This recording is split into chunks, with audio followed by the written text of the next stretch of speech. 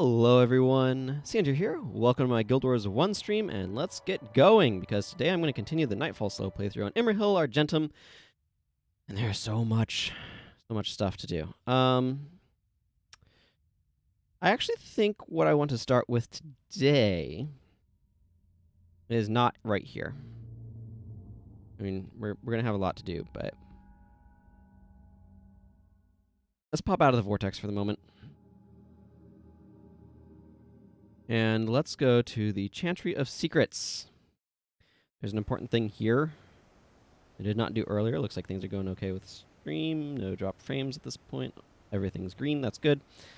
Okay, so, if you remember, I, very early on, relatively speaking, came over to our lovely Guardian of Whispers over here, and I pointed out that you could see this Goddess of Truth statue, and how that was spoilers and stuff.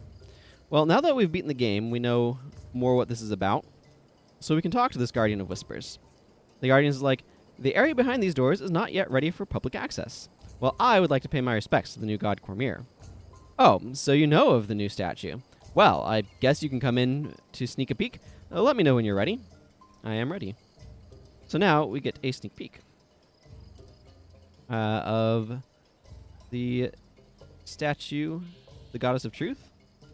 One of the things that I like is that this is a very different substance. You'll see that this is like, I don't know. It's some sort of metallic substance. I was going to say something, then I realized that it didn't make any sense. But the other statues are, like, typically made of a different material, so it's kind of interesting. And we have a little plate here that we can read, which reads, "And so it came to pass that Spear Marshal Cormyr, hero of all Ilona, was pulled into the inky blackness surrounding the God of Secrets. And though her sight had been robbed, her body racked, and her spirit flayed, she remained resolute. And so she joined within the realm of torment by fearless allies, Imrahil Argentum, and other great heroes, who stood at her side as she fought to thwart Nightfall." So this right here, hero of all Ilona is a bit of an interesting word choice. It's not saying that she's the only hero here, by the way. To be clear, it's not saying that she is the only hero to Ilona, but that she is a hero to all of Ilona. But pulled into the inky blackness is referring to the moment when she's pulled into the realm of torment, with Shahai standing there earlier on in the campaign. So that's what's referring to there. Let's see. He stood at her side as she sought to thwart Nightfall. Together did they battle through fear and anguish and madness. The Gate of Fear, the Gate of Anguish, and the Gate of Madness, I think? No. Gate of Fear and Gate of Madness. I don't know. I'm rambling. Until at last they stood before the face of the imprisoned god. He who had once challenged the Five and lost. He who threatened to break the chains placed upon him by the other gods. He who now sought to bring nightfall to the world. The dark god, Abaddon. And so did Cormyr and her allies engage the dark god in titanic battle, and through her power and their combined skill and bravery and the blessings of the five true gods did Abaddon at last face his ultimate defeat. Yet the power of a god cannot be destroyed, and Cormyr, making a choice that only a mortal could make, did take upon herself the mantle of the Goddess of Truth, with all its power and responsibility, all its dominion and duties. And so, by mortal hands, did a new immortal enter creation." Scriptures of Cormyr, 1075 AE. So, that's pretty interesting territory to be playing in. But if we kneel here, regardless of whether or not we have favor, we always have favor with Cormyr. As you can see here, maybe, very small text. 7 more achievements must be performed to earn the favor of the gods. And, of course, I have my guild announcement being the stream schedule. But anyway, so we have the Seer of Truth. And Seer of Truth says, "Cormyr knows the truths behind many mysteries. Do you dedicate this offering to one in particular?" "Yes, to the service of Cormyr." And we click on this. It says, "With their god destroyed, the wicked Margonites have retreated to the domain of Anguish and are rallying their forces. These dangers are not to be taken lightly. It is recommended that you enter with a party of 8. Do you wish to proceed with your current group?" This takes us to the Gate of Anguish, which is that last spot here in the Realm of Torment. You can see that we can now fast travel anywhere. This is the Realm of Torment map, and we can go to any of these gates. I'm not going to be doing the Domain of Anguish in this playthrough for a variety of reasons, most of which being, like, that I don't know it well enough to make that even begin to happen. But there's a quest here that we do want to take. Yes, right here. So, Chaplain Veratis says, with Abaddon's defeats, the realm of torment is being explored every day. I heard news of a passage from Abaddon's Gate to a newly discovered area called the Heart of Abaddon. What secrets might lie within? I would visit myself, but I cannot leave my post. Investigate for me, and I'll make it worth the effort. Says, Razah joins your party. With the knowledge I bring back, you'll be the envy of your clergy. These do have descriptions. Go to the Heart of Abaddon and find the entry to the heart. Go to Abaddon's Gate and find entry to the Heart of Abaddon. Tell me what you find inside. My curiosity is piqued. I haven't been reading those, but they are a thing. I will read some of the stuff here, but like I said, I'm not doing Domain of Anguish. It's an incredibly high-end elite high-end area. Whatever, however those words need to be strung together to make sense. But it's a very late game area, and I am not prepared for it on this character. So Aris Trevis says, beyond the Gate of Anguish lies the Foundry of Failed Creations, which is this over here. Tell me about the Foundry of Failed Creations. Before Abaddon regained power and the Margonites overwhelmed us, the Foundry detained particularly troublesome Margonite prisoners. The foulest of those incarcerated was an ancient demonic spirit known as the Fury.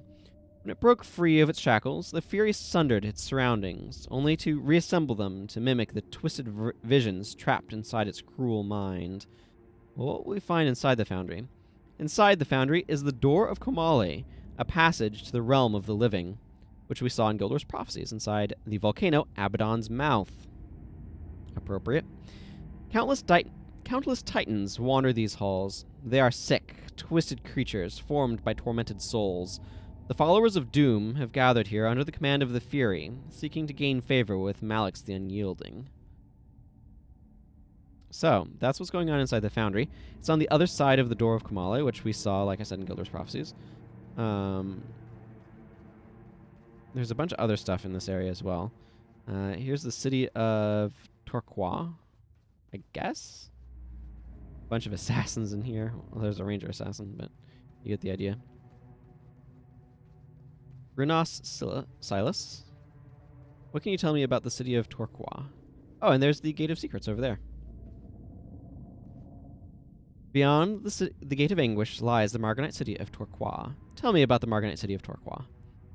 The city of Torquois was a prison, but now the Margonites flourish within its walls. They hope to elevate Malix the Unyielding in Abaddon's stead. Torquois is a dangerous place, held by the great Margonite tactician, Lord Jadoth. He is an implacable and dangerous foe. Jadoth was the first Margonite, as we saw in the... There's a description somewhere of Abaddon's scriptures. I think maybe it was in the Gate of Madness that I read that. But yeah, so we have that. Well, let's be on our way. Again. Oh, and there's the... let's see, the Gate of Torment. Over there. These are not necessarily aligned in a particular order. There's a portal back to the Chantry of Secrets if we want to go back to the Chantry. I don't know that most people go back that way. There are a couple of other... There's 4 regions to the area here. High Priest Zelix has the actual quest. We're not going to be doing this one because it's just not reasonable for me to do. Hey, Fear. Good to see ya. I'm just reading stuff in the Domain of Anguish outpost, or the Gate of Anguish. To defeat Malix the Unyielding, we must break into his ebony citadel. However, it will not be quite so simple as just knocking on his towered door. Malix the Unyielding has 4 great servants: the General, the Fury, the Greater Darkness, and the Dread Spawn Maw, known collectively as the Overlords. These are all powerful beings unto themselves, and the 4 of them together would surely overwhelm any force seeking to gain entrance. Our only hope lies in destroying the Overlords before attempting to confront Malix. If you somehow manage to defeat these overlords, return to me, and we will begin preparations for a strike on the Ebony Citadel. I'm going to respond at Makun. So there are a couple of other things going on here. Notably, there's the Deacon of Whispers here that has the Tormented Weapons. These weapons were recovered from the Marganites, but I'm afraid their influence began warping the weapons into unnatural forms and corrupting the very steel from which they were forged. I desire to see them turned against those that sought to use them, but these weapons will be dangerous in the hands of those unable to control the power within. I cannot hand them over to just any Lightbringer.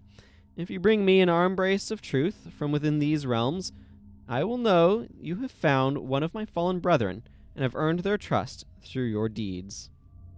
So yeah, you get arm braces by buying them from other players, technically. You can also get them from coffers that you can get for, I think, from this guy. We'll look at those in just a second. But you can also collect 15 of each type of gem. There's 4 different types of gems, so 15 of each, I think. And then at the end of like completing one of the 4 sections of Domain of Anguish, it's an odd place. It's broken up into 4 sections. You need to complete all 4. You can do so sequentially, and your rewards increase each time. But you can also do it piecemeal and get lesser rewards. But if you complete the when you complete a section, one of the Lightbringer ghosts that this guy's talking about will appear, and you can trade 15 of each gem for an arm brace. As far as I understand, that's how it works anyway. But there's the Tormented Axe, Maul, Sword. I don't quite like the sword. It looks like a tuning fork. The axe is kind of cool. I really like the Maul. Daggers, Scythe. Again, I don't quite like the Scythe because I don't like how big the head is. I prefer a more narrowed head. The Spear. The shields, these shields are really cool. They all have like animations and stuff. And of course, they're all like 15 over 50, health plus 30 shields and stuff. So there's the longbow / hornbow flatbow skin, and then there's the recurve and shortbow skin. And there's the focus, which I'm not too keen on. The scepter, and then the staff. I actually have a staff on a couple characters, but not from doing Domain of Anguish. Yeah, I would have to see how they actually like look. A lot of people really like the shield, and for good reason. The hammer, in my opinion, is the martial weapon that looks the coolest. Although the axe, what I find really interesting is how similar the axe looks to the weapon skill. Like when you have a weapon spell on you, how the axe looks. But yeah, so arm braces are a huge, like, secondary currency item. Ectoplasm is probably the biggest, but arm braces are pretty big, and Zaishin keys are as well. And then there's the Keeper of Whispers. It says, the Order of Whispers rewards those who fight valiantly against demons within these realms. If you can show me proof of your deeds by bringing me 1 of each of the 4 gemstones that are found in the regions through the nearby portals, then I will reward you with a Coffer of Whispers. And these coffers have pretty decent rewards. I'm not actually sure what all they can give you, but I'm pretty sure there's a small chance for like arm braces, like an arm brace from them, and probably hero armor. You can also get hero armor here, primeval armor remnants that you can trade in for any of the Nightfall heroes to get a different armor set, rather than a specific limited one. Yeah, like a 0.5% chance or something at an arm brace. They won't help with other heroes though. And then there's a merchant. Let's see, where's the entrances? There's 2 other regions here. There's the Veilheart Gloom. Must be over this way. There's the Foundry. We'll read the description for the Gate of Anguish in a bit. There's Ravenheart Gloom, and there's another one around here somewhere. Virashak.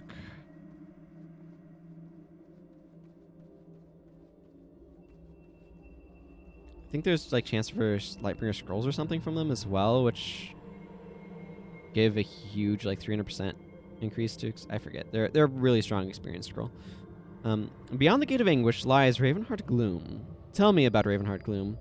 Ravenheart Gloom is a never-ending plain blanketed in darkness. Some say it leads through the mists to places even more foreboding than the Realm of Torment, though none who have ventured such paths have returned to tell their tale. It is there that the Order of Whispers fights a desperate battle against a greater darkness and its allies. What creatures inhabit the Ravenheart Gloom?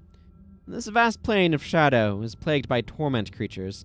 Demons lurk within the repressive darkness, waiting to step through rifts that give them passage to Alona, Tyria, and beyond. Within these dark confines, Balthazar's accursed half-brother, Menzies, has staged his forces. With Abaddon defeated, they turn now to fight alongside Malix the Unyielding in desperation. Well, I'll be on my way. Alright, I can go into one of these areas and get absolutely curb stomped. And then here's Raucus, the Stygian Vale. The land of trenches, if I remember correctly.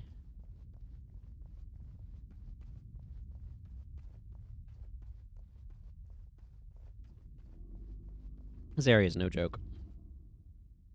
Beyond the Gate of Anguish lies the Stygian Vale. If you desire to travel to the birthplace of demons, I can take you there. Tell me about it.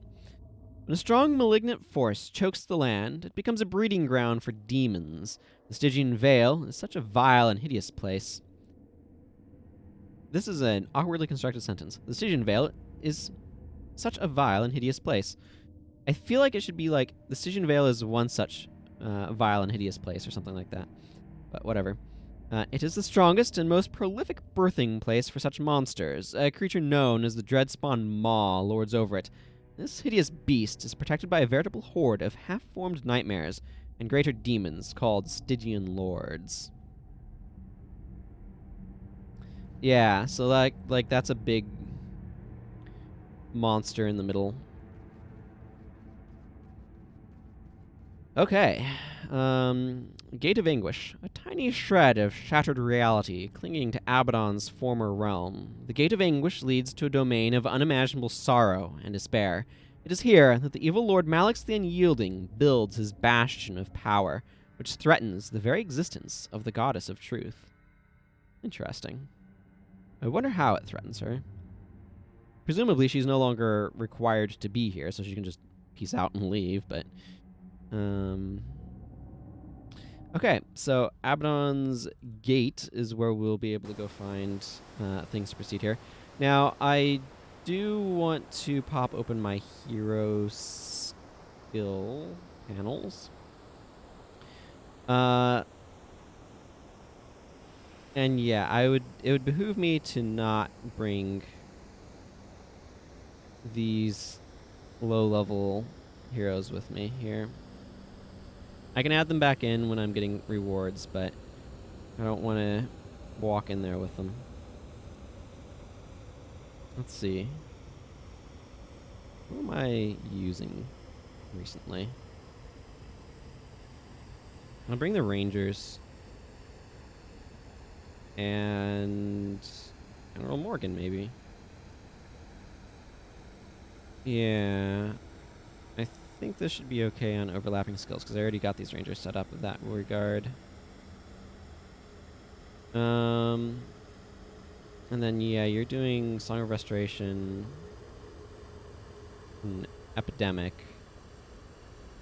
And I have Stunning Strike, so you can spread that around. That's right, Wearying Spear. I still wish that this synergized with... Oh, what's it called? Plague Sending. Or not with Plague Sending. It does synergize with Plague Sending. I really wish this synergized with Grunt's Grasp, but unfortunately the condition transfer happens and then the weakness is applied instead of the other way around. Because the other way around would have been really cool.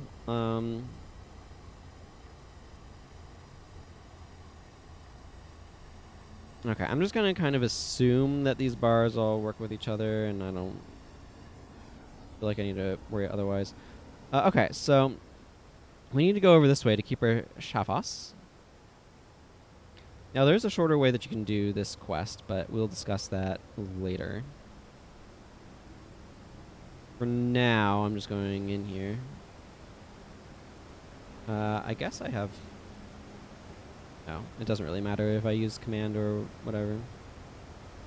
This guy eventually is going to need a bigger one of these things to hold a bunch of, like, pieces of equipment in. This character's probably not going to get a bunch of different armor sets, though. What I might do at some point is check out a bunch of, like, the costume things. This is no place for mortals. This area is off limits, but your reputation precedes you, hero. If you have defeated a god, who am I to tell you where you may or may not go? Well, I wish to enter the heart of Abaddon. The heart of Abaddon is unexplored and potentially dangerous. Are you prepared to risk life and limb? I'm aware of the dangers and prepared to meet them. It's like, there's something about, so, there's like one fewer dialogue interactions in Nightfall than in Factions, and it just makes a huge difference. It really, really does. This area can be fairly easy to get overwhelmed in if you're not careful, but notice that there's no area effect. I just have Lightbringer on me. So that helps a lot.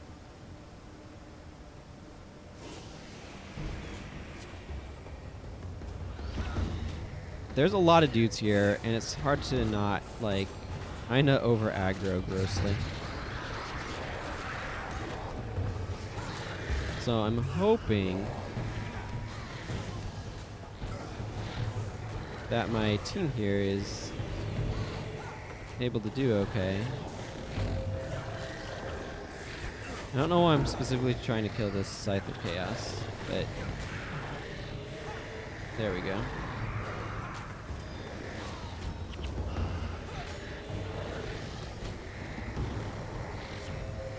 Nah, Quickening Zephyr is not good for us.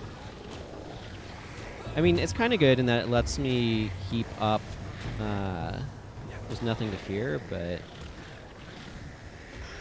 yeah, give me some energy back here.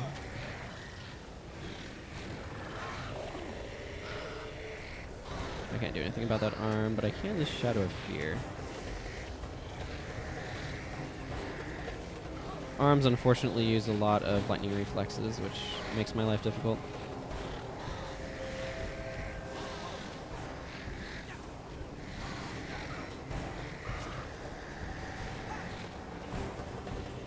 That guy doesn't really benefit from having stuff on him, but... Or anti-benefit, I suppose is a better way of phrasing that.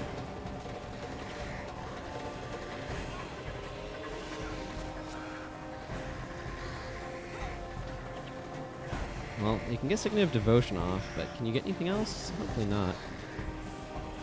Or hopefully not much, anyway. There we go.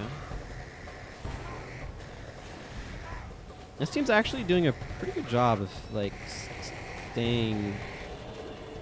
Solvent's not quite the right word, but conveys the idea of not falling over dead.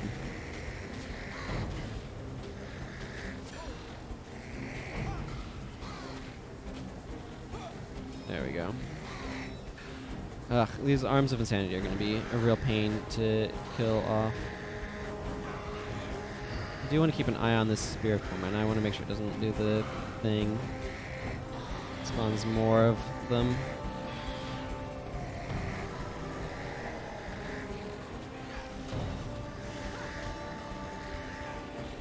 Yeah, that's the one. I'm actually really impressed with this team. It is really managing to endure this quite well.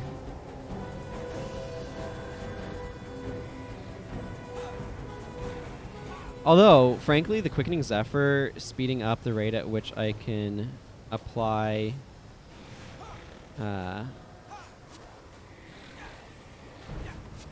oh yeah, this Binding Guardian is spamming Glimmering Light on them. So the easy way to do this is to bring Gaze of Fury, which is a ritualist channeling magic binding ritual right here. Binding Ritual. Destroy target spirit and create a level 1 Spirit of Fury.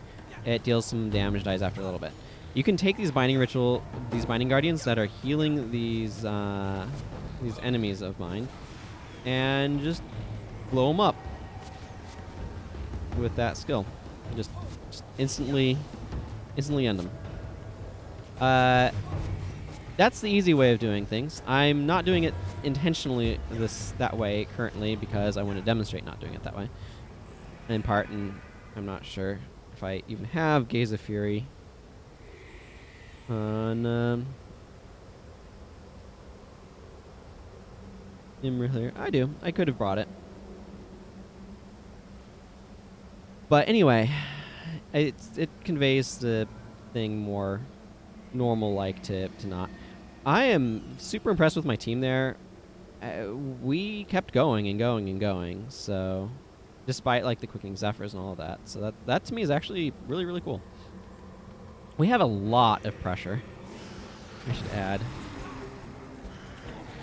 I don't know why I Plague Sending there. I had nothing to Plague Send.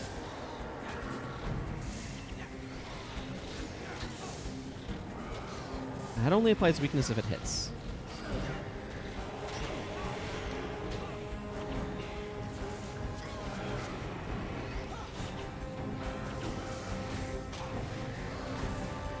Here, have some dazed.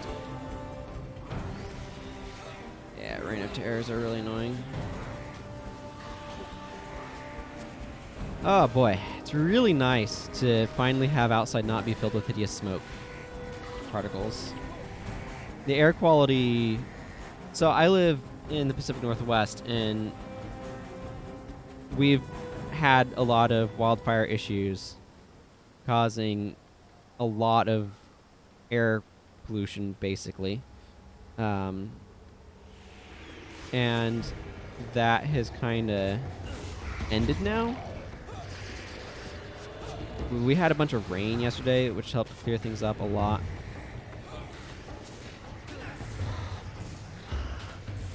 So we are no longer having that air pollution,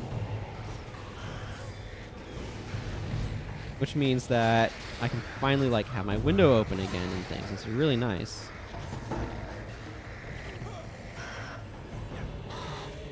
Yeah, we had a death there. I'm not able to keep thing up 100% of the time.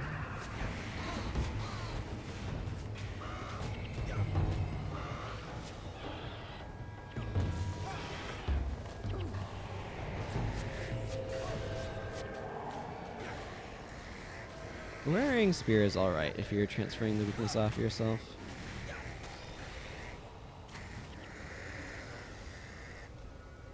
Okay, let's pick up my key. Oh, I have gold coins over there? I want to go pick those up. So, it's finally gotten... Like, it's been like a week or something. Maybe a little bit more. That we've been having these air quality issues. That is... That wall... That is a heck of a wall.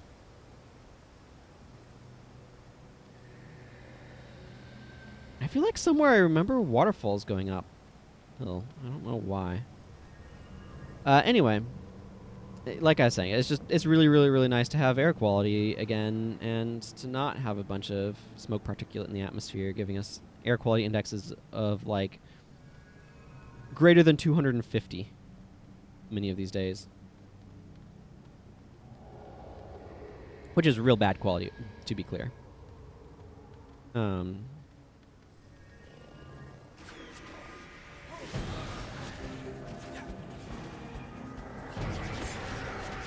you go. Enjoy that dazed.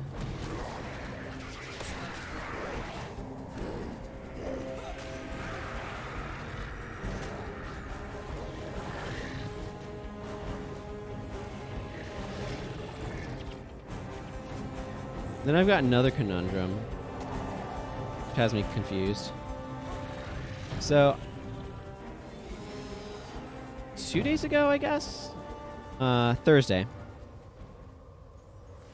The power went out early that morning, about 3:30 in the morning. And so it went out. Thankfully, it was not on a Wednesday when I'm trying to stream. It was on a different day. But, power was out for quite a while. We didn't get it back until, like, what? 2 in the afternoon, so that's about 14 something. For all y'all who do not use AM PM systems, I know you're out there. And so part of the reason why it's out for so long is because the power company. So we have buried power lines around here. This is an important detail. They can't just like reach up and change some stuff. No. They have to dig holes in the ground and whatnot to get to these buried lines. We're going over this way, by the way. Whee! These maps can sometimes be slid really far for some reason. So we have buried lines, which is nice visually to not have power lines in the neighborhood, but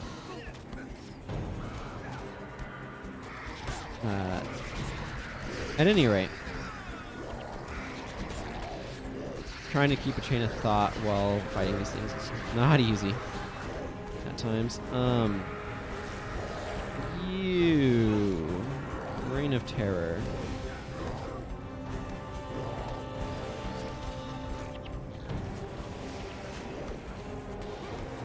So with these buried lines, they dug up where the power went out. I don't know exactly how they determine where it is precisely, but I'm sure that they have like electromagnetic sensing methods or things that can determine where there's current and where there isn't. The relevant thing here is that once they dug it up, they're like, oh, the gas line, the natural gas here, is not in 100% tip-top shape. Like, it had a leak. So, like, we don't want to be working on the power when there's a leak in the electrical line, or in the gas line. Let me start over. We don't want to work on the electric lines when there's a leak in the gas line right next to it. Like that, yeah, that's reasonable. So they had to call out the gas line people, the gas company, to come and get that fixed. And once they'd done that, then they could get the power going. Yeah, my impression is it may not have been a very big leak, but it was. They definitely didn't want to do electricity with it. So anyway, once they turned the power back on at like 2:30 in the afternoon or thereabouts, again 14:30, they turning the power back on blew out all of Comcast's internet boxes. Apparently, for some reason. Like the power surge blew out all of those boxes, like 7 or something along the cul-de-sac I live in. And so it was like, oh, now the internet is out, and it took a couple more hours for all of that to get fixed. So it was just a weird day that Thursday. I spent I spent no time in the morning on my computer because I couldn't turn it on because I didn't have power.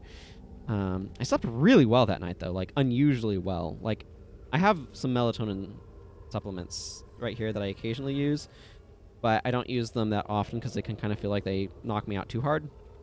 And then I'm super groggy and drowsy the next day. Let's go talk to Razah, and I'll finish the story while I'm wandering around. You are not from this place. Who and what are you? Finding a purpose. I have been alone for what seems ages. I am Razah, created from the mists. I have no memories of my creation, though. The past is shrouded in fog. Abaddon bound me to this plane. His minions blessed me with knowledge to fulfill a great purpose. However, I can sense Abaddon is no more. Now I am without purpose, my existence without meaning. So tell me, are you here to give me my purpose? We must find our own purpose in life, Razah. Search for my own purpose? An interesting concept. To not be told what to do, to merely exist, to find a purpose. I find you curious, unlike anything I have ever encountered. I wish to journey with you, to learn more about your ways.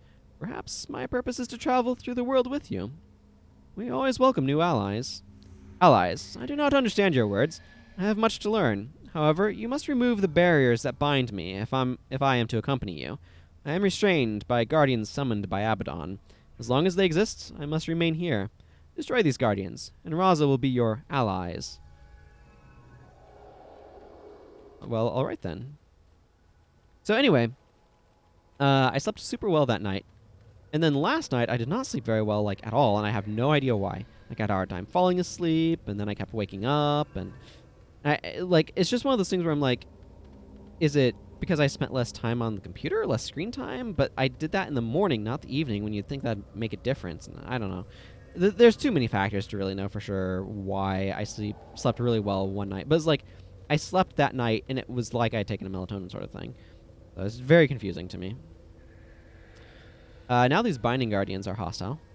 So if you had blown them up ahead of time, then you wouldn't have to go back and attend to them now and deal with their shenanigans. Of course, going up to fight them spawns some Margonites, so if you blow them up ahead of time, you don't have to deal with that.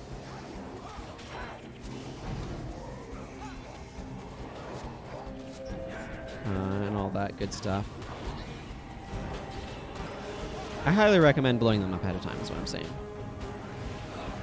So, I've had an interesting couple of days, is what I'm saying. I suppose, when you get right down to it.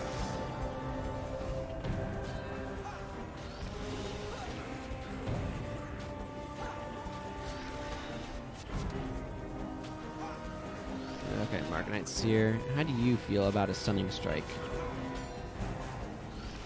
Ooh, another Margonite mask. Well, they got everything patched up and whatnot with all the things that went down. But it's just one of those things where just like a cascading set of things going wrong.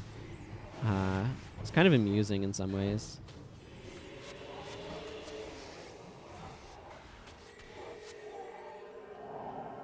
These two are right next to each other. Again, if you gaze of Fury these spirits earlier on, then it's not a problem. And you can just waltz up to Razah and be like, hi, join your party now. Oh, now we have some of Menzies' followers. Fascinating.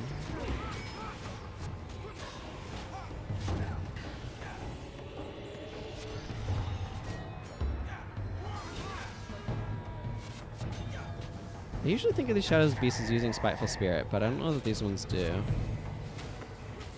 You find these dudes in the Fissure of Woe. I wonder if it's going to be some of Doom's dudes in the last area then.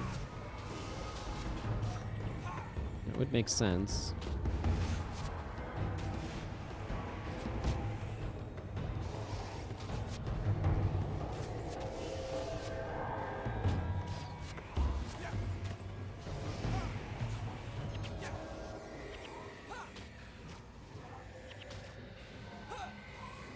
There we go. Yeah, it's way easier if you just blow up the spirits ahead of time. No, not easier, but shorter. It's not hard to take out these groups. We had some Margonites. We had some Menzies, Shadow Warriors. Now we'll have whatever is in this group. We'll find out. There's one more Binding Guardian over there, I think. Yeah, there it is.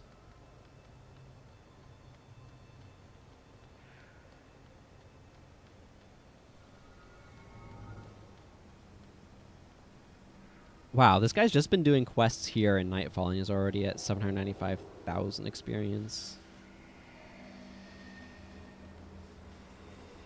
Okay, so we get some Titans. Well, this group is absolutely 100% worth not fighting. Let me tell you. This many Titans is going to be a lot of little screamy boys. They suck so much. Like, thankfully, Master of Whispers is on a hyper degen bar. It'll make dealing with these guys a little bit easier. Theoretically, if he gets energy and didn't die. Okay, let's do something about these Pain Titans.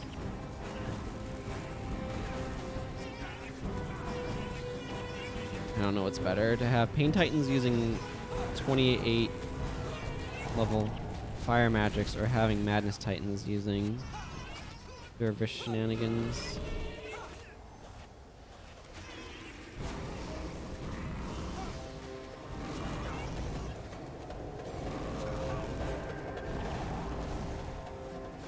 Ugh. What is their block chance on their shenanigans? Here, have conditions. Oh, and of course these guys are non-fleshy. But I can spread their burning back to them, which is nice.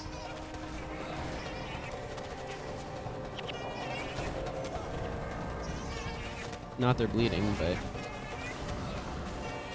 I'll take what I can get. I still think it's better to be fighting the Madness Titans than the Pain Titans. Probably.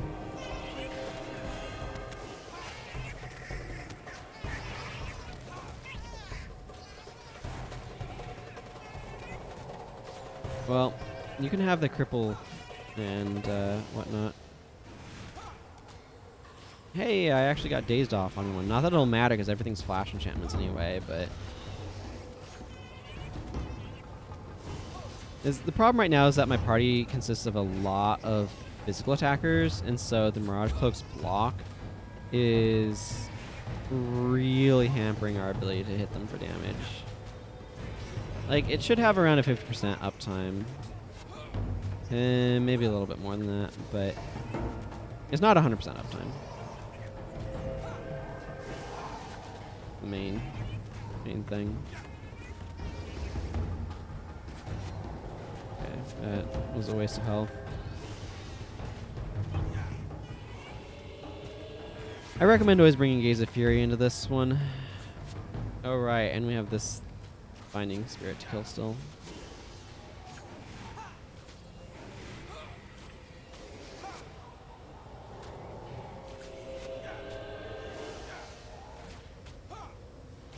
It's probably immune to poison and bleed. Okay, now I can finally go back and talk to Razah.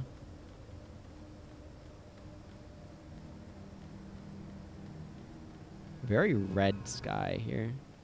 Got a red atmospheric fog. You can do a lot with mood, for mood with how you do some of those things, like what color you make the atmospheric fog.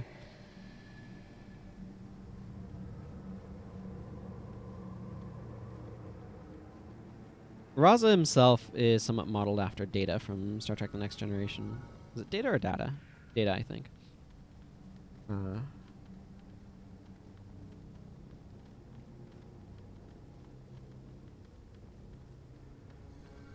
A little bit, anyway. There's some inspiration there. It's been a while since I watched TNG. My family has been watching through Star Trek for the first time.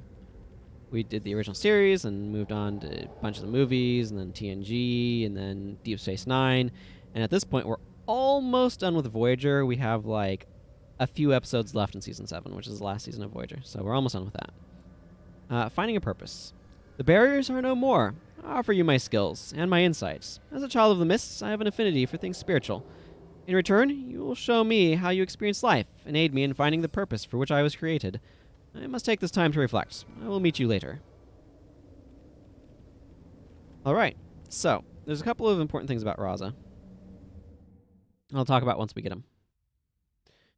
I suppose if I wanted to go digging around in my closet, I might actually be able to find my box for Nightfall. But that sounds boring to watch. So, Chaplain Feratis says, the reason why I bring that up is I think there's a description of Razah in there. A being created from the mists? I would have never thought that possible. I knew the heart of Abaddon held secrets, but this is far more than I could have hoped. I would like to meet this Razah. Bring him, or it, rather, around when you get the chance. Yeah, I guess Razah is technically non-binary. Or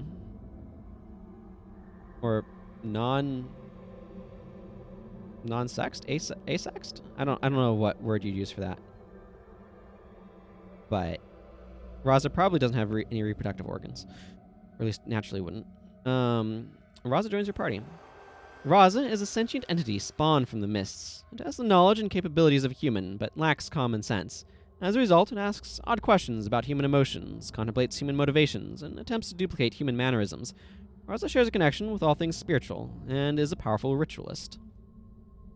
Okay, so their original intention with Razah was to make Razah extremely malleable.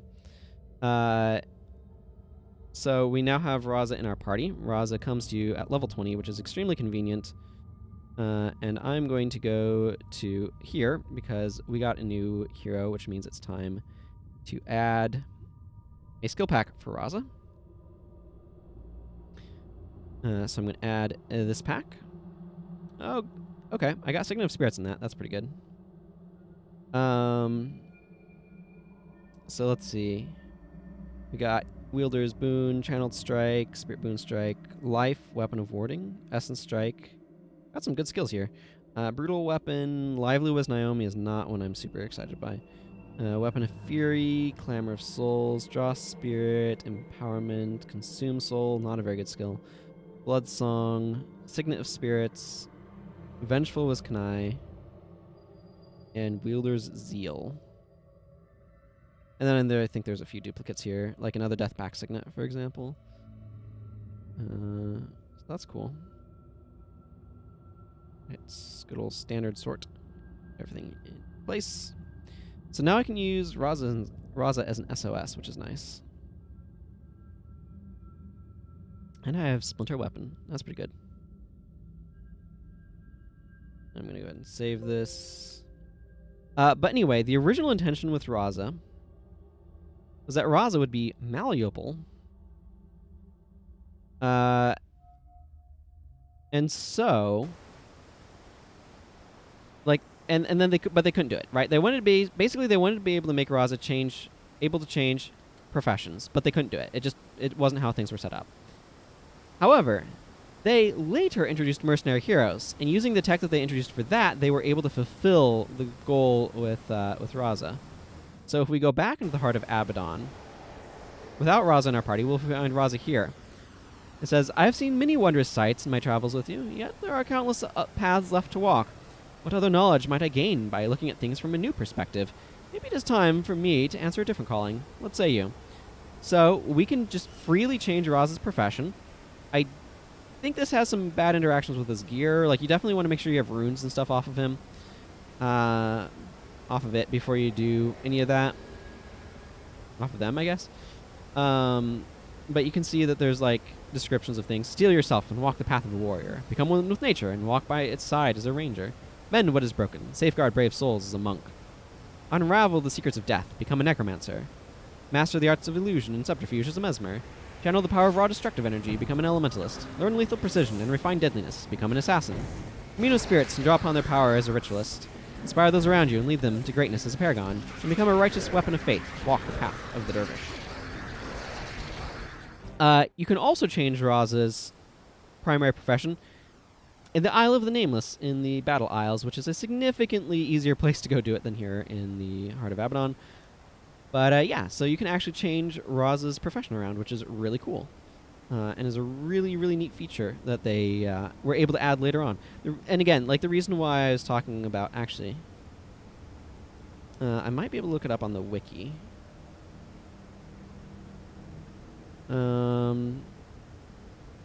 Yeah, let's see.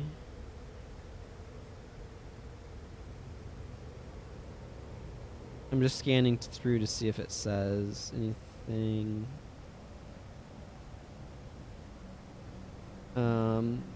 Profession change. Yeah, if he's not in your party, then revisit the Heart of Abaddon or the Isle of the Nameless or the command post.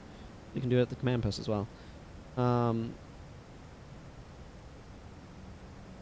Yeah, Embark Beach can be used to avoid. Yes. Changing his profession. Any profession-specific armor upgrades will be deleted from its armor.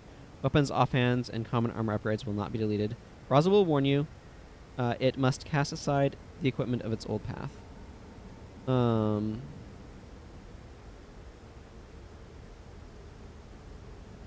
So then there's a bunch of quotes. Razah's name is a reference to the tabula rasa. Yeah, that makes sense. Razah's profession is listed as variable in the Nightfall manual, but constraints of technology that Arena had at the time prevented this feature from functioning correctly. So Razah was introduced with Nightfall as a ritualist only, but after an update, his primary profession could be changed because of mercenary hero technology. For that update, a duplicate Razah would show up as a ritualist entity.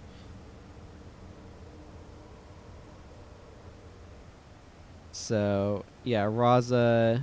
Like, that's a cool bit of trivia. Okay, so now we have a few more quests to do around here. I might actually want to use Razah as a ritualist. I could also go grab my mercenary heroes, which could be a boon as well. I have Men, Body, and Soul. Do I have Spirit Light? That would be too convenient. No, but anyway, let's see. If I did that, I would want to drop probably Margaret.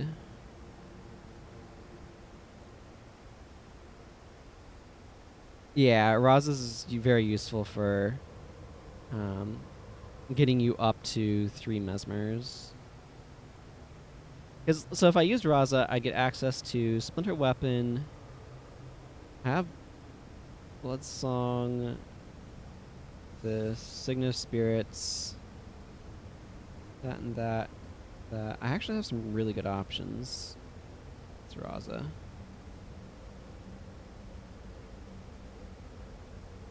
Let's see. So I could drop Margaret, add Razah. There'll be plenty of time to get experience on those other guys later. And go like this sort of direction.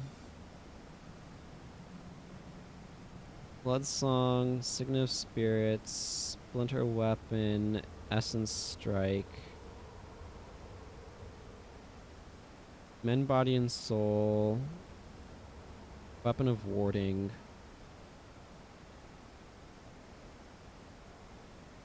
I don't think I have Flesh in my Flesh.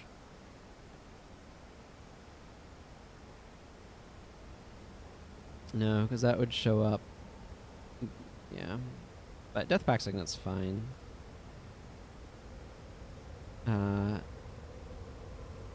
Assume that update had one of the biggest impacts on hero meta at the time. Yeah, probably.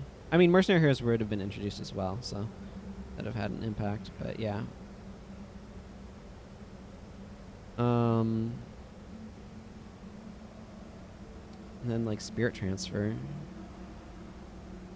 I could do something like this. I think this would be a pretty strong bar for him to be running as well. I think I'll keep Razah as a ritualist for the time being. I'm gonna go grab him some runes from the guild hall, and then we'll pop back in here. I do need to go grab funds from the bank and stuff because I'm using that now. I should be able to drop off this. I may have... Wow, I have 22 Marganite masks. I may have used a bit of money on other characters here. More iron ingots. Okay, I'm just going to ID and sell the rest of this stuff.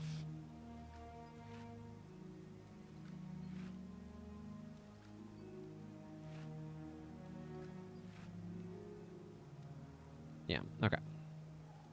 I do have the Sword Pommel of Defense that I might want to use on a different character as well.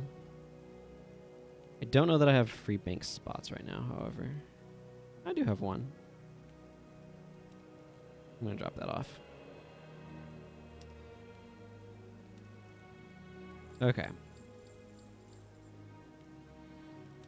We'll see what I need funds-wise, but I'm kind of looking at... Yeah, this should be fine. Major channeling, major restoration. Minor spawning. I don't feel like I need communing. I usually like to do 1 superior to 2 major. I'm kind of going for some of that sort of thing.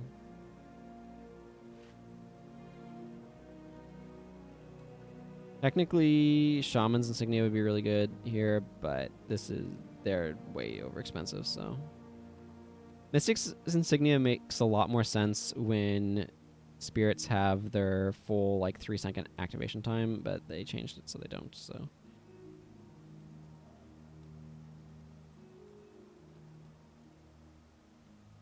Okay. Now Razah is a bit better. The reason why I wanted to go with a major restoration there is I wanted to get restoration magic up to 12. 12 is a break point, so if you see here, weapon of warding is +4. If I pop this up.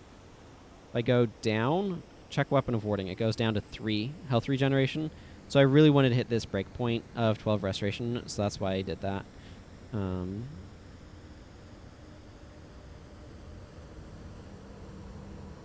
It's kind of an important break point, if you ask me. Let's see. It's an interesting staff. I'm fine with it. And she has that fiery bow. I could theoretically spend a bunch of funds to like craft them gear, but I kind of don't want to do that right now.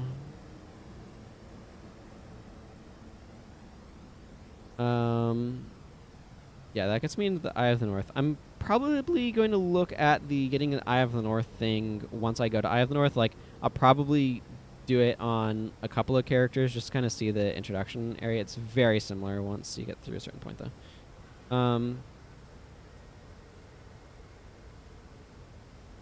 Okay, I can do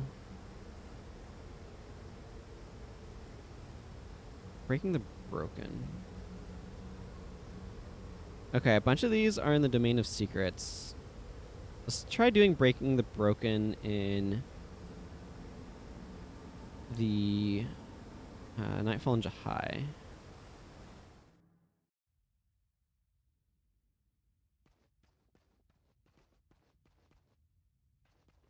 Where's the... There it is. Like, okay, now how do I leave this outpost again?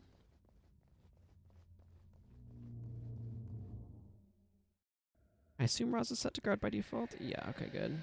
This is the one that makes all of your stuff take 3 more seconds to recharge, which is really annoying. That map doesn't work. Okay. Let's see. I wonder, Fleshy One, what your purpose is here. But now is not the time for trivial contemplation. Our scouts, those that managed to make it back, have told us that Abaddon's forces are on the move. Waves of his troops march on our location as we speak. If we are to mount our counteroffensive, then we must not falter here. Will you lend us our aid? Your aid.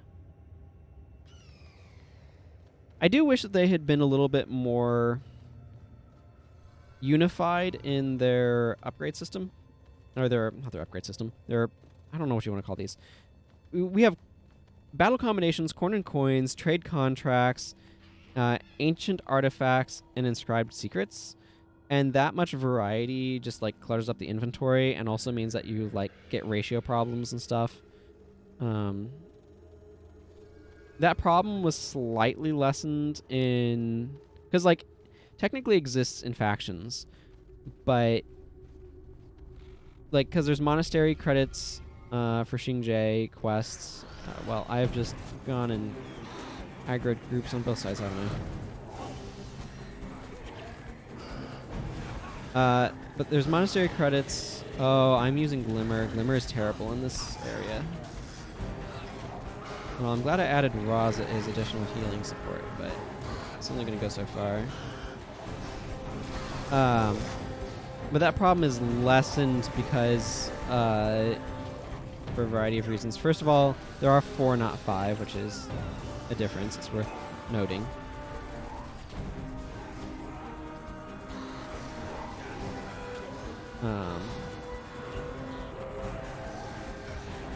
Oh my goodness. I've just managed to, like, do this the worst possible way.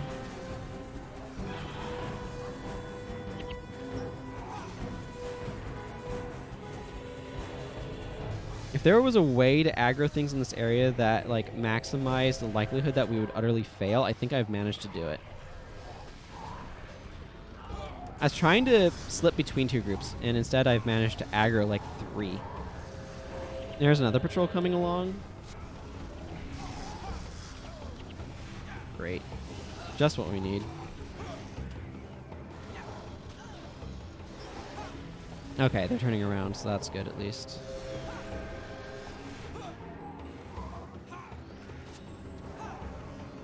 And I got an inscribed shard, which I need for another quest that I may or may not bother to actually complete because it requires me to farm trophies.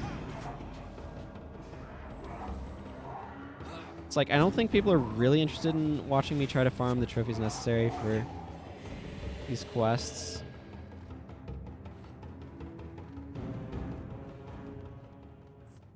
Hello, Karangar the Mighty. Welcome. The one where you have to collect inscribed shards? Because there's two here. There's the one where you have to collect 10, I think, inscribed shards. And then there's the last of the breed where you have to get 3 giant tusks. Not giant tusks from Grey Giants, confusingly, but from the other ones. But of course, that's not how they present things, because reasons, I don't know. Okay, maybe this time I'm not going to try to aggro literally everything in the general vicinity, and instead we'll fight one group, and it'll go better for me.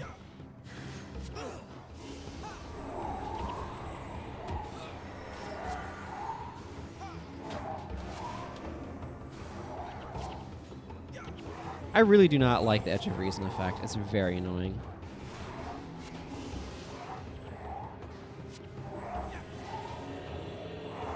Yeah, I don't know why they have quests to collect collectibles when they have something for collecting collectibles and it's called a collector. But they decided to. I don't know why. But here we are. Okay. This group's going to need to get fought.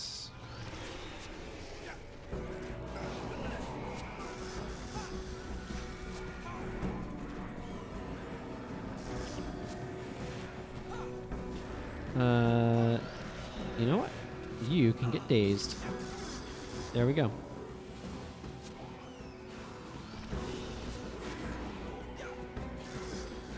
Oh, faint-heartedness. Faint-heartedness is one of those effects that, like, I usually don't bring myself, but it is actually kind of annoying. And somewhat strong.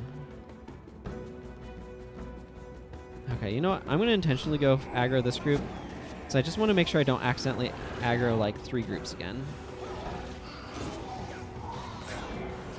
Hey, I got a gold wand. That's probably terrible. Isn't that exciting?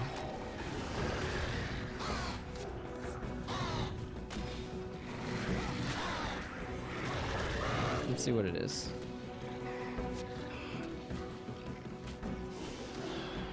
Okay, good. That guy did not stand back up.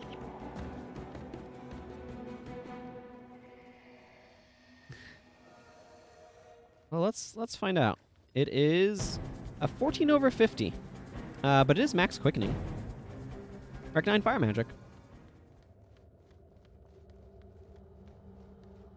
So mostly useful for the 14 over 50, which is close enough to 15 over 50 that I'm perfectly happy using it. Okay, I want to get these Graven Monoliths out of here. I don't know if they're going to be in the way or not, but chances are they will be.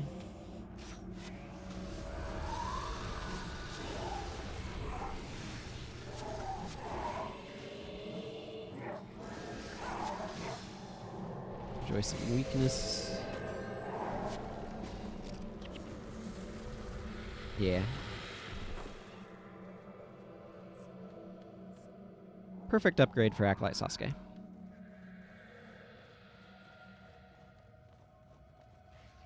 Okay, so what's going on here?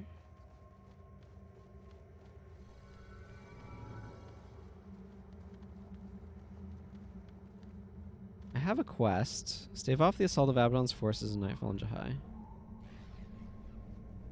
Ah, here they come. I'm assuming.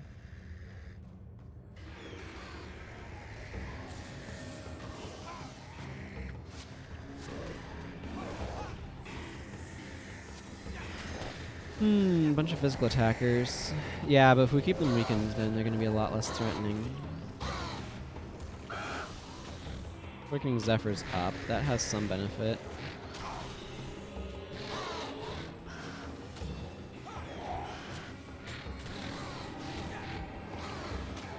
I don't like how many arms of insanity there are here.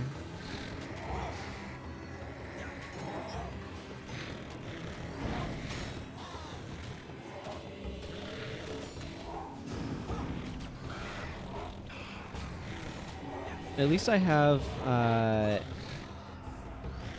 Lightbringer Signet to offset the downsides of... Okay. These guys are so annoying with their lightning reflexes.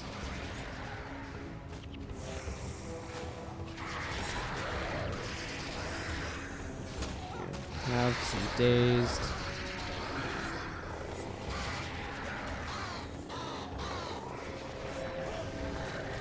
Okay, we need to find... I do want to take out these sides because these sides are pretty nasty.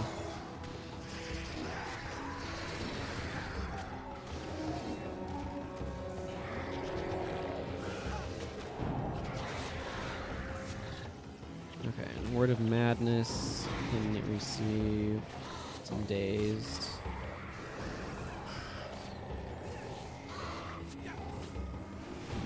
Sure, I'm spreading some weakness in there.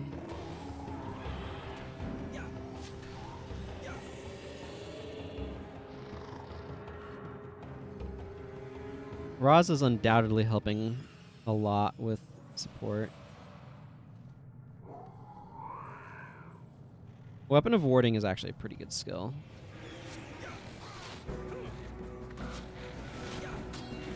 Oh, that is so many arms.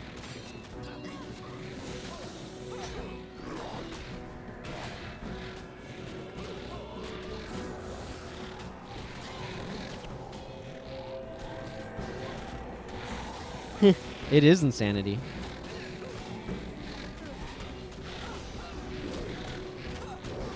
Yeah, you do them explosions, Master of Whispers. This Quickening Zephyr is not helping most of my team on its energy.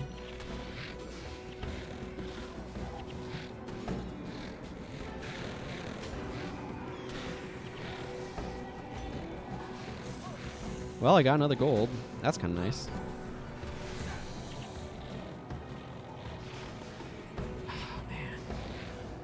Reflexes. Most of my party is physical attacks. Even Signet of Spirits is technically it's getting its damage from the spirits hitting. So block is actually really, really good against us, and that's kind of annoying.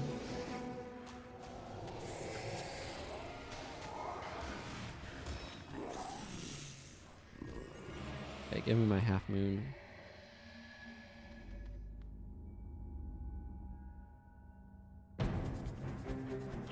Oh, that's a lot of rings.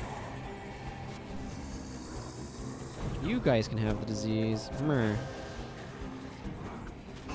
It is going to go a lot better starting now. Basically, when I can start getting the days spread around, things go a lot better. Master of Whispers is unfortunately accumulating a lot of DP. It's interesting what they're doing with the group compositions here. Yeah, it wasn't close enough.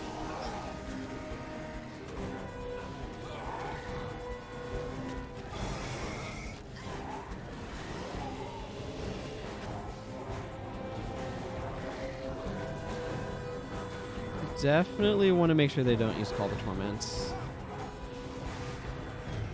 I feel like there should be some sort of grand finale to this, but I'm not sure what it would be.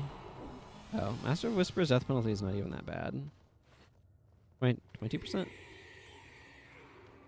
Okay, that was it. I can see Keeper Janissa for my reward. Cool.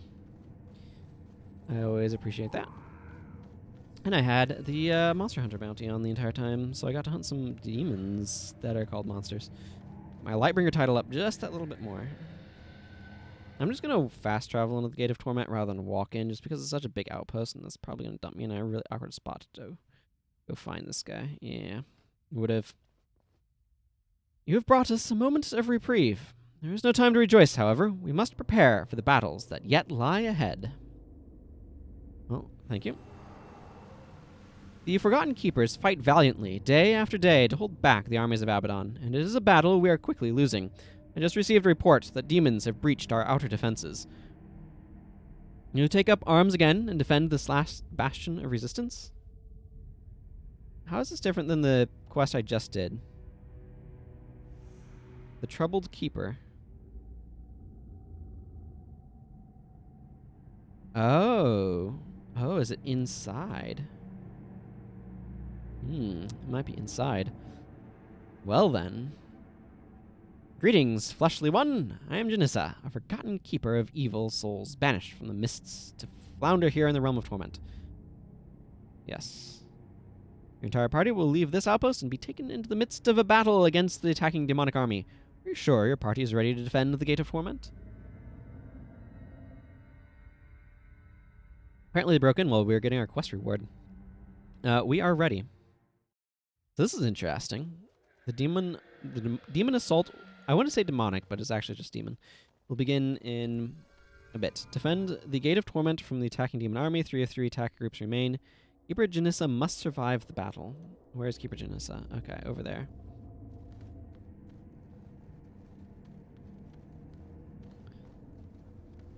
Cool for them to use this. Sorry, what's the difference between an illusionist and a sage? Both of those are often used for mesmers. Oh, sage might be a monk, now that I think about it. Curse bearer. Yeah. Okay, and then Arcanist is wielding elementalist gear, and then these guys are using monk gear. So yeah, the sages are healers. I see. That's cool. The door is closed. This is the door that would normally lead the portal back out, but it's closed right now. Prepare your souls, mortals. The demons approach. Indeed. Okay, there's a group coming from over there. And there's a group coming from over there.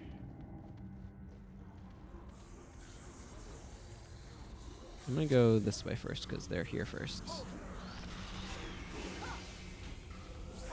A couple Marganites and some Reign of Terrors. I'm not quite sure what they mean by groups. It should be added. That's an incredibly ambiguous term.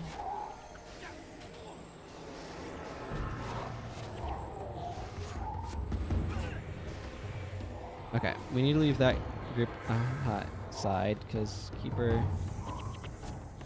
Well, this might take a couple of tries. They need to keep Keeper Janissa alive. What's really annoying here... It may not be immediately obvious, but what's really annoying here is the fact that we are ready. I'm just thinking about if I want to do something different with General Morgan's slot. Because I may... I don't know. I'm thinking about it. Because I could swap out General Morgan for a melee attacker that can break stuff. Yeah, I think I like that plan. Give me my thing. I'm going to drop General Morgan. I like having Epidemic, so I'm going to actually drop... Let's actually see stuff over here first. So I have T's that I'm doing for energy management. I'm going to drop Diversion and probably Wastrels actually here. And I want to slot on Epidemic. So I can have that spreading stuff around. Let's see. I have Power Spike. Have Empathy. Have Shatter Hex. Tease is some nice interrupt energy management combo. Power Drain is nice energy management. What do I want to make this last skill?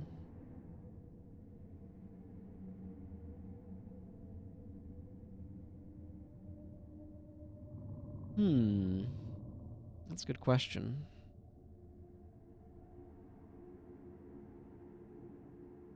I think I might make it Shatter Enchantment.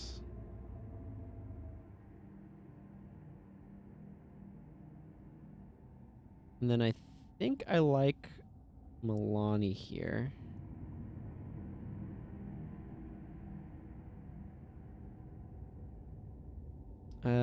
This is arguably fine. Yeah, because then she has deep wound that she's inflicting. Irresistible sweep can break through. And some interrupts. Or do I want to bring something defensive on her?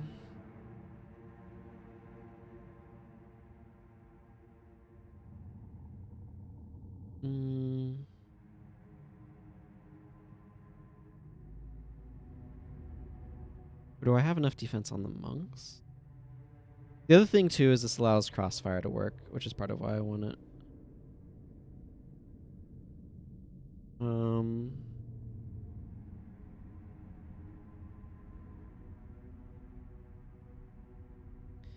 Let's see. Do I have... I do.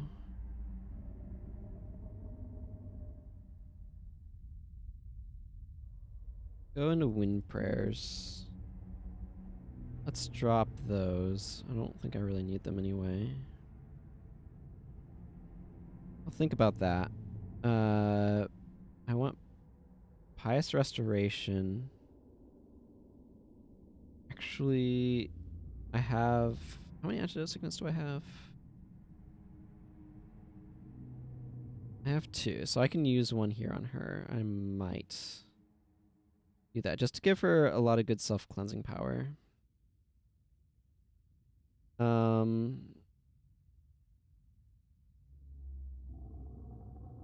Ranger. Antidote signet. Yeah, because then I could give her... Well, how much... That's not really being enchanted that much, so Mystic Healing's not amazing.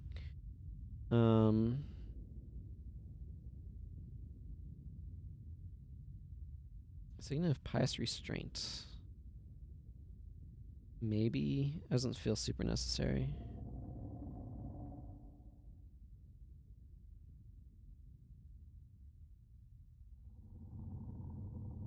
I don't need to use anything else in Wind Prayers. I just kind of feel like I ought to, just because I've invested a bunch of attribute points into it, but... I could bring Winds of Disenchantment to do stuff. I actually don't mind Signet of Pious Restraint.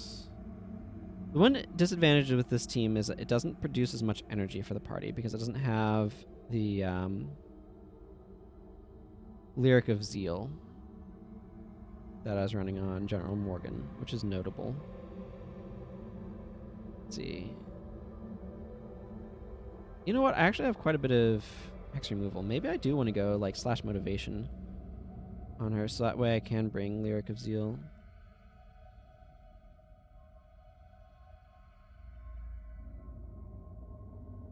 Let's see. Lyric of Zeal. And like Area of Restoration would not be bad. And then Signets of Aggression, not Remedy Signet. On the other hand, this does a really good job of dealing with some of the water magic stuff and gives her self-heal, which is a bit more resilience. I think I'm not going to go slash Paragon. Even though I like some of the idea of going slash Paragon, I just, I don't think I will. And Acolyte Jin can't do it because Acolyte Jin's already across 3 attributes, so it wouldn't make any sense. I mean, I can just give her a Res Signet. Not a terrible choice by any means.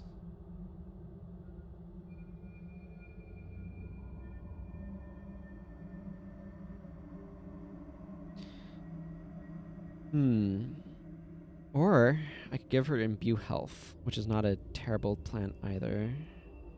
I think I'm going to give her Imbue Health as just like a backup heal.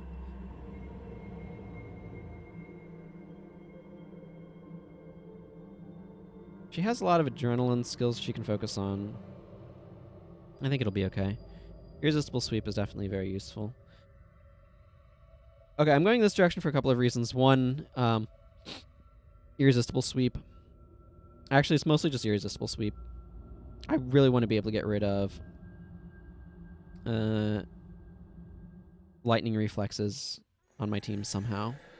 I really wish I didn't have this minute-long countdown timer, though. Not like I can talk to these guys and assign them to an area or something. I don't... The Troubled Keeper. Defeat the demons, hold back Abaddon for another day. The big thing here is, yeah, this feels like it almost wants you to be able to split your party, but that's not really what we're set up to do. The, we have a bit more enchantment control this way as well, actually.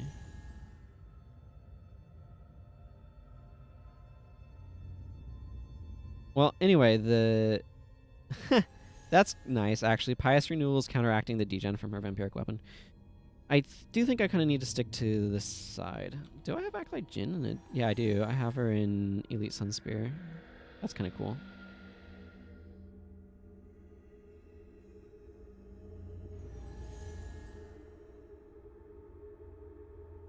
Norgu. Yeah, this is Elite Sun Spear Vestments as well. This is Ancient Vestments. There's a Recovery Rune. That's kind of fun.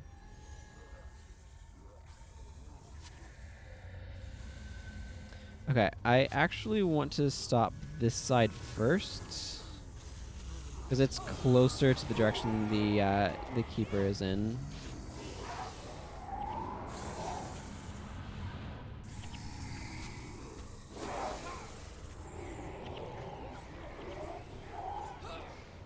Okay. Bottles of grog are still dropping. That's interesting.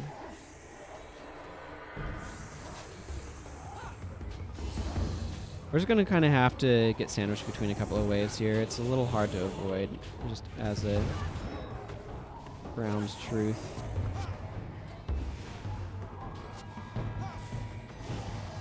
At least we don't have any negative effects in this area.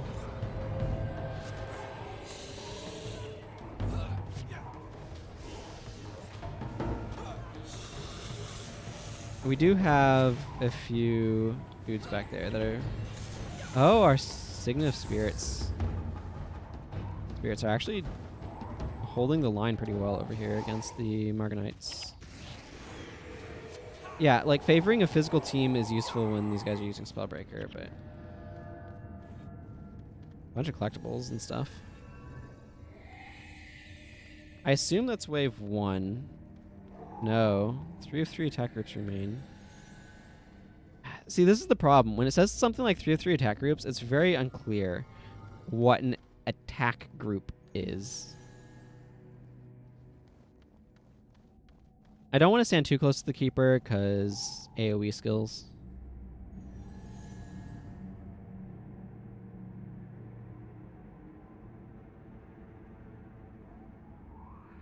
Well, let's see what this bow is. Oh. Cool. That's a show me the money.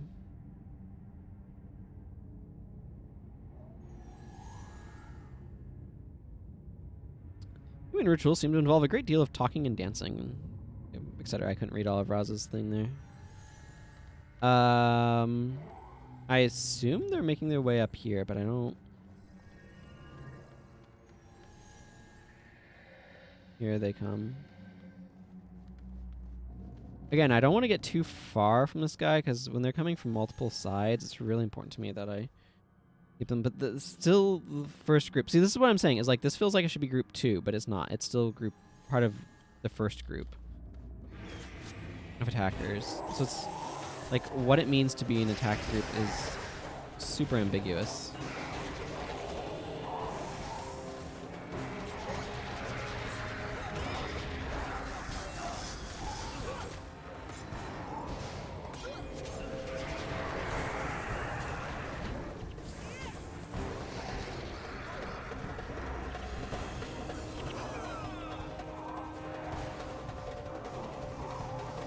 Okay.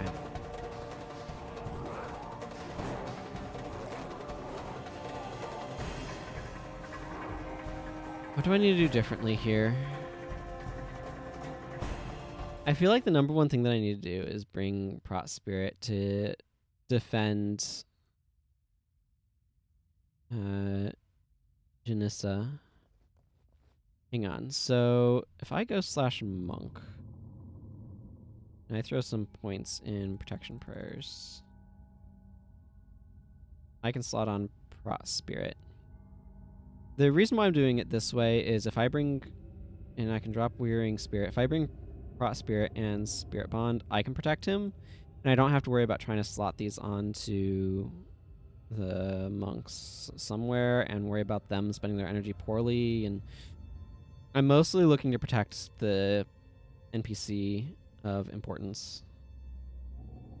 I think this is probably good enough. Then I still get most of my damage in on these. And this is really important for energy management here. This is a hard one. Also, it feels like it's kind of a long one too.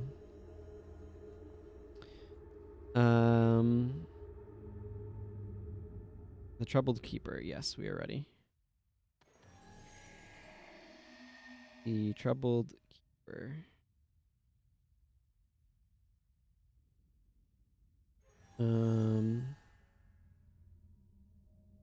Okay, and it's not followed up by any. That's good.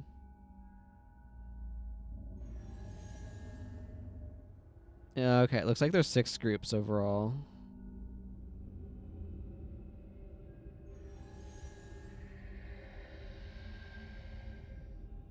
An MM can be useful, they note. I may change things around. If we fail again, I'm going to change stuff up again.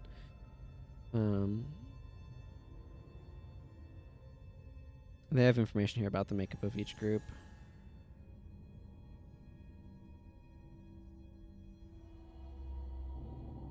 This one's definitely a rough one. Again, because you have to keep Keeper Janissa from dying, which is a huge challenge.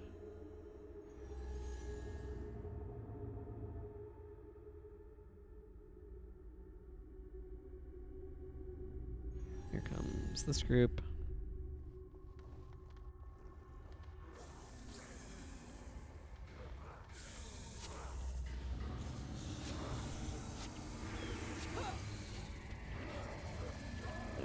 Throwing some protection over there. I'm just trying to weaken this side up a little bit, but we need to go over to the other side now.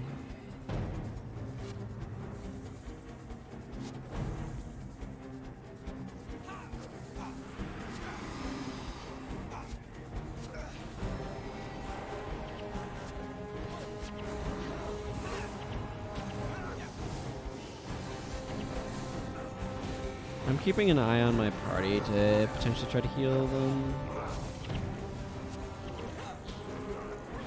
Or protect them some, I should say. I don't remember when I picked up Spirit Bond, but obviously I went shopping for skills.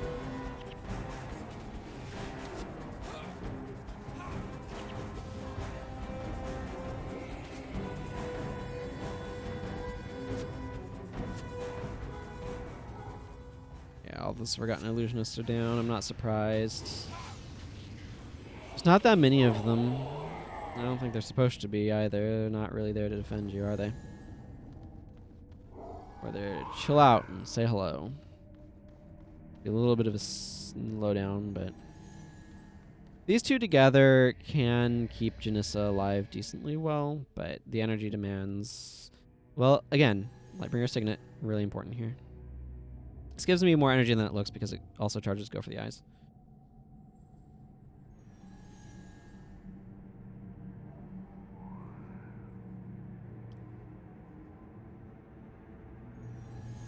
Self-assured Master of Whispers there.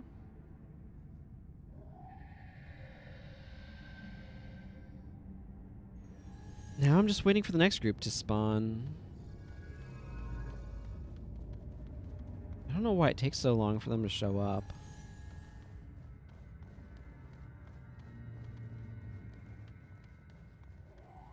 Not like there's a whole lot of value to me waiting around a bunch. Let's see. Master of Whispers is curses oriented. Yeah. Here they come.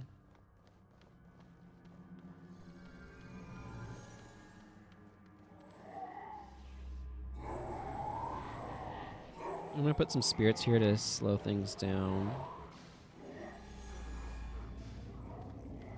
And then we're going to try to take out this side.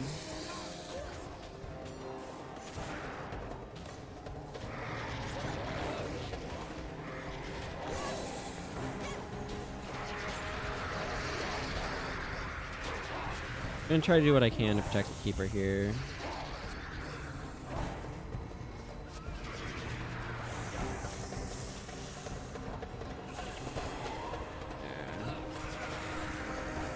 Yeah. Okay, this is a bit ridiculous.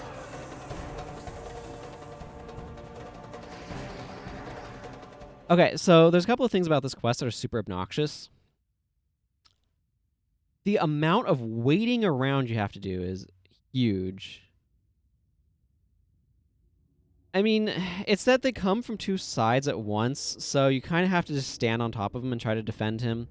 I think there's a couple of things I could do that would help. Master of Whisper's Bar, for example, is very slow. And not very quick at killing enemies. I think I might try going and doing stuff in this domain of fear, I guess? Yeah, I think I'm going to go do stuff here for the moment. And I will probably go back the other way later.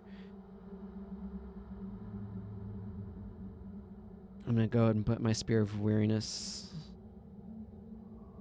plague sending thing back on. Yeah, I'll go back that direction later. I don't want to deal with any of this right now. This being inventory management.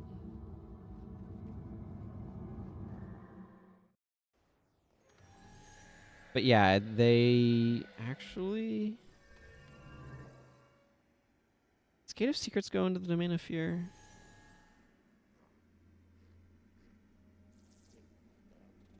Whatever.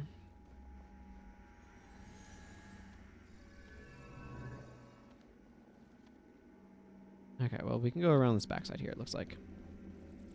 I'm just going to try doing a History of Violence quest. For the moment. This zone's really obnoxious too. So, the Domain of Anguish has area effects like this in each region, but they're only there in hard mode. I kind of wish they'd done that in the rest of the Realm of Torment. Because dealing with all of these effects is like something I'd like to not have to do all the time when I'm trying to do things in here.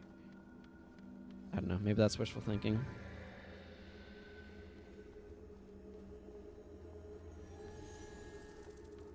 But it would be kind of nice. Okay, somehow we got aggro. I'm not really sure how that ended up happening.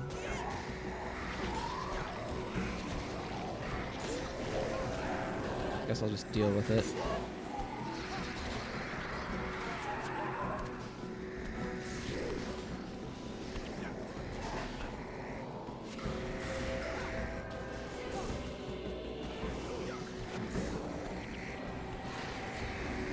Okay, Flame of Fervor. And your Defender's Zeal.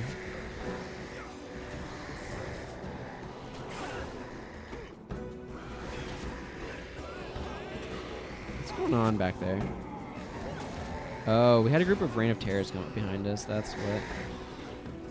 That was unfortunate.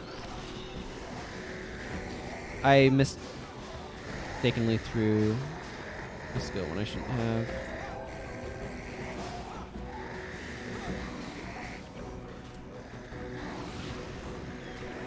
Okay, what the heck? What's up with this, like, absolute pile of enemies just suddenly showing up?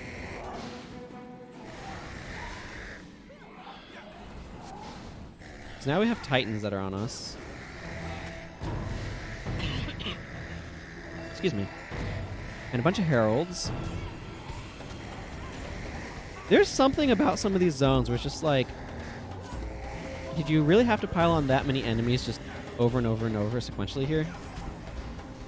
And I guess I did, but just...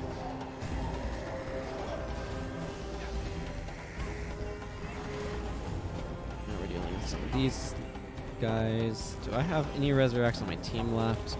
The answer is no. Well, that's annoying.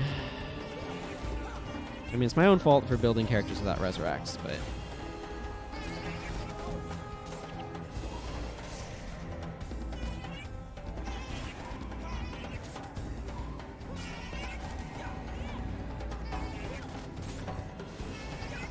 Thank you, Master of Whispers. I'm sure that was brilliantly helpful.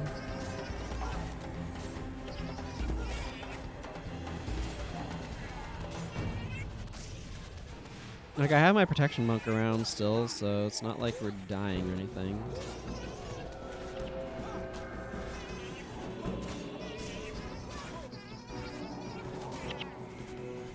I'm gonna step back a little bit. I don't need to be getting hit by their area of effect skills.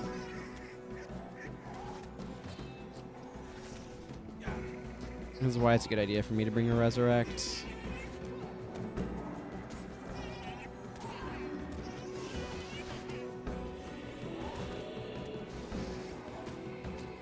Why you want soul barbs and backfire against these guys? Punish them for this nonsense.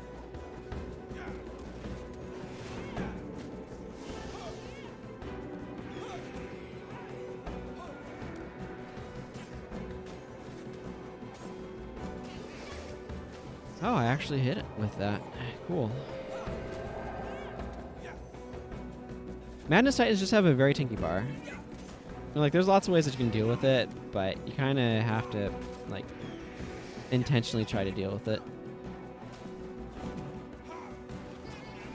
I've not done a great job of that, which is why it's taking forever to kill these dang things.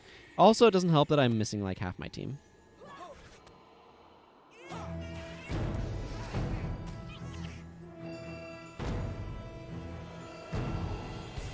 Well, that was an awkward and unfortunate fight. And literally my 3 characters with resurrection skills are all dead, which is also deeply unfortunate. Yeah, Deathpact Signet got Razah. You can tell because he is dead with a 2% morale boost. Deathpact Signet doesn't cause death penalty, so when you get killed from it. I mean, I'll press on. I might as well. I don't have a reason not to. But it's a bit unfortunate. Let's see what damage we can do. Just the 4 of us. Little squad here.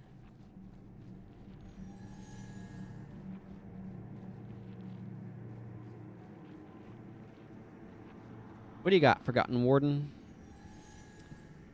Yes, the Servants of Doom. I guess I need to go this general direction, don't I? We can probably take down Terrorwebbed Riders, alright.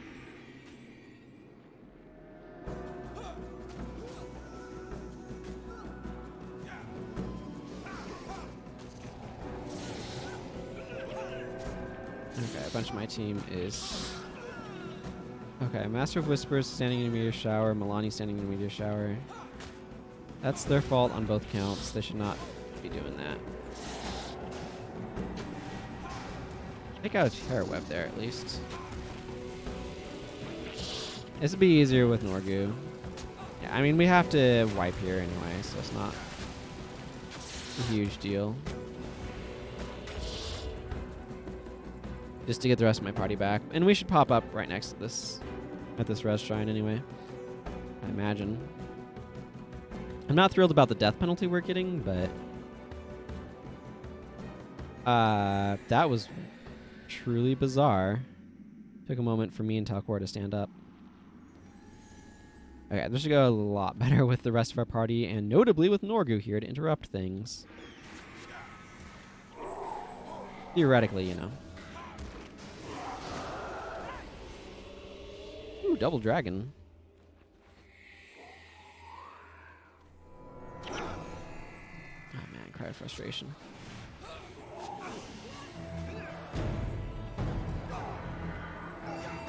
Grasps of Insanity. Okay, and Meteor Shower is ending some number of these dudes. Okay, this is ridiculous. I need to apparently reconfigure my team entirely or something, because we're getting wrecked by this.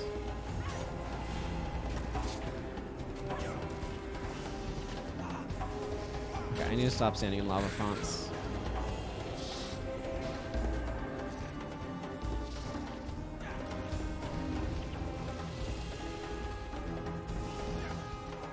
How am I still alive?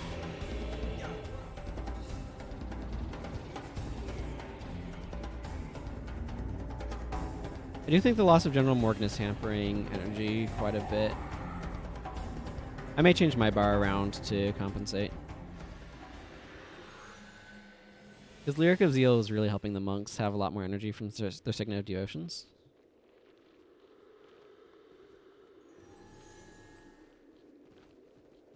And not having that available to the party anymore is actually pretty large detriment. Okay, that's where I need to go after. Hopefully we do okay here. A couple more Terrorweb Driders over this way. I kind of want to take this group down first.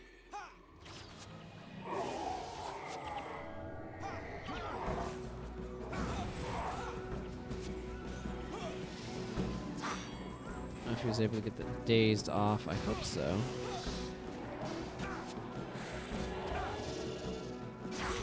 Okay, well, we can take out this grass pretty easily. That wasn't too bad. And we get good experience from them, so they do help wear off death penalty relatively quickly. Although I note that I'm getting a lot more experience off of them than my party is, just because I'm getting the benefit of...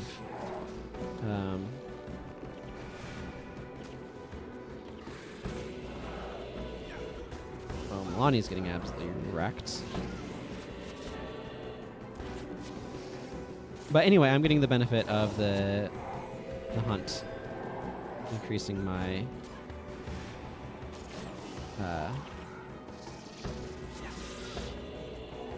experience gain. Boom hunt.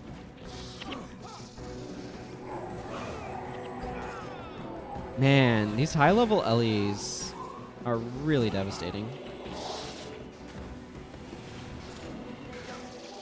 Yeah, this is not helping anything either, the Scythe of Chaos here. Need Acolyte Jin to stay alive, preferably.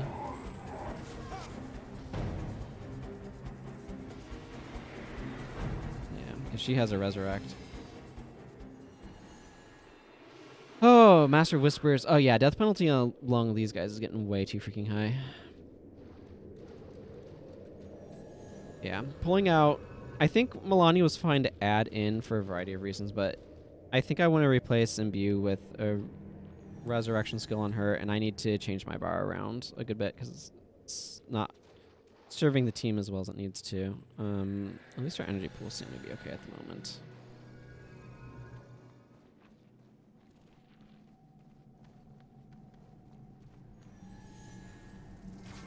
Okay, this guy's an assassin.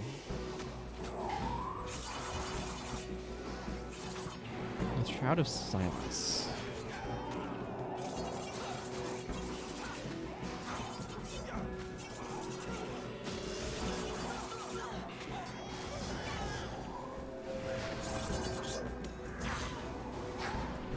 Oh my goodness.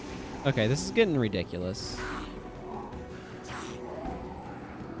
Well, I'm trying to decide if it's worth trying to continue pressing forth with my team at this level of death penalty. We'll see how much we're dying. I don't know. It's one of those things where, like, if I keep pushing forward and we die a bunch more, that's just more sunk cost fallacy, and it's just like, okay, do I just step back and say, no, this is too much death penalty, I need to step back and reevaluate.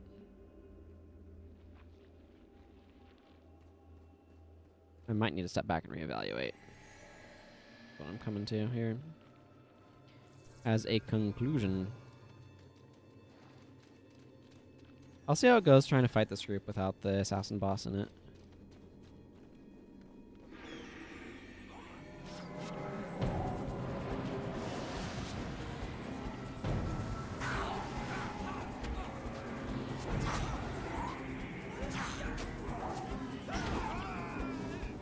Yeah, Master of Whispers is still dying pretty quick.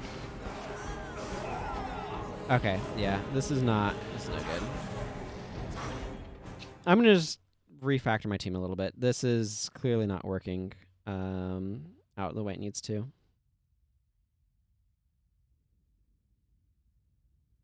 Okay. First of all, what do I have? I have Spiteful Spirit now. I'm going to change stuff over here. I'm going to drop this Suffering package and Mending Touch. Leave Remove Hex there. I'm going to drop Putrid as well. I have Spiteful Spirit, so I'm going to slap that in, because Spiteful Spirit's a good spell. Rip Enchantment I like having. It applies a condition, it removes an enchantment. Both are important things here. I don't have Shambling, but I do have Bone Fiends and Bone Horrors.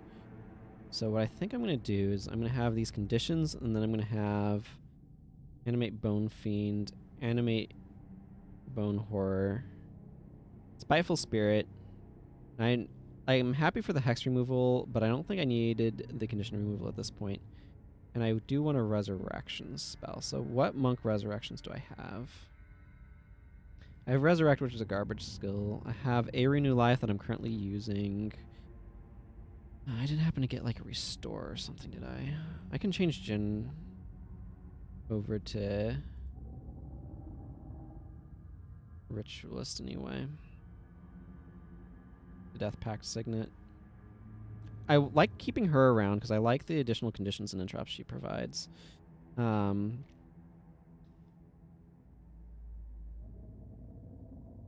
then I can grab Renew Life here on the Master.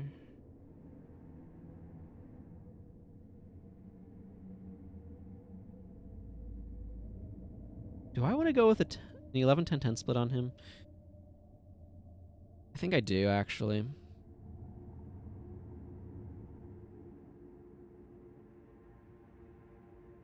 No, that's... Yeah, I want a bit more Soul Reaping for his energy management. Spiteful Spirit's only marginally worse. These are a little low level. I don't know. These are kind of more filler minions to kind of occupy the enemy. But I think that's fine. I think Norgu is alright. I like having Tease well enough. That seems fine. And I want to give her... Yeah, I want to give her, like, Resurrect. A Res Sig at least.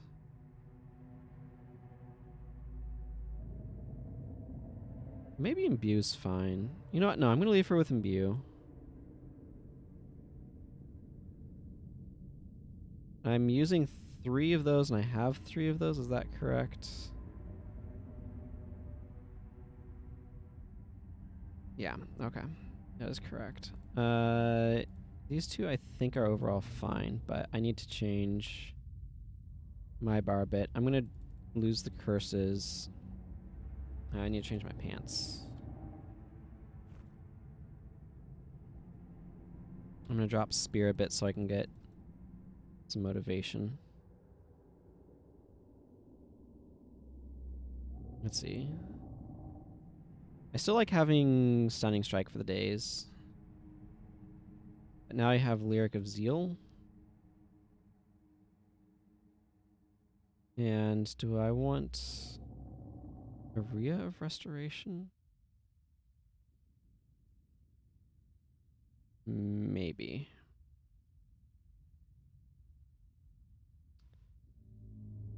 Yeah, let's slot in Aria of Restoration. Course of Restoration would be nice for myself. Energizing Course would just be good in general.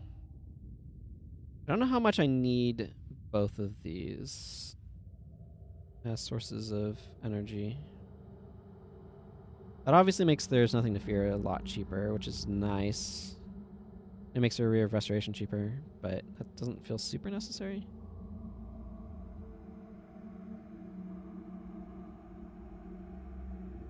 I can also go with Anthem of Flame, which is nice.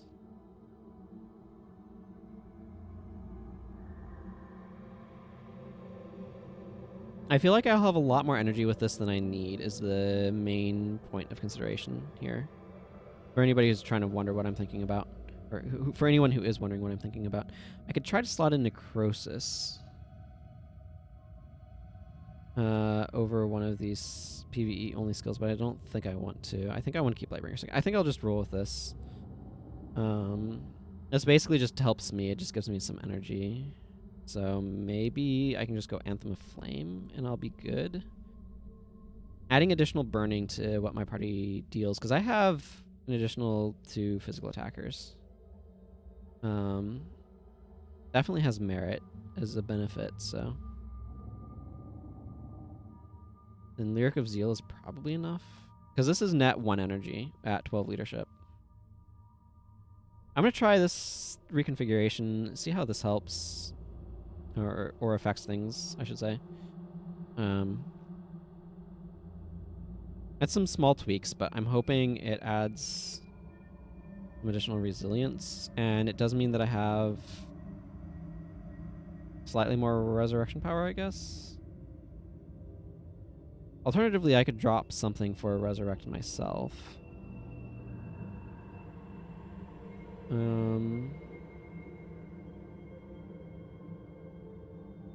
I don't know. I think I'll roll with this for the moment. See how it goes. I definitely want my motivation shields. Let's see. I need to remember I have these. Just slot my motivation shield on here.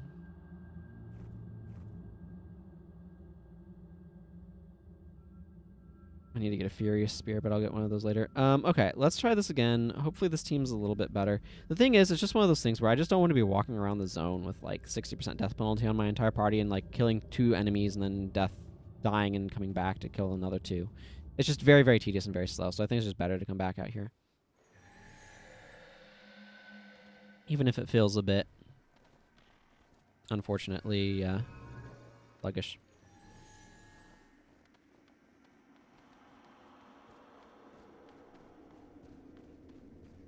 Okay, let's see how things go over here. I don't know, it was a big, weird, fleshy mound.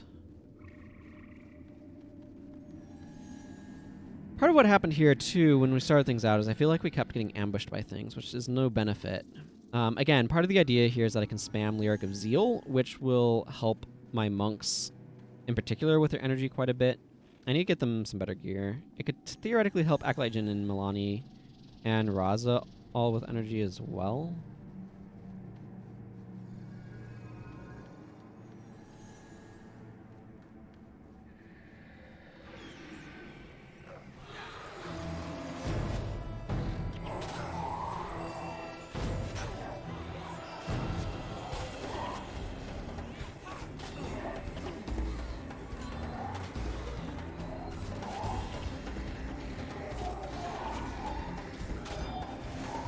Okay, you can have this.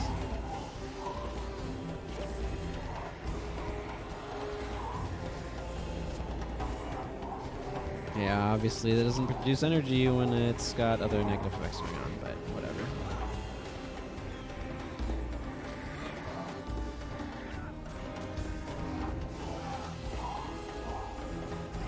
See, now Dunkoro will gain energy when he uses his Signet of Devotion to heal somebody.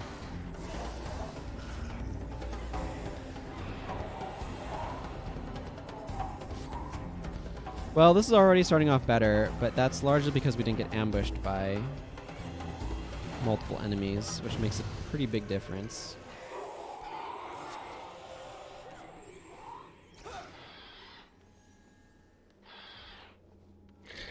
Give Master a Whisper a moment to make a couple of minions.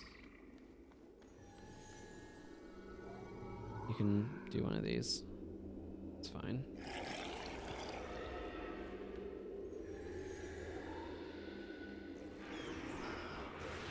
Okay, and we didn't get ambushed by this group either this time, which is hugely beneficial. Getting ambushed by this group is not good.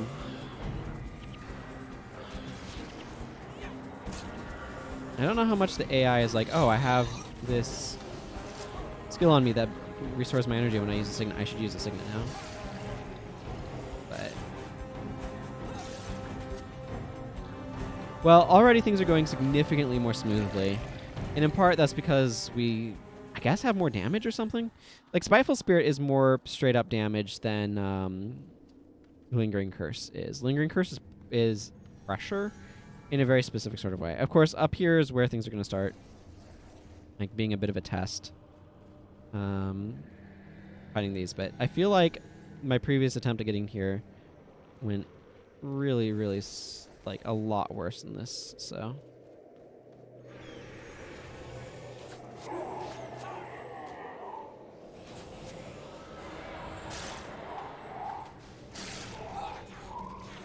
The minions just help distract things, too. Like, even just a handful of minions have a lot of, like, small benefit. That's hard to quantify. Because they just absorb hits and stuff.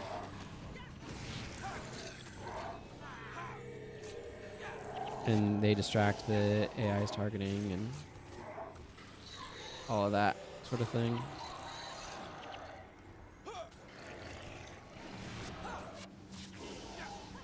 Yeah, I should have considered them earlier.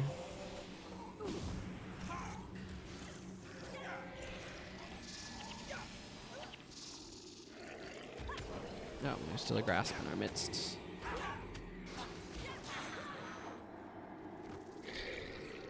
I wish this affected allies instead of party members, because if it affected allies, then it affects ritualist spirits, which would be really sweet.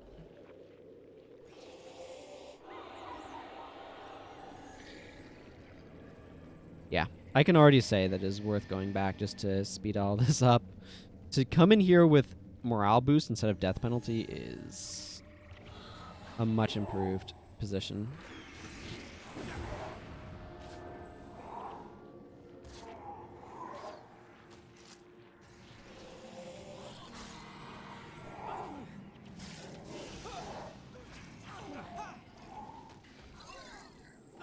Melania's in a bad spot. I've got my team sitting in a meteor shower. I don't feel like trying to figure out where to flag them to is the thing. You need to flag them out of meteor showers to make them not stand around getting murdered by them.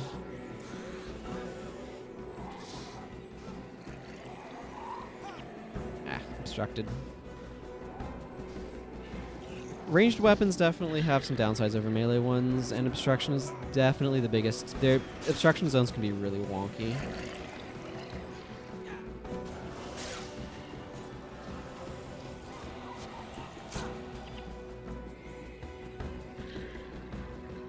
When I say obstruction zones, what I mean is like the area where you get obstructed. The geometry for obstruction can be really wonky sometimes.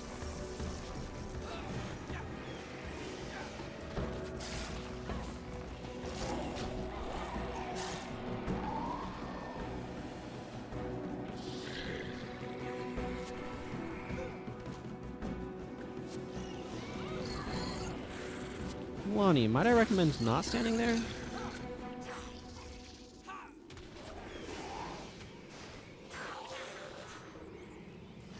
Okay, we've got a couple of groups here that we're aggroing, which is not ideal, but it is what it is.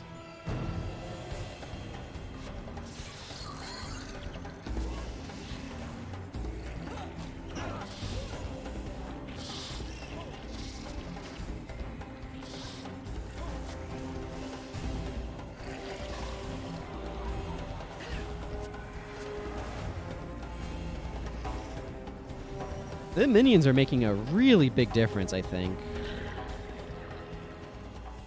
Like, I suspect Master is doing a lot of additional damage and stuff, but the amount of difference between my previous team composition and this one feels way too big to be... I don't know. It's hard to know what to attribute it to, but it's a very big difference.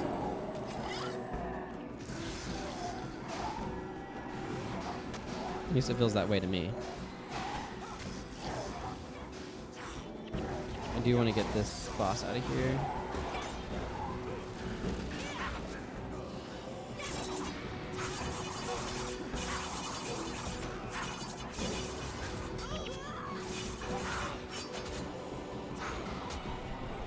Okay. Now we can do something about... Yeah, okay. And then we just had... What just happened there is chain reaction.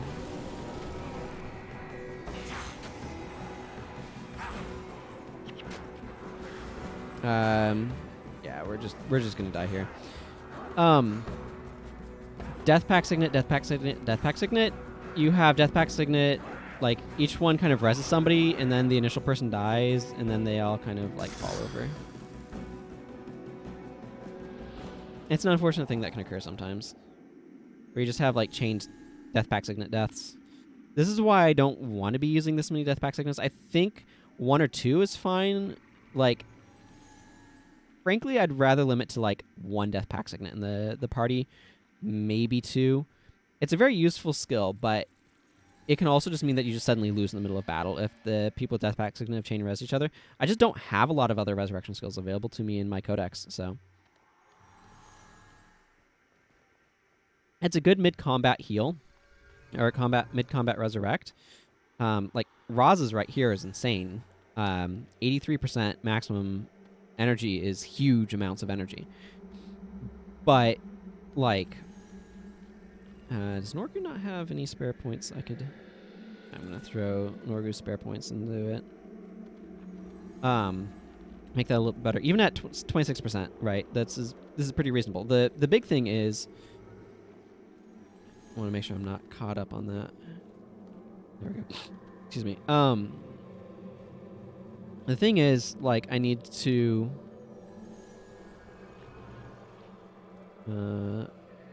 like, having this many means that it's very easy to get chains set up, where it's like one person dies and then like everybody else with Death Pact Signet just dies too. And that's really ugly, and you want to avoid that happening. And the best way to avoid that happening is just not use that much Death Pact Signet.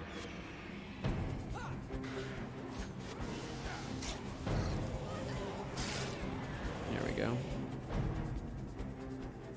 Game, I need you to respond, please. Oh, I've got a bad ping suddenly. This happens sometimes.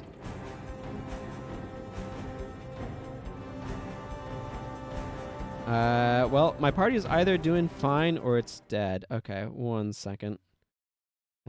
Technical difficulties. Yes, I would like to attempt to reconnect, please. Okay.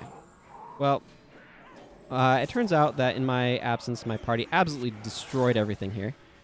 So that's good news. Nice and painless. Don't know why that happened, though. Imperial Guard Hao Li says, "Oh, how I miss the days when I served in the honor guard for Emperor Angxian.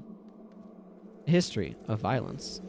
Thank you for releasing me from Shiro's treachery. You know, he did not always have such darkness in his heart. Ambitious, yes, but loyal to Kantha, and a true guardsman. I believe that evil forces from this realm manipulated Shiro to assassinate the Emperor. How they managed to sway him is the true mystery." Indeed. Well then, we've got a little bit of information.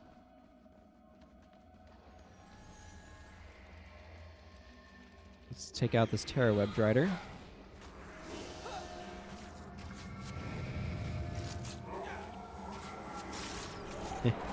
Daze is also significantly better with minions around.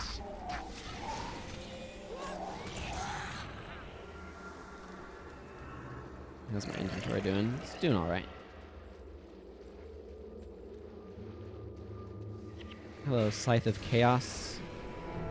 And grasps and stuff popping out of the ground.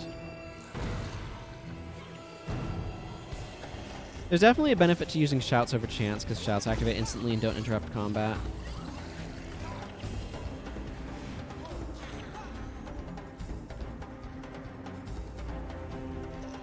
I wonder if it's possible to plant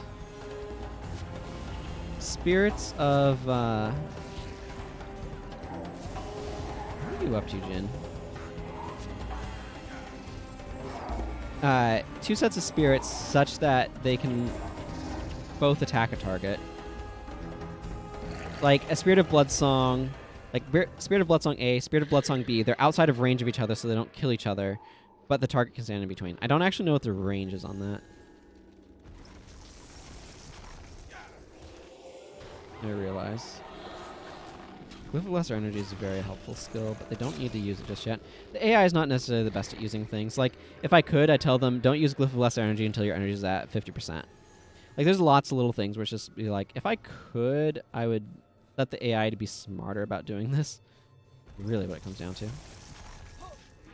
I can't, so I just have to kind of live with it, but...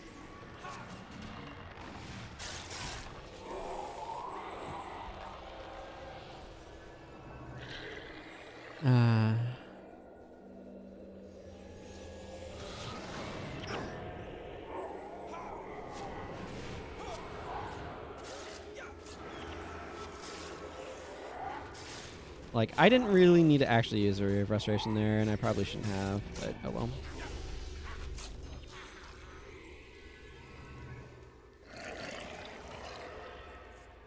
That's one of the things that's really awkward about a lot of these skills, by the way, is that it feels like they're kind of, like, balanced around affecting your entire party, so if you're only affecting a fraction of your party, they kind of feel a little underpowered. Okay, so I need to go into the middle of that thing. Let's clear out some more of these. This guy's gonna have, yeah, Wrathful Storm popped up to accompany.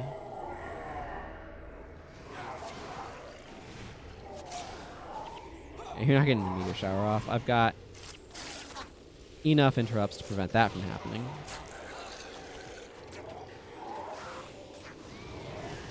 At least that's one of the things with my brain. Like, is like, oh, this applies a buff to my entire party. I want my entire party to be able to use the buff, right? And like, that thinking causes a problem where it's like, oh, but maybe it's fine if it's not affecting my entire party. Just most of my party, sort of thing. And so I don't want to use the skill because it feels like I'm not getting maximum value from it if I can't benefit from my entire party off of it. It's one of those spots where it'd actually be kind of nice to have unnatural signets for Norgu, because then he could make use of it.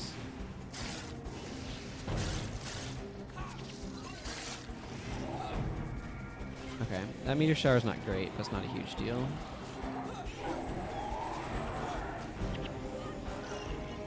Not that I benefit off of that, but whatever. I think these minions are actually doing a lot of good, just in terms of distracting the enemy as well. I know I've said that a couple times, but easy to not realize how much benefit you're getting. I don't know what Bound Kaichin does. I see a bunch of Margonites in there, a couple Driders in front. I'm not too worried about a Drider. Between Jin and Norgu, they can take it apart. Go stop the meteor shower, and now minions will mean that guy's the daze I just put on that guy is incredibly dangerous.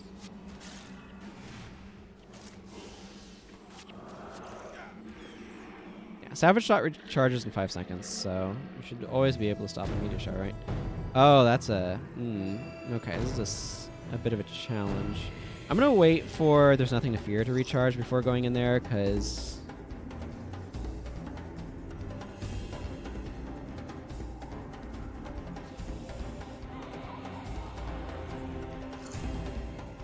I want to take down the Margonite group back there.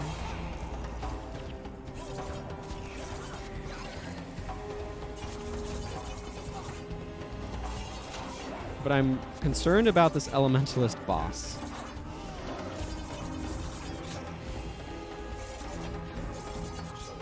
Okay, and there's a Margonite Bowmaster. Okay, now we can focus on this guy. I don't really care about the one Margonite.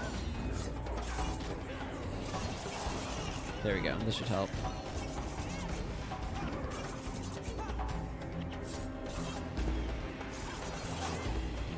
There we go. Not too bad. Just need to get Razah back up. Again, Death Pact Signet Chain. So right now, if Razah, whoever Razah resurrected were to die, it would take Razah, which would then take Master of Whispers, I think. I do wish Master of Whispers had less death penalty right now, but there's not much I can do about it, except hope he kind of stays alive. Imperial Guard Kaichin. How are things in Kantha? Are the Kurziks and Luxons still at each other's throats? Unfortunately, yes. A history of violence. I am indebted to you, friends. Although it has been many years, I still cannot believe that Shiro alone committed the treachery against the Emperor. During preparations for the harvest ceremony, he was on edge, talking about a fortune teller and a choice he must make. He made no sense at all, and the whole thing still doesn't.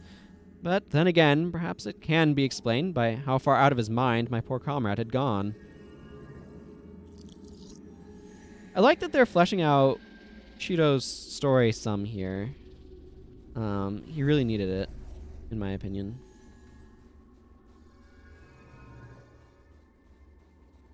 Oh yeah, we've got Death Pact signets all around. I really want these Death Pact signets to wear off before I really go fighting in there. Because if Master of Whispers was resurrected by Norgu. Norgu was resurrected by Jin. Oh, and he is also resurrected by Jin. So if either one of these guys goes down, Jin goes with them. And if Master of Whispers goes down... So if Master of Whispers goes down, Norgu goes down, which takes down Jin. So I'd lose 3 people, and he's got 26% death penalty. I think it's prudent to give a bit of time here for that to wear off. Just so that way I'm not running into that exact issue. Oh, this is funny. My map starts here because I got disconnected and reconnected, so it doesn't have the information of me traveling through to here. Okay. Death Pact Signet effects have worn off, which is good.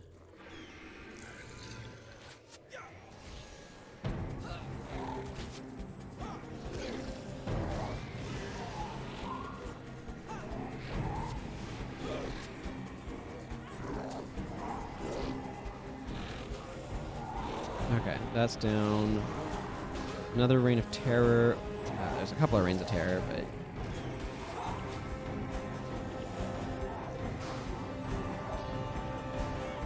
I want to keep those down.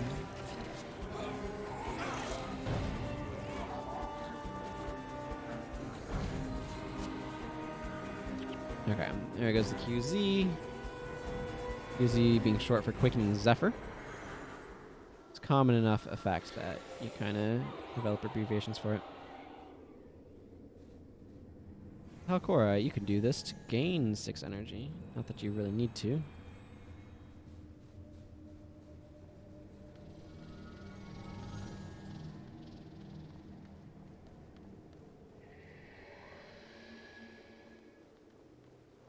Pain Titans. Well, at least Shatter Enchantment does some good damage.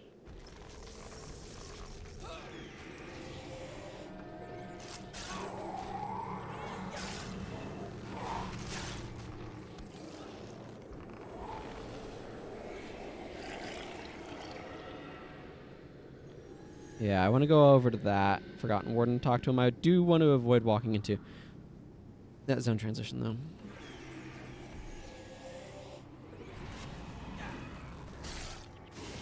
I'm not looking forward to the Madness Titans, but what can you do?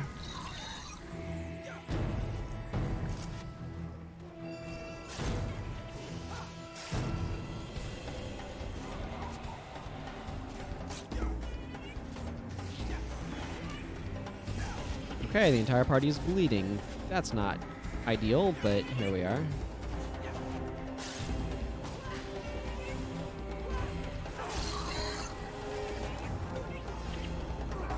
Hello. I want to try to pronounce your name correctly. Isaboyne? Something like that? Hello. Welcome. You bought the DJB Trilogy 2 days ago? And you wonder what is good at beginner profession. Good enough. Well, thank you for the follow. I need to pay attention to what's going on in the fight. So, a good beginner profession. It's an interesting question. There's a lot that kind of depends upon what you, as a player, enjoy. So, it depends a little bit upon, like, how straightforward you want the profession to be to play. You went Ranger. Yeah, Ranger Ranger's a fairly nice and flexible physical profession. You can go mess around with a lot of different interesting secondaries with Ranger. It does kind of cut you off from doing caster stuff because your energy doesn't quite support it, but you can definitely do stuff with scythes, daggers, any of the warrior weapons, as well as spears and bows, of course. A lot of people like pets. That can definitely be a draw. I think any profession can be okay to start with. Mesmer is a very strong profession, but can also be a bit tricky depending upon what you're trying to do with it. I probably would not recommend trying to play healer starting off unless it's something you really enjoy. Just because splitting your focus is an acquired skill, and it really helps when you know what's going on. In general, anything where you're trying to interrupt what the enemy is doing is more difficult early on when you don't know the skills as well. Yeah, I mean, that's perfectly fine. There's a lot of useful stuff you can get with Monk Secondary. Which campaign are you planning on starting in? Or which campaign did you start in, rather? Oh, see, this is what happens with Death Pact Signet. This is the problem with it. So, like, right now, one of the things I have going on is I'm using Death Pact Signet as a Resurrect, and it has a effect that applies for 2 minutes that if the person resurrected by it dies, then it takes out the person who resurrected them.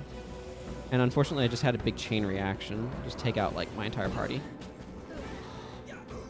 It doesn't help that I've hit, apparently, Patrol Central.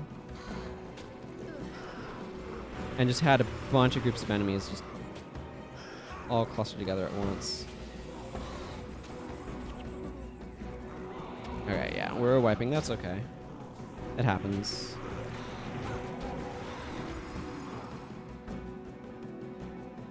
Okay, so Guild Wars Prophecies is the first one. So Prophecies, Factions, and Nightfall are your choices there. I like Prophecies. I definitely would recommend either Prophecies or Nightfall as the starting one. And you get a decent number of character slots, so you can always experiment around with the other ones once you've gotten a feel for playing the game. There's a lot of patrols in this area, which is rough.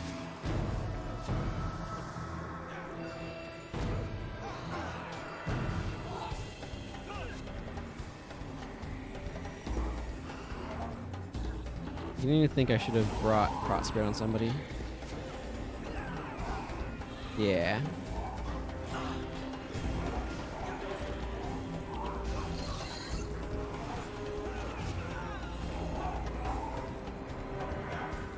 At this point, these Death Tap accidents are becoming quite the liability.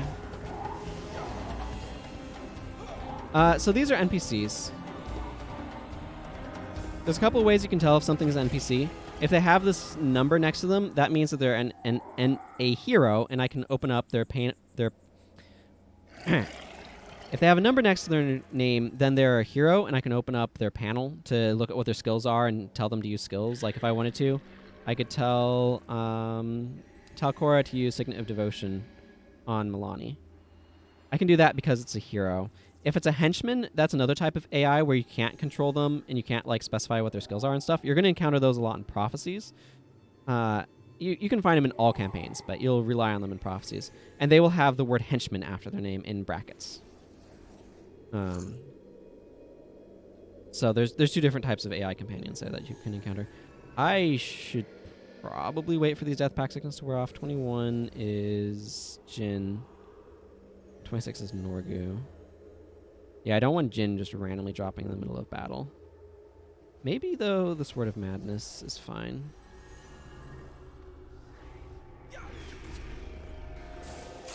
Okay, it's definitely drawn a group here.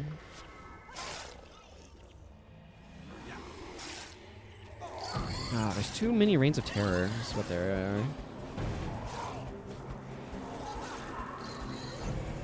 This whole area is just cluttered with them. Yeah, and then Master of Whispers is not durable enough to take all these AoE hits. Yeah, Christmas has some fun stuff going on.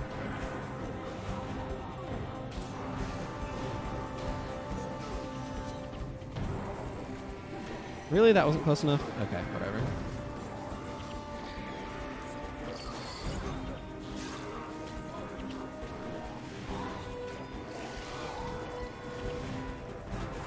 Maybe I should switch over to Lightbringer Gaze. Of course. Then we got something close enough to aggro the other group back there. I mean, we're almost done with this quest, which is good. I'd like to finish this group of enemies off, though, before...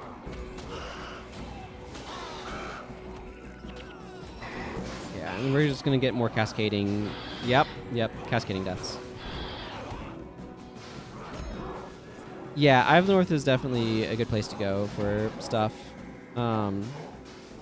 You'll be able to get there when you get to Lion's Arch, which, if you just started, is a good bit away.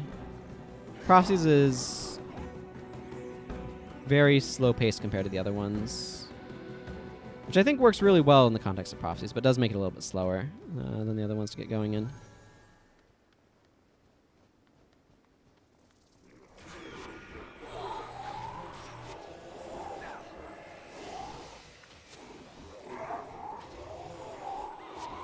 But yeah, I would in general recommend going up to Eye of the North for some stuff. It's got a lot of useful things, but it was made for people who already kind of know what's going on with the game, so just be aware of that. As some stuff might be a little difficult. More so. You can also head to like factions and Nightfall right off the bat. I did write an article, actually. I don't know if I have a command. Yeah, I'd have to check. I don't know. Does one of my regulars that hangs out in the Discord have the link to the starter article I wrote handy? I don't. Well, maybe actually... Actually, if I do some... This may not work.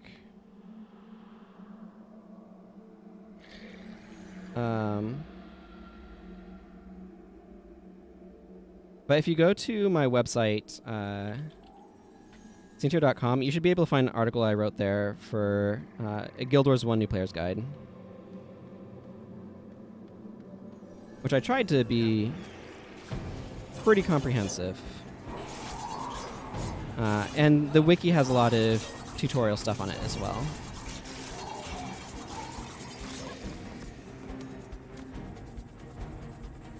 And I talked to the Imperial Guard Tiendi without aggroing the things on the cliff. I'm gonna try. My childhood memories of the majestic sights of Xingje Island are the only thoughts that keep me from going insane in this tormented realm. Ah, freedom. I remember this compassion, hero. All of these years, my anger has been focused on Shido, but now I find that darker forces were at play. Shido can never gain forgiveness for his crime against the Emperor, but know that a greater evil acted as the driving force behind his actions. Abaddon, lord of this realm, sent a minion of his evil to entice Shido's dark side. Disguised as a simple fortune teller, and this avatar corrupted Shido thoroughly and used his own black thoughts against him.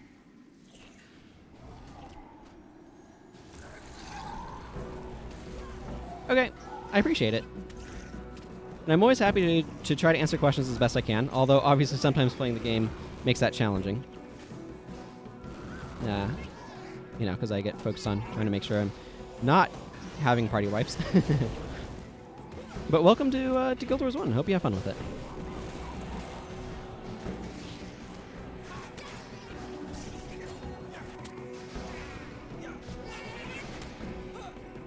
I'm fighting these Madness Titans. I do not, strictly speaking, need to. I had a couple of other quests that took place in here as well. Right? No, this is fear, not secrets. This is also the domain of secrets. Okay. So I can just go see the Imperial Guard for my reward. Sounds good. Gate of Fear. Okay, Imperial Captain Shiwang.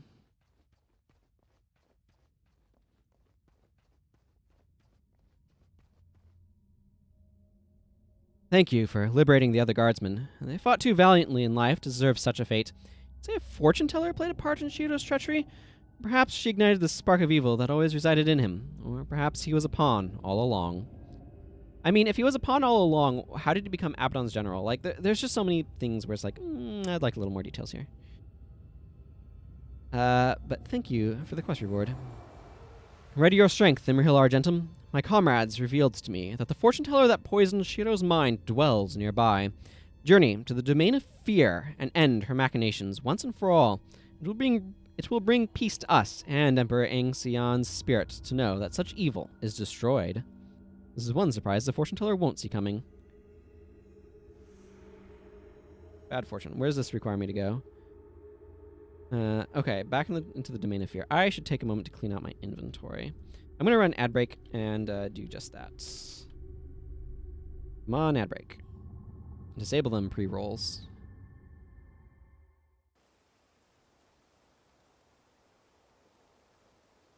Don't need no pre-roll ads. Okay, I do need... Actually... You know what? Let's just bounce around a little bit. I want to go turn in some of these inscribed secrets, maybe? I don't know. Probably.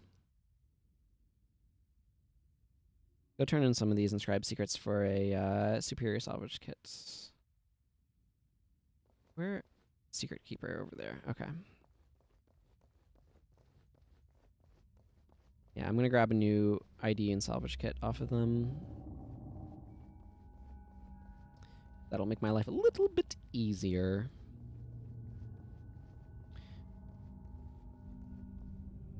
Not you.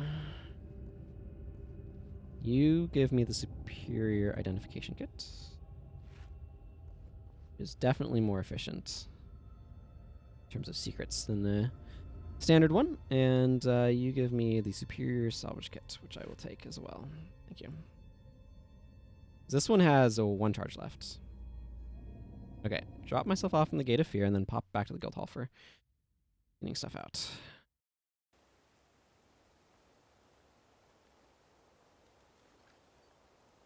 Let's figure out what stuff I want to salvage first.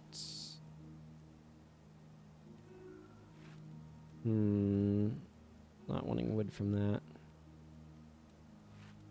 Cestas are often iron ingots, which is quite useful. Demonic relics typically don't salvage super well. They're like a bone or something. And I find axes tends to not be the materials you'd hope them to be. Far too often.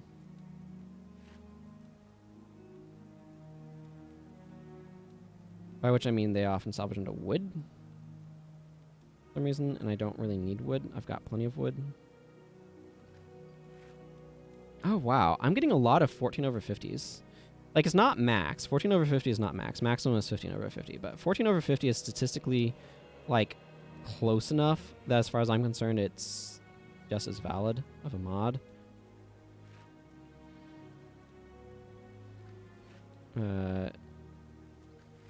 So... I want to hang on to both of these. Don't know that I need these chitin fragments. Do I have grog that I'm stowing somewhere?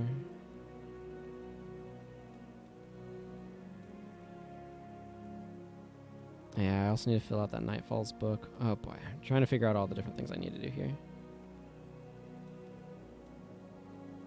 Okay, I want to hang on to this. Let's just salvage this 14 over 50 out of that. There's probably a spare inscription slot somewhere I can drop it. Right here if I really want to. This is a fine bow. Just use. I keep saying this and it keeps being true and I keep not doing anything, but I really need to just sort through stuff in my inventory. Okay, I can drop the grog off over here, which gives me a spot to drop that there.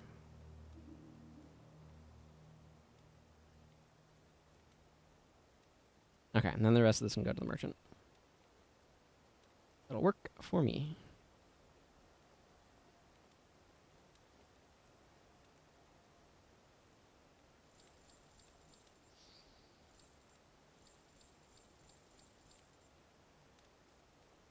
Thank you, merchant.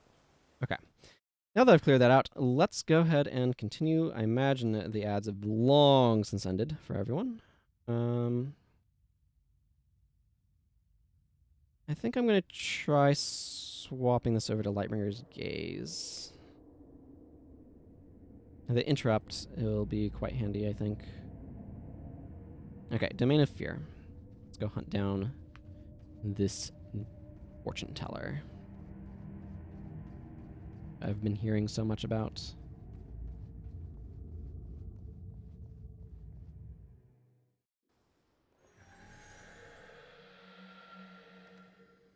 Okay, first things first.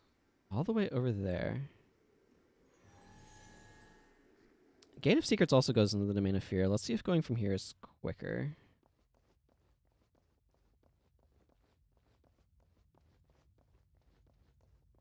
I am quite happy to gain a little bit of an edge wherever I can find it in this business.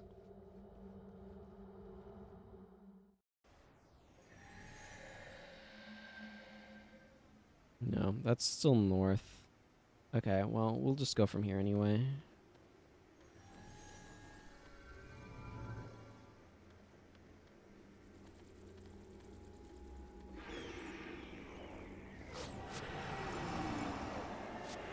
Bringing an additional interrupt is definitely helpful.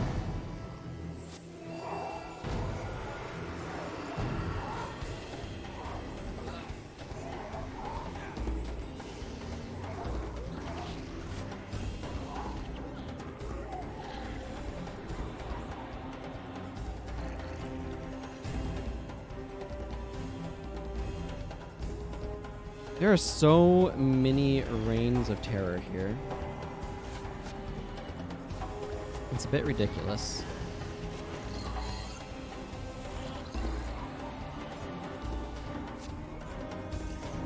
Ah, but Splinter Weapon does good work. Fantastic.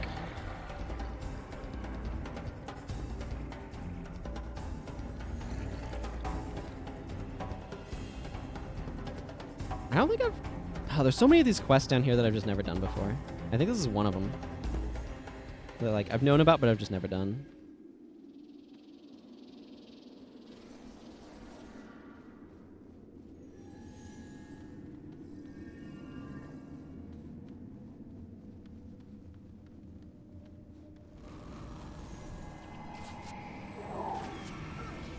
Okay, so just need to fight some titans, make my way up north.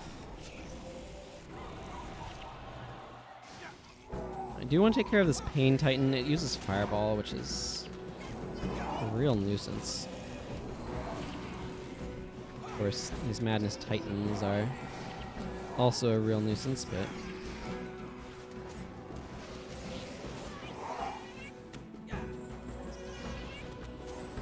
what you gonna do?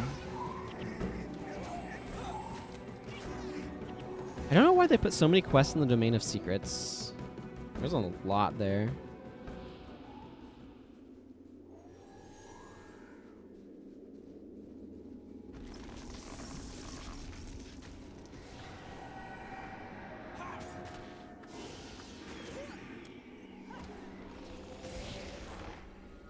Not exactly when you need Healing Seed. Human healers are just so much smarter than the AI. Like, the AI is competent, but... are competent enough anyway, but humans are just so much smarter about, like, knowing when the situation is to use a specific skill.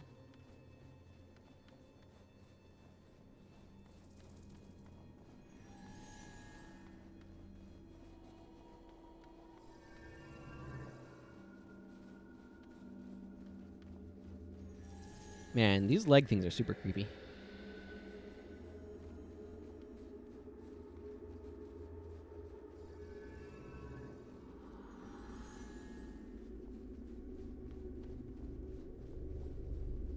I feel like this Forgotten Warden probably has the same thing. The fact that there's no enemies along here is also kind of creepy in its own sort of pleasant way, where you're not having to stop to fight a bunch of stuff.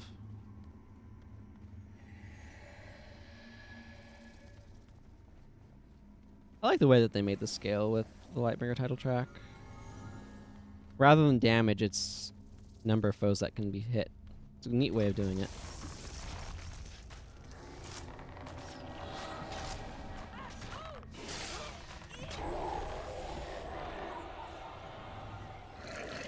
And that's just the property of having radiant armor, I guess. Yeah, because that's 15 over 50.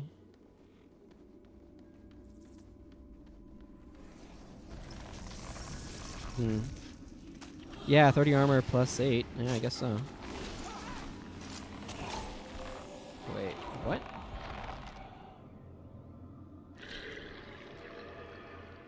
There's not a turn-off in there, is there?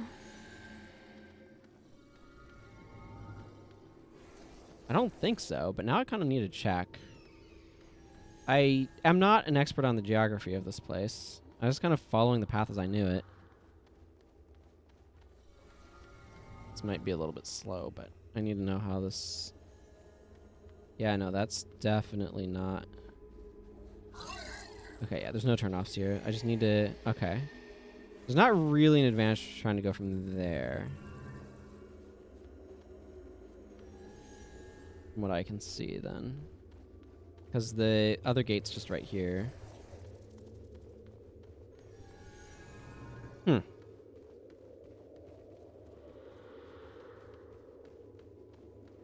It almost looks like a face, some nostrils, a mouth, a couple of eyes.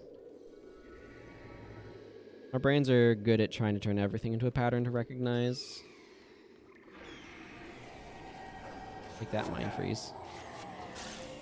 The enemies start casting like as soon as you begin interacting with them, so if that's through casting a spell, then you got him.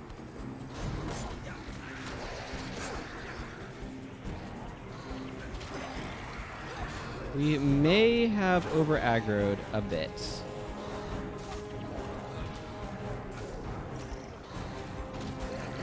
Oh, we got the Shrieker of Dread over here.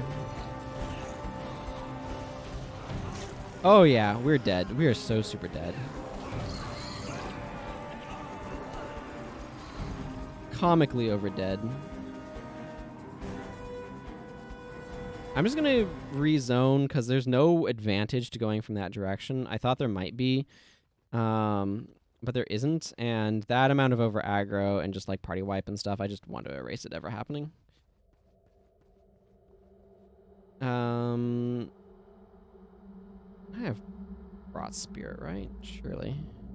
What I'm thinking right now... Yeah, I have a bajillion copies. What I'm thinking right now is I want to go to Donkoro and replace Shielding Hands with Prot Spirit. Because I don't need minor damage reduction. I need major damage reduction. And I'm fine with just going back in and coming from here because I want the death penalty gone that I had accumulated. Yeah, so I kind of need to go more over there, I guess. I don't trust the Scythe of Chaos.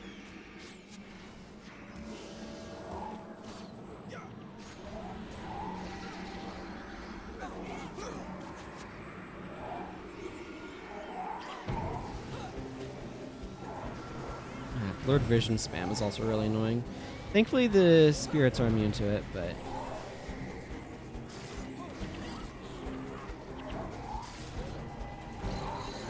Still is really annoying.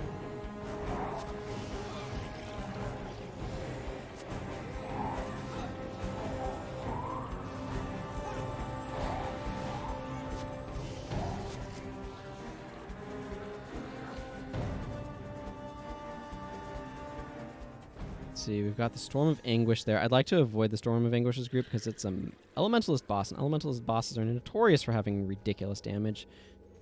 Particularly in these areas where they're like level 28 and have like huge amounts of bonus damage from that. Okay, what the heck?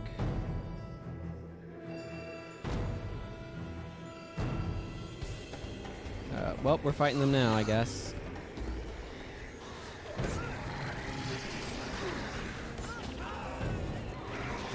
Okay. I am terrible at this map, apparently. My attempts to evade enemies just get me sandwiched all the time. And then these pincers just end up with me just dead. Okay, I'm legitimately confused, though. Hang on, I need to look up this quest, because I don't actually know the geography here of how to get there.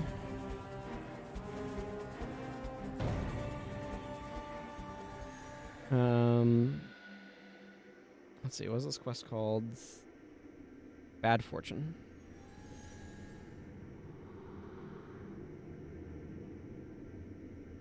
No, it is better to go from the other gate. Okay. I just don't know how this geography works, I guess. Gate of Secrets time. This is me just like not ever doing this quest and just being completely ignorant about how the geography of the Realm of Torment works, and just not knowing my way around at all, which is why I'm bouncing around so much from outposts here. I mean, I'll take erasing death penalty, but that's not the main reason why I'm doing it. It's because I legitimately do not know how to get around. And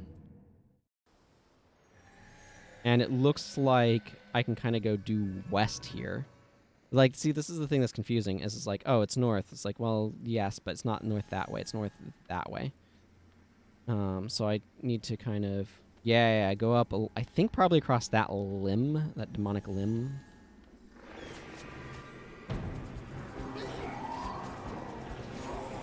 We'll see if this is labeled master for any reason other than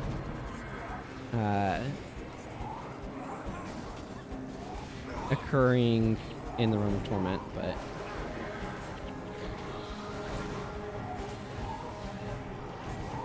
take that, your glyph.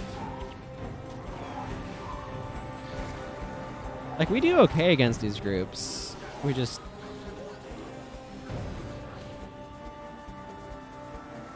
need to come prepared, I guess. Or, like, not be fighting 5 at once. I've gotten really good at over-aggroing in the Realm of Torment here. I don't recommend the skill. I do recommend drinking water. At which point I finish off that source. Or that particular container. Reign of Terror. Seed of Suffering. The heck is the Seed of Suffering? That sounds like a Necromancer boss. Nope, it's some sort of ranger boss by the looks of things.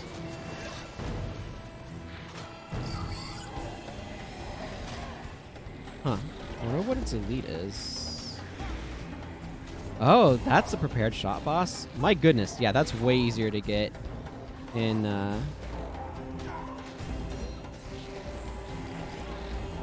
Nightfall. Or in, not Nightfall.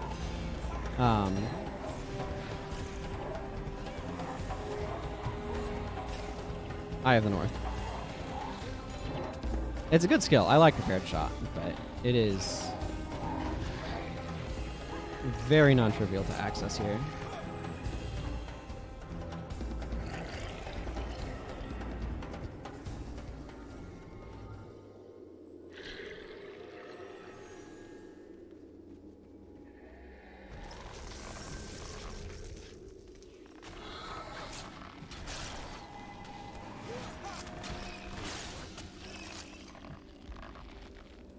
Delicious water.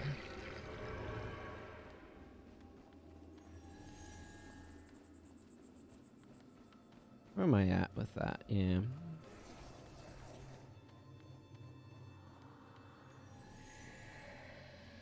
Welp. I found a screaming face. That's framed really nicely coming around the corner there, by the way. Ooh, I like the starry sky as well. That's really pretty.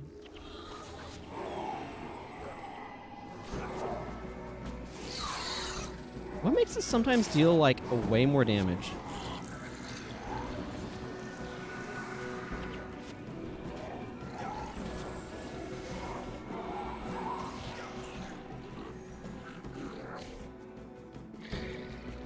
Wow. What an area this is. This is a big mood.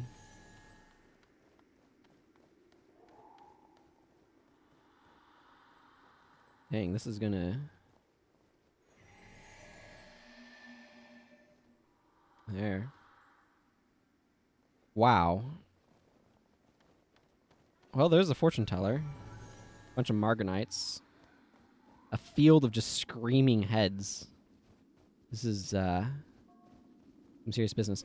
Have you come to hear your fortune, Imrahil Argentum? Your only future is an untimely death. I shall corrupt your soul as I corrupted that of Shiro.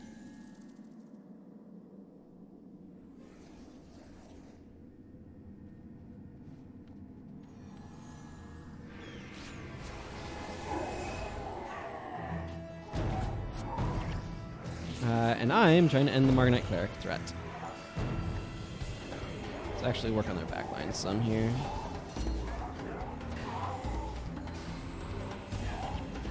Disengage pressure.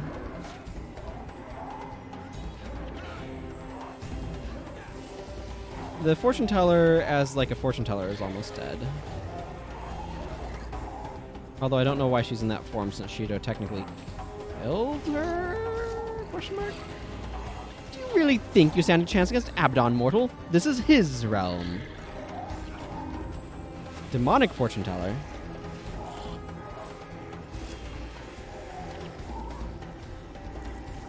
I see you have acquired some friends. It won't help you much, but...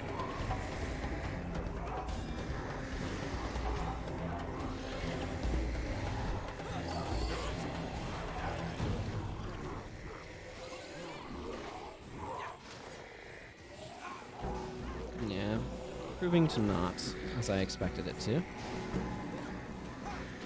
Not.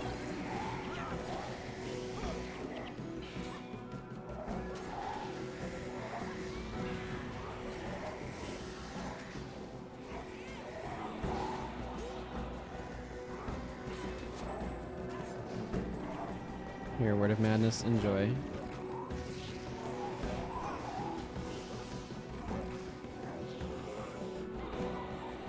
Well, more Marganite masks for my pile. I can get so many characters 15 over 50 spirits is ridiculous.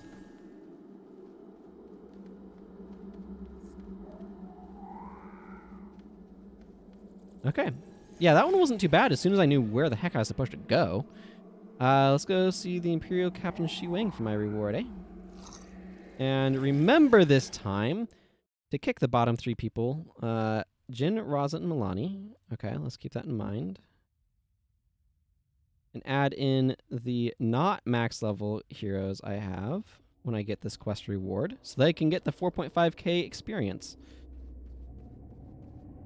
It pleases me greatly to hear that the demon has been destroyed. Now, we must return Shiro's spirit to the mists, where he can pay for his deeds in the proper manner. Isn't this technically in the mists? I don't know. It's very confusing how all this stuff works. Yeah, that did some leveling up there a little bit. Okay, let's kick these guys and grab Jin, Razah, and Milani back in. Now, I got some more quests. I have the Troubled Keeper, which is a bit rough. Oh boy. Tarek in the Domain of Secrets. So for this, I'm super duper dropping Anthem of Flame for Energizing Chorus. And I'm actually going to want to switch some builds around a little bit. Just the Domain of Secrets, where we're going for this and this, has really bad energy. Everything just costs more there. So that's why I'm bringing 2 adrenaline skills here. Excuse me. But I also want to try to reduce the cost of some bars. I'm okay with these monks. They have the signet that helps them. Do I have a signet that I can slot in for Master of Whispers anywhere? Yeah, I have a Signet of Lost Souls. I'm going to drop Animate Bone Fiend. I think just Animate Bone Horror will be fine in favor of Signet of Lost Souls for some additional energy management, because I think he's going to need it here. Norgu is up for Mesmer.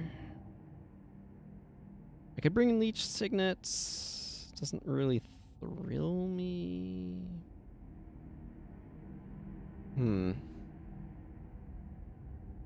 There's a bunch of interrupt signets that Mesmer gets, but those are like faction side of the north and stuff. Signet of Clumsiness is the only one I've got right now, which, or well, is the one that I've got right now. We're kind of that category. I do not want Signet of Disenchantment. That's the opposite of useful. I can bring Leech Signet, but I don't really favor that. I think I'll leave him as is. Jin, do I have Body Shot? No, that's an Eye of the North skill, I'm pretty sure, and I haven't touched Eye of the North yet on this character.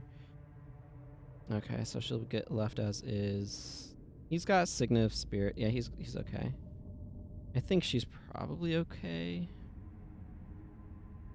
I mean, this is alright. Yeah. Highest Restoration. I don't know how well she's using that. She's probably using it some. I want to leave this on her, though. It lets her get rid of hexes is the big deal there. I don't know. I think I'm going to just have made that one tweak away from the extremely expensive minion skill to an energy management signet. I don't know. Maybe I should be dropping Jamie's Gaze, but I kind of want to keep that. I think it'll be okay. Again, I have Lyric of Zeal to help with the energy here. I do want to keep Stunning Strike because I think that Daze is really useful.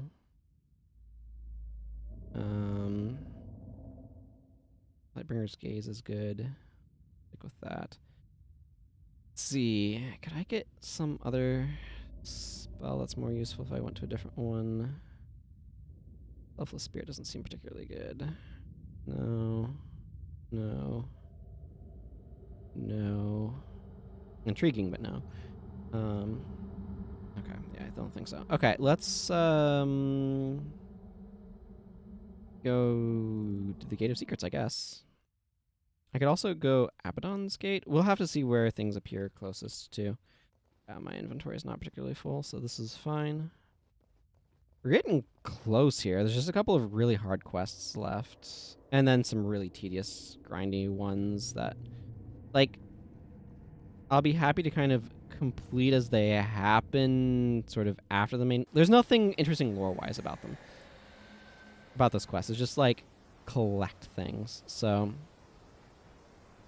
I'm not going to worry about trying to actually complete them here. Where am I at in my Lightbringer title? I feel like 5,000 promo points. This is without specifically trying to grind them. This is just like I'm trying to do the quests here. And sometimes it doesn't go so well. Okay, so that's over there. I don't know where that is in relation to anything. Where's the other one? Open season. Find the hunter within the domain of secrets. Defeat the hunter. Be mindful of the pack that guards him. Well, I don't know where that is about. So let's just go here and head west. And if I run across this hunter, I run across the hunter. And cool, I can show him who's boss. We do move a bit faster here, attack a bit faster and stuff. The other map we were in got a snare effect. This one just makes everything expensive. Okay, well, looks like we managed to aggro these guys, despite the fact I didn't want to.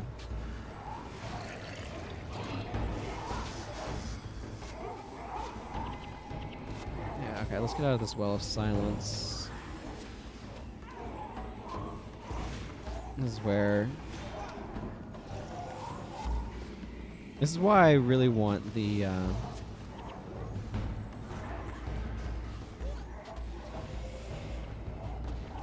signets on my team, so that way Lyric of Zeal can help manage their energy. Oh, I missed it. I can manually tell Acolyte Jin to use Antidote Signet in order to get energy back. She's not smart enough to do that on her own, but same is true actually with Melania. I can theoretically tell her to use it to get energy back.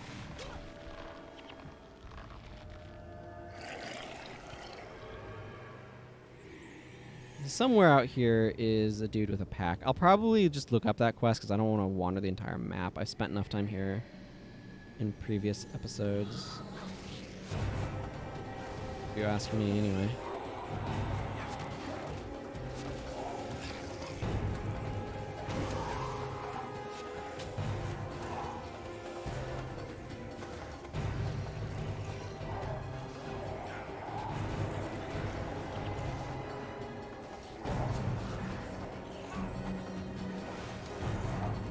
Hey, there's that skill point I was building up towards.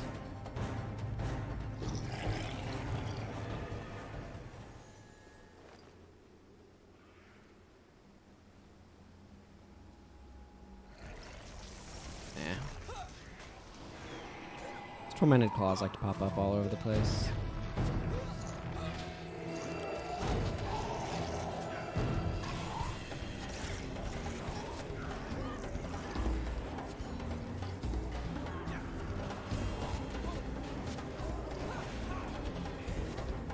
Well, I guess we can all just straight up kill the enemy with it. That works too.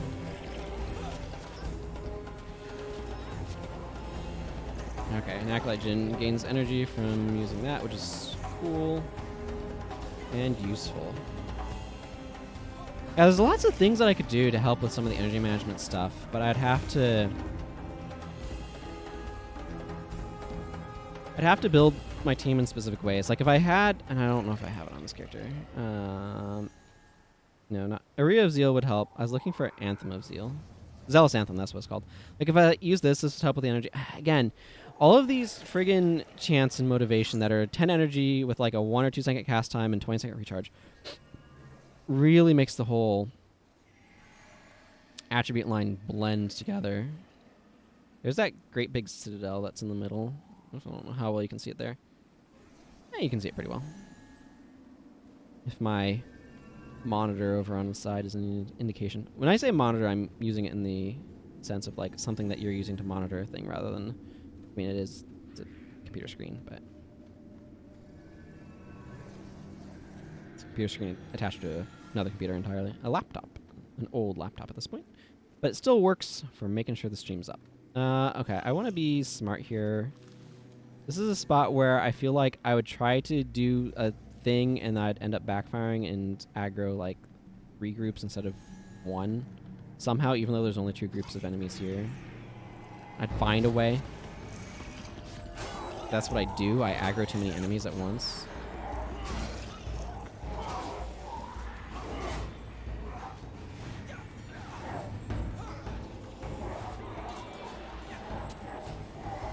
Okay, but like we need to take down these guys too here. Okay, and then we have managed to aggro the other group, but once the first group was kind of finished is when we got their attention, which is good. As in, I'm glad to not grab more attention than I want. Visions of Regret. I do not like seeing that on my team. Visions of Regret does a lot of damage.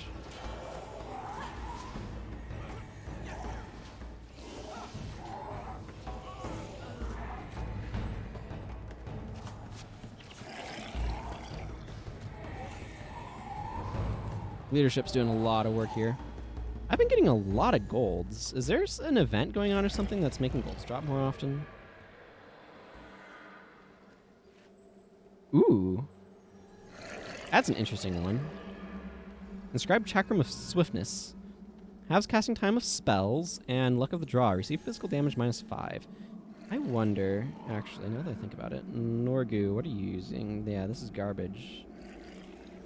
What is this? Luck of the draw, domination.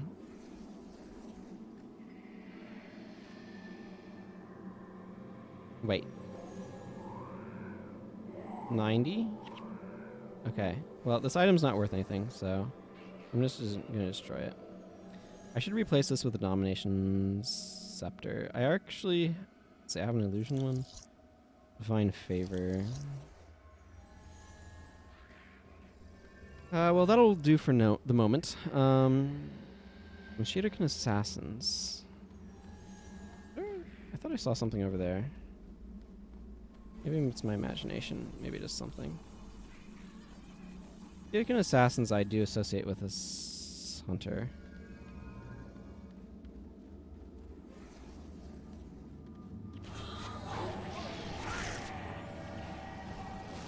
Well, I stopped a firestorm. That's got to count for something. Both of the monks are like, now is a good time to use the signet.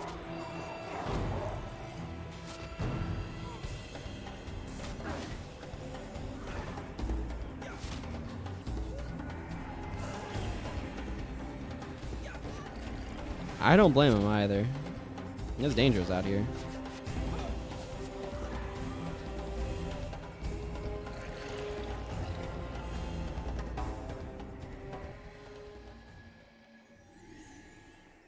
Okay, there's a Forgotten Warden over here. I'm gonna go say hi to. More Shadowkin Assassins over there. Interesting. I felt like that quest chain was implying that Shido Dagachi was the hunter, but I'm guessing not. Well, or like it's clearly not the case. Anyway, Tarek says, "Are you still alive? It would seem that that is a little problem that I will have to fix myself. Abaddon wished for the destruction of Ra. Like the foolish Char, the people of Or were nothing more than a means to an end. There's no further use for you. You're stronger than you look, and more foolish. Very well then. Let my true form be the last horror that is seared into your eyes. Razah.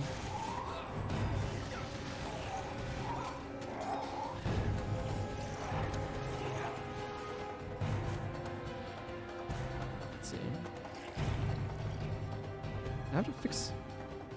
There's a little problem I'll fix myself. Yeah, it would make sense that Abaddon wished for the destruction of Ra, the city of the gods, who abandoned him. Rejected him. Open season.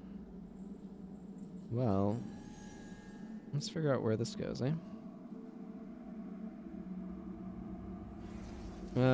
open season.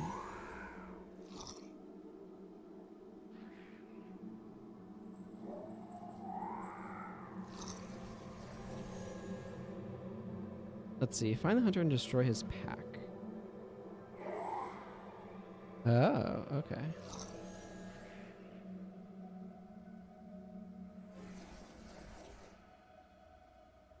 There'll also be a Shuriken assassin wandering around as well. Okay, there's a couple of different possible spawn points for the hunter. Okay. It looks like he can spawn over here somewhere. So I just need to look around for him. We'll be accompanied by some Shuriken assassin.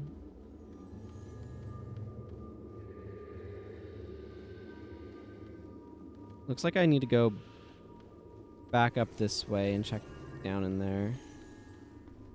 Won't be inside the citadel itself, though, from the looks of things. So that's good. That's just a lot of enemies that are kind of like in front of each other. And stacking up awkwardly.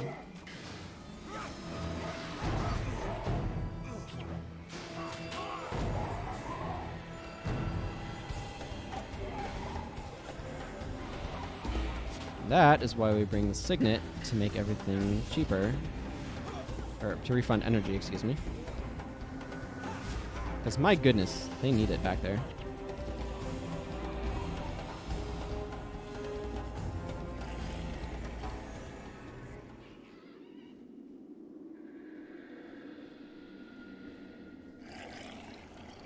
Okay. I feel like the monk is kind of a high priority, but the other ones are also kind of a high priority. It's really awkward. Figure out what's the highest priority here. I know, however, that standing around in the effect is definitely not a high priority thing to do. Razah, what's going on with you, bud? Okay, well, you look like you're surviving, so that's good.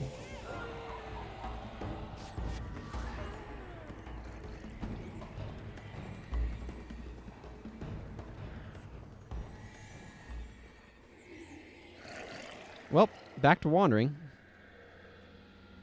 I think I'm almost done with quests here, though. So I can take a survey in a moment. Once I turn in these two, I'll go through the list of Realm of Torment quests and see what it looks like I may not have done yet.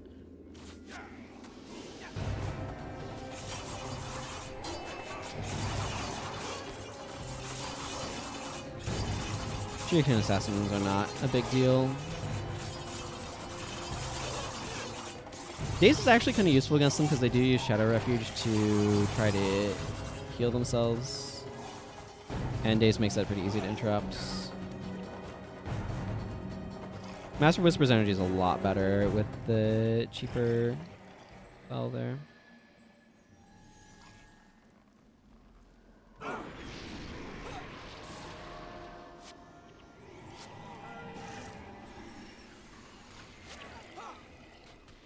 Couple hits.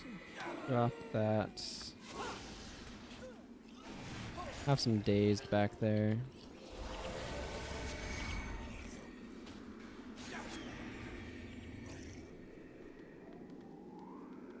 Ah, there's the hunter.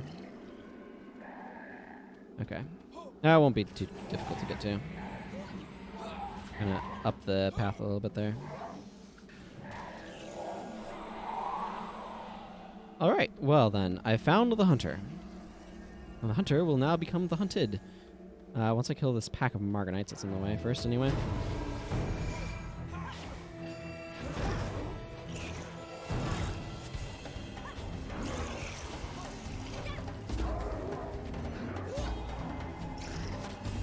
Or, you know, they can just come out now.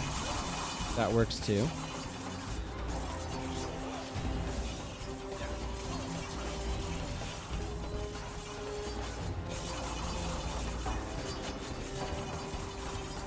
Not a demonic servant of Abaddon. Shocking.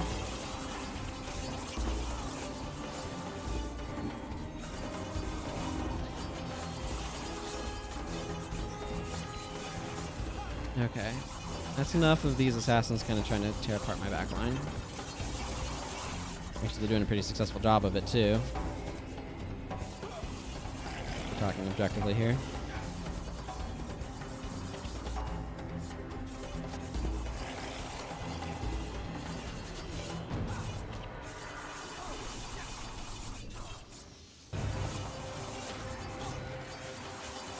I just need to kill these Shuriken here.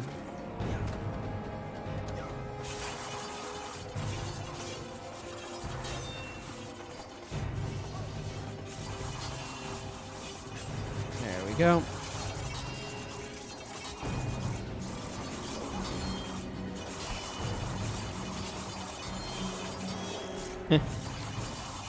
Song of the Mist will keep him from degenning to death. Actually, no, it won't. Wow, we just have one Shuriken assassin left. If we hadn't aggroed that group as well as the other one, it would be done already, but... oh well. It is what it is. At least Dunkor didn't die there.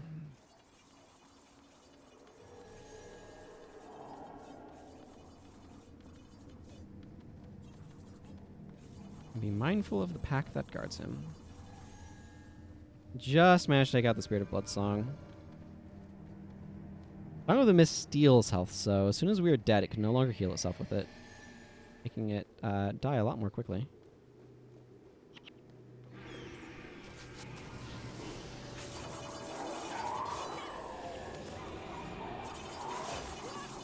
There we go. Hunter down. Most excellent. Take out some of these random Margonites.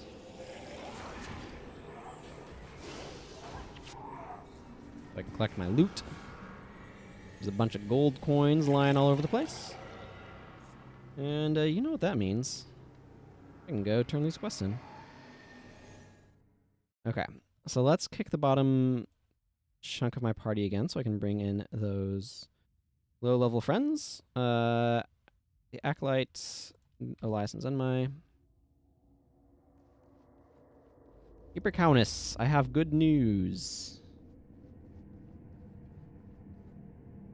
Ah, yes, I can sense it. You're free of the hunter. I can still feel his presence, but I now detect confusion, frustration, and anger in him. We have succeeded. The pack roams, scouring for you, but their vision is shrouded in fog.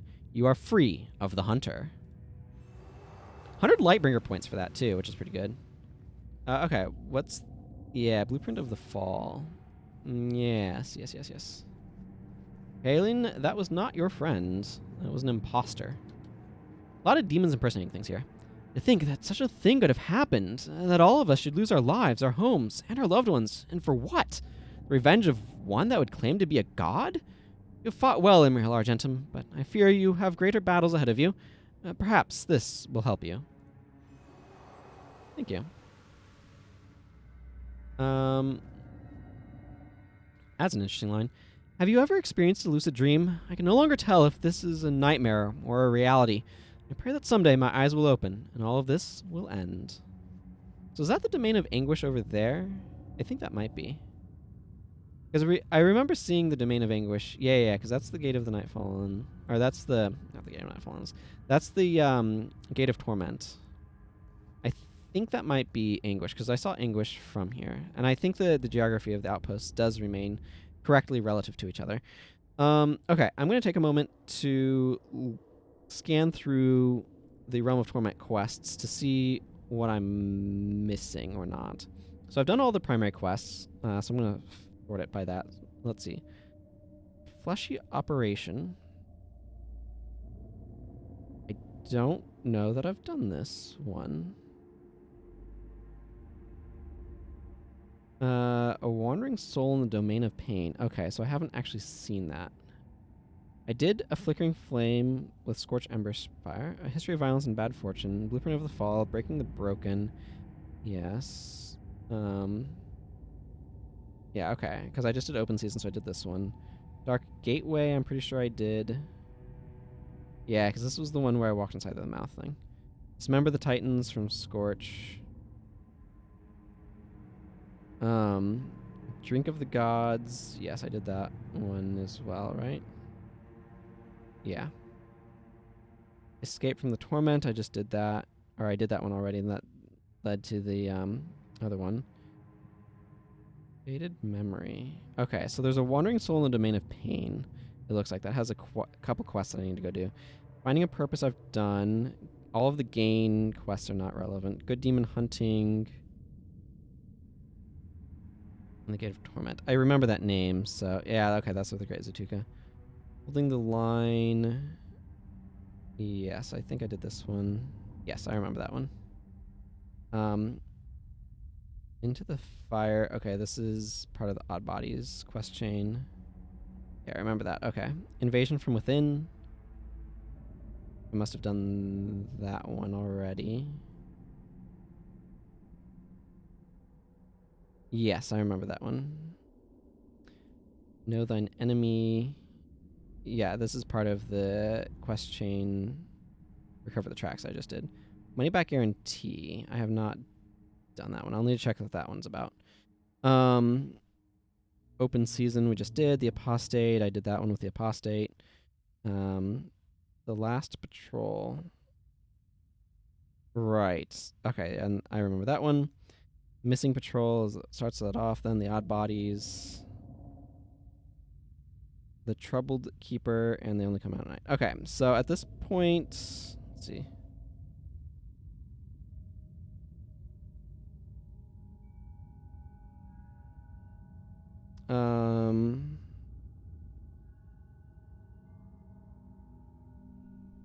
Oh, I see. Appears that my predecessor, Keeper Milzash, was tainted by the foul magic that lingers in this realm. He stored gemstones from hapless travelers in exchange for access to the heart of Abaddon. The gemstones have been confiscated and he has been relieved of duty.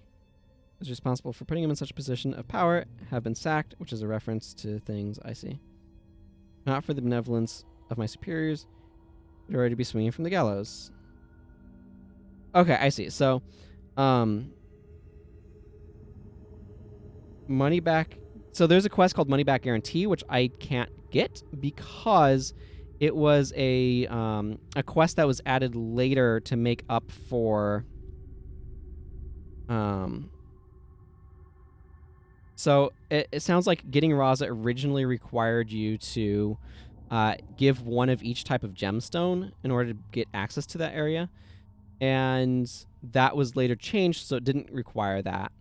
And so they added a quest to refund everybody who had spent a gemstone in order to get to Razah, is what that sounds like is going on there. So I just need to find I need to find this wandering soul, who has a couple of quests in the domain of Anguish.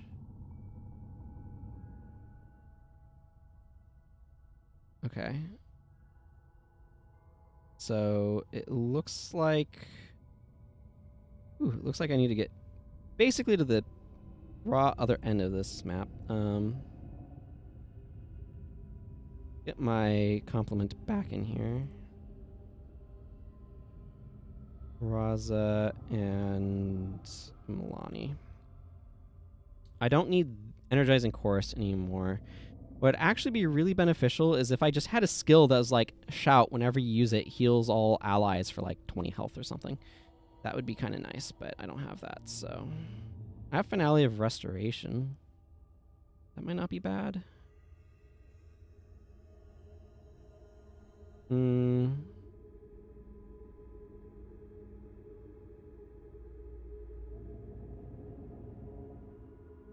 Let's see, do I want to use that?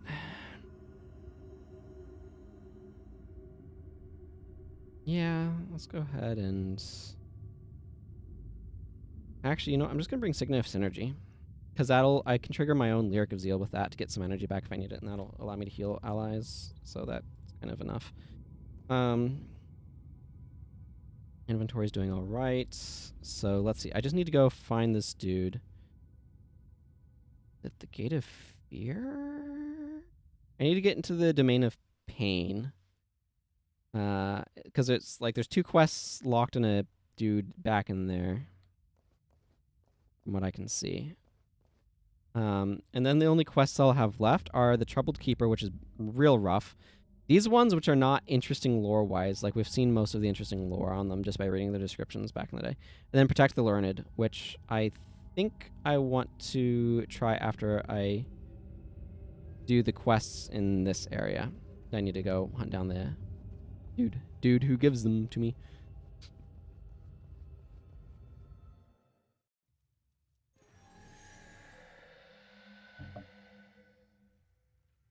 Hey, Captain Yithless, shouldn't you be a little more dead?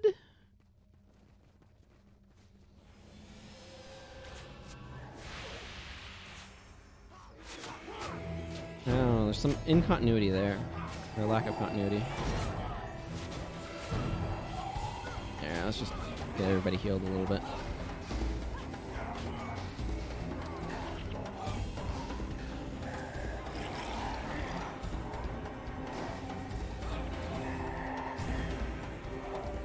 Okay, I'm gonna Shadow Mesmer can go down.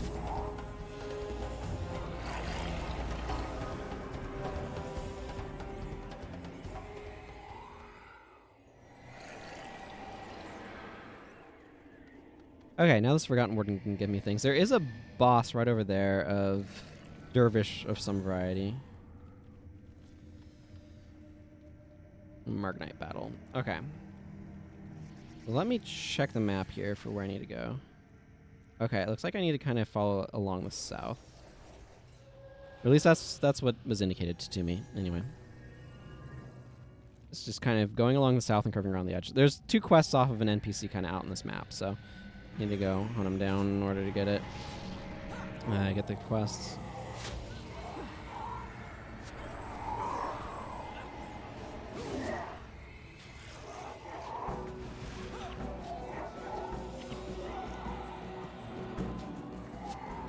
Shadow Monk, how do you feel about some Dazed? Yeah. There's a lot of, like, interesting ideas for, like, team composition stuff of, like, don't use any enchantments, for example. And it's like, oh, you rely on shouts, chants, and weapon spells and stuff. Makes something like Sigma Synergy a lot better.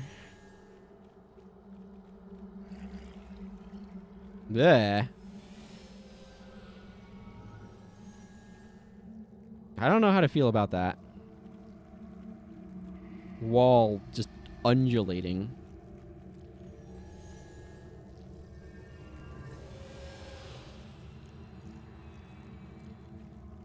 I don't think it matters. I'm gonna go along this way, I guess. I don't really like undulating walls. I think that's the conclusion I'm reaching, everyone. I don't think I like undulating walls.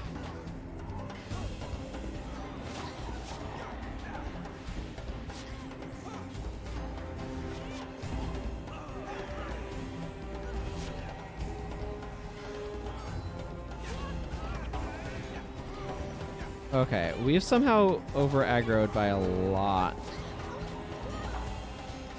I can see that is the case now. Okay, there's an entire group over there. There's a friggin' monk healing them.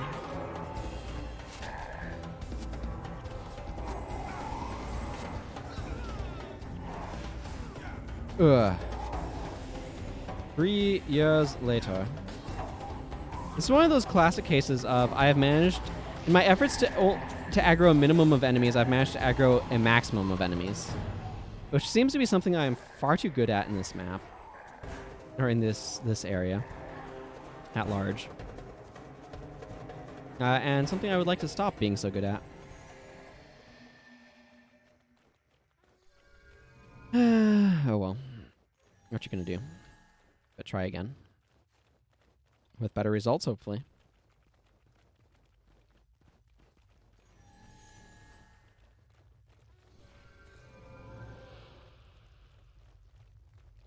Yeah, random incidental 20 damage whenever you activate a skill actually adds up quite a bit. I mean, it's kind of like a Spiteful Spirit variant, right? It's no minor thing. Yeah, see, I thought I was fighting this group right here, but I also ended up fighting that group for some reason, and I'm not quite sure how that happens. It's a lot easier to fight just one enemy group, is what I'm saying. I guess what ends up occurring is Milani gets close enough to kind of like aggro everything. Okay, we should be ending the Shadow Spirits.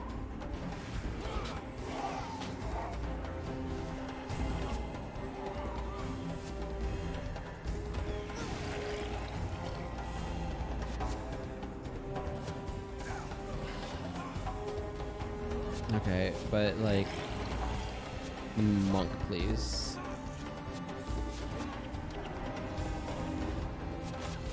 Okoro, please stop dying. Invalid target because your target was dead is certainly a good reason to have an invalid target.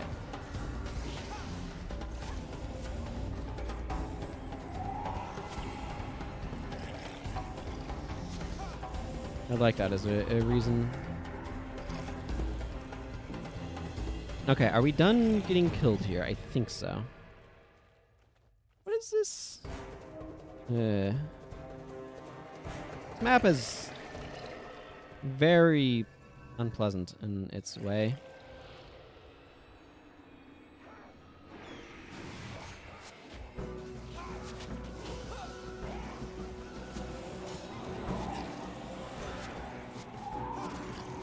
Razah here, you can have a bit of help, I guess.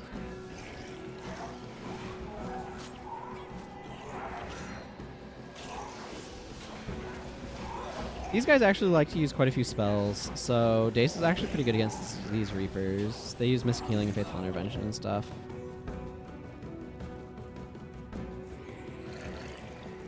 Okay, here's a Forgotten Warden. That's always good to see. Gives me another res point. Gives me some bounty. Menzies battle, maybe? That would have been nice a while ago. Nope, just please kill more Margonites.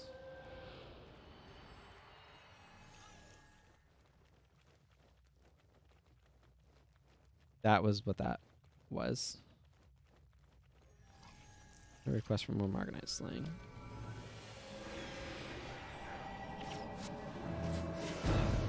Good interrupt, my friends.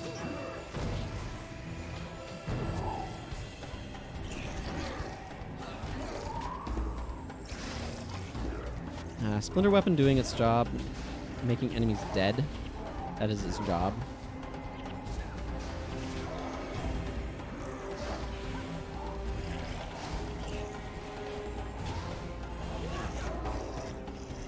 All right. That guy was, I think, had his buff up. That makes him take 0 damage, but that didn't stop us. It doesn't stop us at all. Does this continue around and through? Yes, it does. This is interesting. We're getting some of this black, red, gray, whatever you want to call it, but like red and black texture that we saw in the Ronjok in Nightmare, Nundu Bay mission. That's kind of neat. Here's the Citadel again. Another angle. I think we're going to fight these things. Here's the monk. Norgu has a decent amount of death penalty built up, and by decent amount I mean too much.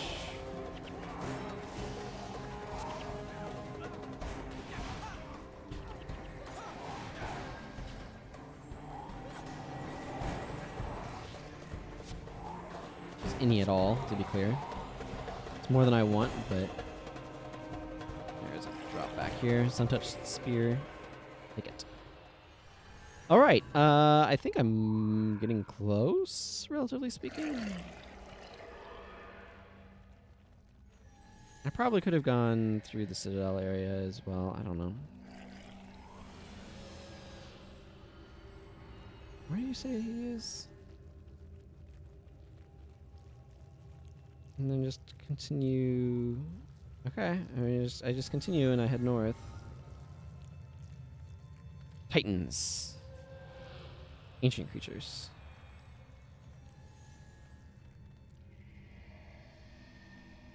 Okay, it looks like it's more along this way, maybe? No, I have the cleric targeted. Excellent.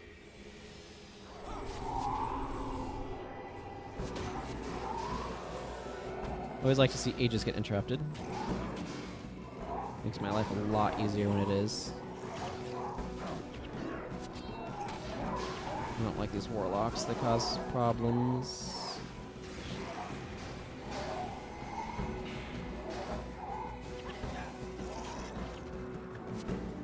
Okay. Bowmaster's the only one left. Easy enough to take down.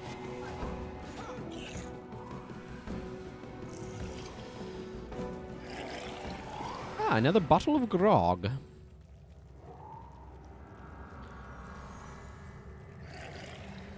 Yes, yes.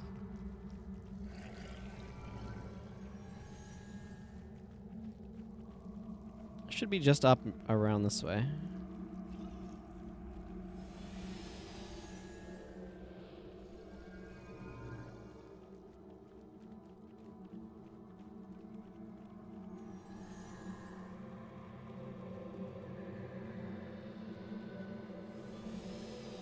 And up here, continues on the path. Should be nearby, I think, at this point. From what I saw, anyway. There's the Wandering Soul. With its quests.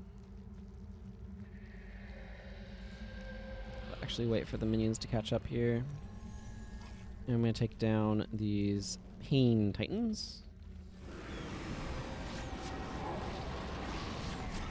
Which are Titans being a pain. If you ask me anyway. I do not like Madness Titans. I do not like them, Sam I am.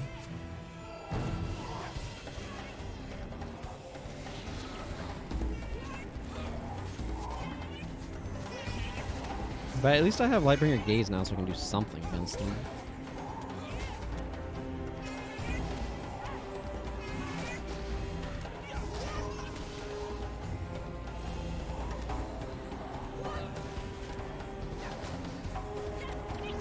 There we go. Taken care of. Okay, what do you got for me, Wandering Soul? Hey, could you help a wandering spirit out? All I remember is running through these disgusting fleshy tunnels. Before that, I had a blank. I call this place the Bleach Tunnels, because it is here that memories of the realm's spirits are devoured by flesh gluttons. I know, the name disgusts me too, but I've got a theory. If you slay these monstrosities, the essence they devour will be released back to their rightful owners, namely me. Would you kill some of these things for me? What have you got to lose? An undead mind is a terrible thing to waste. All right. Well, let's go deal with the these enemies in this quest here. The Fated Memory. Big old fleshy blobs around here. There's a flesh glutton. Also a cleric, which I feel is a bit of a more important target.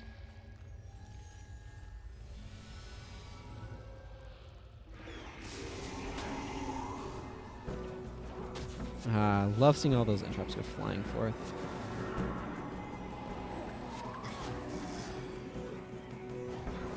Okay, we've got a little bit more aggro here than I would have liked, but from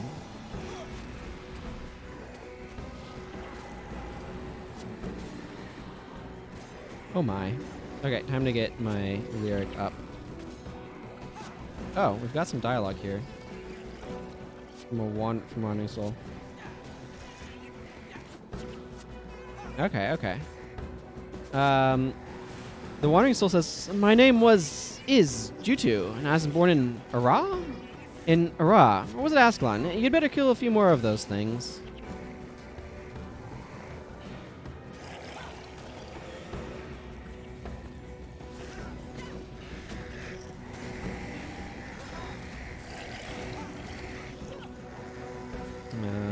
I'll pop Milani back up.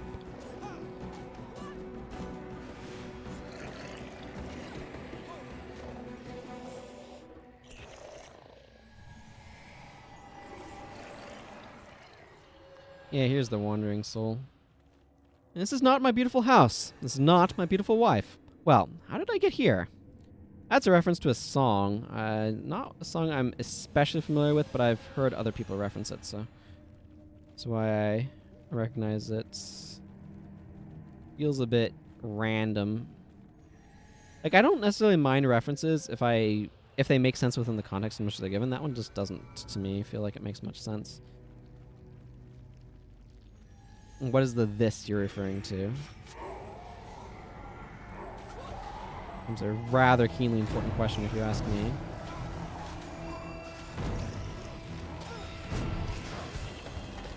More dialogue? I remember the Char. I wish I didn't. Why did those wretched creatures attack my homeland? Well, they were provoked by Titans, if that's of any consolation. How did we end up aggroing, like, 3 groups at once?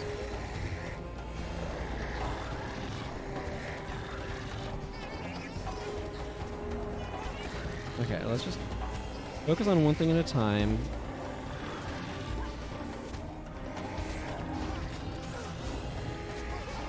Oh my goodness. We have absolutely, like, mega aggroed.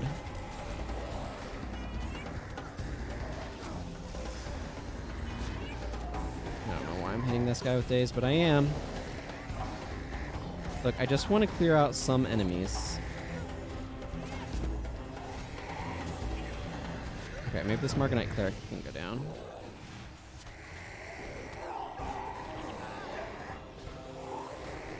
Ugh, and of course, freaking Death Pact Signet is just slowly whittling my party away.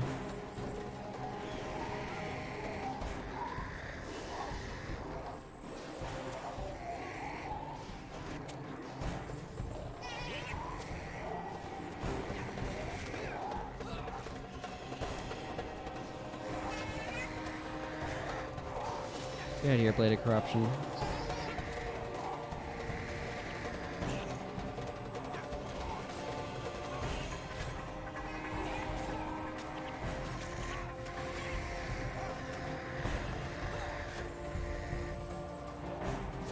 I don't know how we didn't absolutely completely wipe there.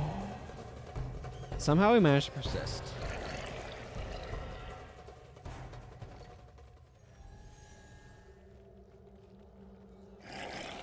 This is a good moment to give my party a moment to recover some energy.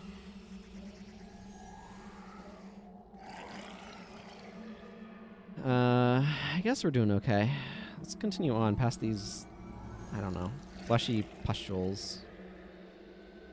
Or whatever the heck those are.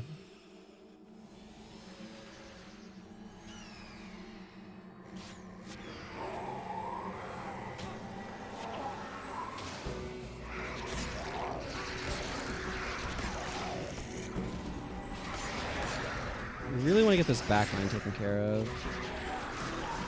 Actually, at this point, these Scythes of Chaos are probably a bit more of a threat. Scythes of Chaos do a lot of damage. It's important to not underestimate them.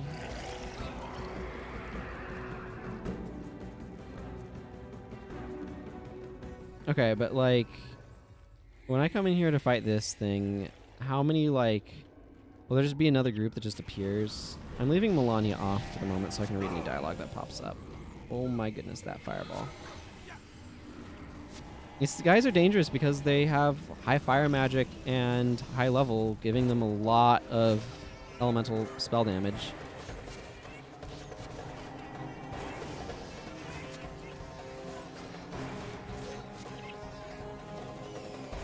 Making them an incredibly high priority target. Okay. I think when we kill this thing, it like breaks into a bunch of like torment demons or something. The Vizier of Or had a plan. Magic that would kill the Char. Yes. That was the general idea.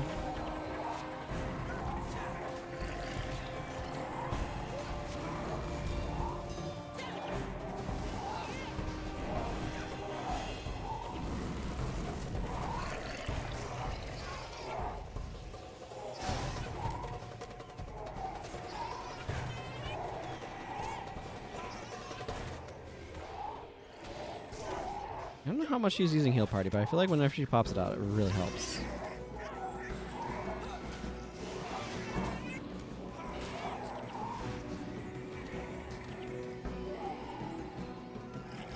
I have 2 of 5 left to kill. Excellent.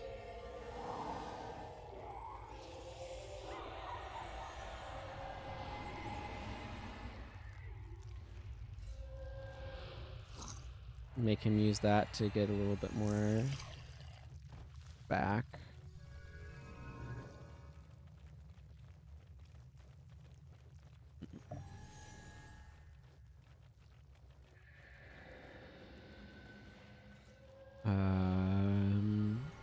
Let's wait for them to kind of come to us.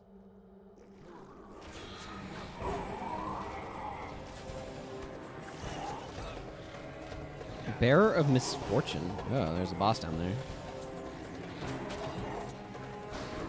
Barrage. Okay, this is just your standard like barrage boss then. I see.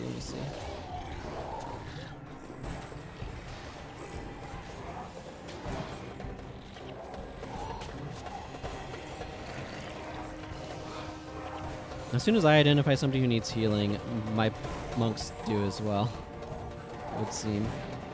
Or Razah does.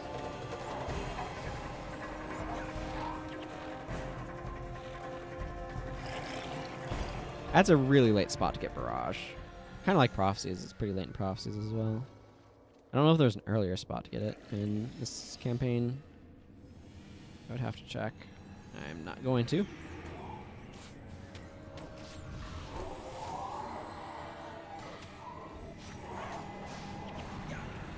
No, wait. We discovered that the Vizier had been corrupted by the God of Secrets. We found the forbidden books in his quarters. It's coming back to me now.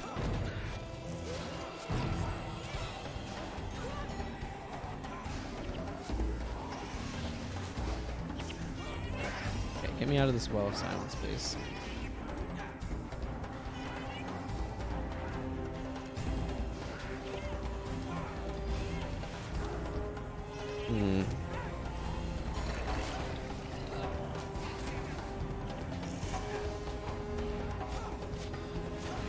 they're really trying to like patch up all of the connections that prophecies and factions have to Abaddon, and with a lot of these side quests, which I think is really cool, and I really appreciate that they're doing that. It's a way to kind of try to explain. I mean, on the one hand, like making everything the machinations of Abaddon is maybe a bit ridiculous, but on the other hand, like it's kind of a cool way of like, oh, this is like it emphasizes how big of a problem Abaddon has been. When it's like inspires the Char invasions through the Titans, inspires the destruction of Or through corrupting the Vizier, the whole thing with Shiro killing Anxion and factions as a consequence, through the Fortune Teller. Like Abaddon's clearly been like, it shows how much he's been like working to accomplish his goals, and I think that's really cool. On the other hand, like making basically all of the things that happened in the previous 2 campaigns kind of like inspired by Abaddon is maybe like, I can see how for some people that would also just be like lame or like stupid or like cheapens it or whatever. Like I can see people having that perspective on it, and I think there's some justification to that thought as well. Where's this last? Oh, there it is.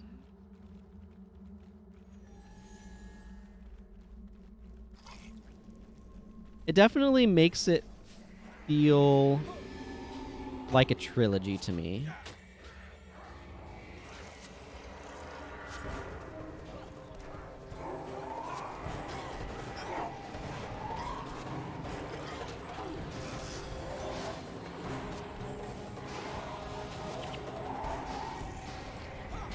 The Vizier was a traitor. Too late. Or was lost to Abaddon. Pain, suffering. Why must the memories sear me like it was only yesterday?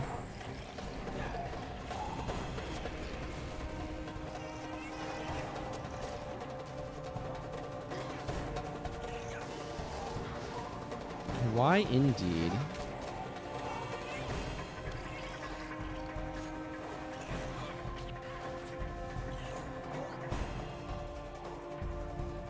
Interesting quests here, though. Slowly, the way a flesh glutton crawls. My memories are returning. I'm glad to have them back, even if it means reliving the pain of the Cataclysm, or the destruction and suffering of the Orient people. Thank you, Imrahil Argentum. I won't forget you. Imrahil Argentum, I remember now that I was not alone when I entered the Leech Tunnels. Some of my fellow Orions suffered the same fate as I, and they must remain somewhere inside the tunnels, losing their essence to the gluttons with each passing moment. Save them from their dismal fate. Your friends won't forget this rescue. A fleshy operation.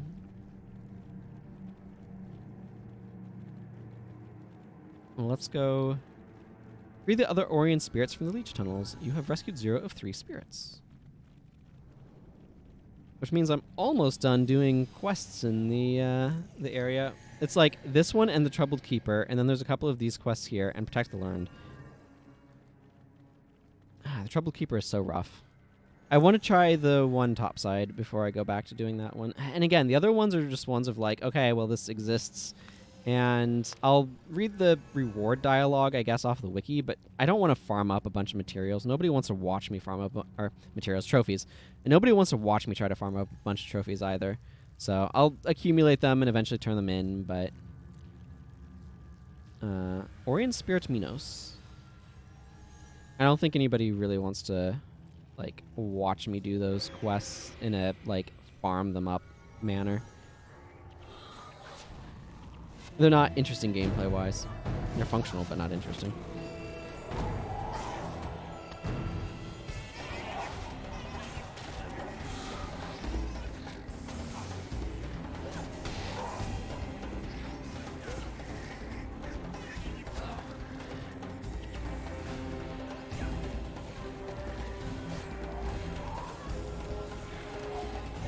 Okay, these Madness Titans need to go down. Oh, cooking Zephyr's up. That makes sense. There are a bunch of arms of insanity around here. After all.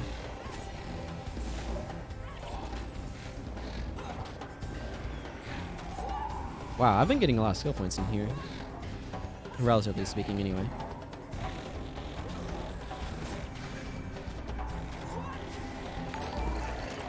Hey, thank you for the follow, Chromith, I think?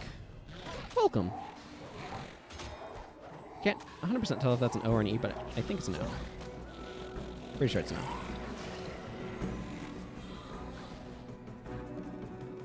The secondary screen that I look for that stuff on is kind of small, so... Help! Kill these demons before they consume me!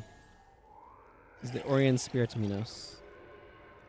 Oh, okay, we did.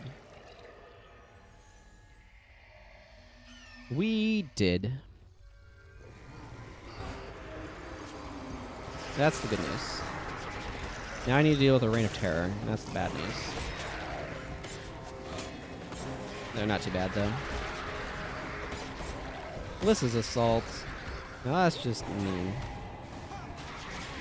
I do not have good precision with my Signet of Synergy at all. At least it heals me. That's good.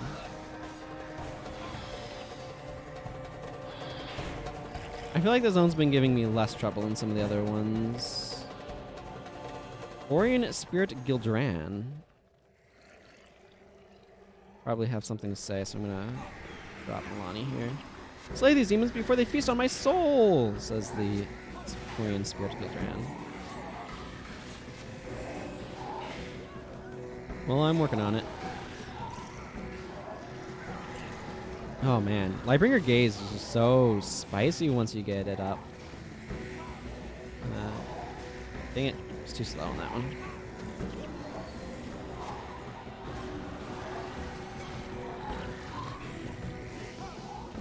Okay, good. Got the Reign of Terror. Really glad about that. First a Char, then the Cataclysm, and now demons want to eat my soul. What did I ever do to deserve this? The walls are fleshy. Why does the blood of the lost course through their veins? Wait, do I really want to know the answer to this? I thought I was going to say to this question, but nope. Do I really want to know the answer to this? That was it. Okay, well now we know that the blood of the lost flows through the veins of the domain of pain, so that's great. Mm-hmm. Delightful.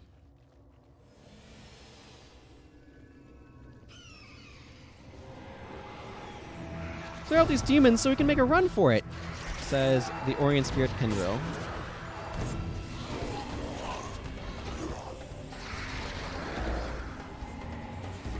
Okay. Scythe. Let's try to take out this word.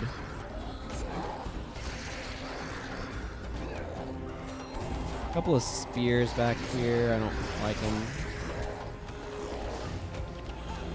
Okay, those are down. Now we can take out this Scythe of Chaos. Scythes of Chaos are a pretty high priority target because of the AoE relative. More than Blades of Corruption at any rate.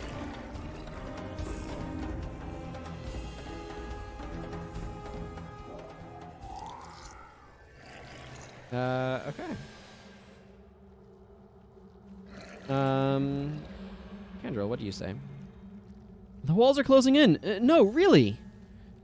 Okay. I have to take them to the entrance of the leech tunnels. Oh, that's over this way. Shouldn't be too hard. I cleared out a lot of these enemies already, so... Man, this is a deeply unpleasant area. Whew, my inventory is stuffed, apparently. Alright, well, I know I'm going to have to clear out my inventory after this.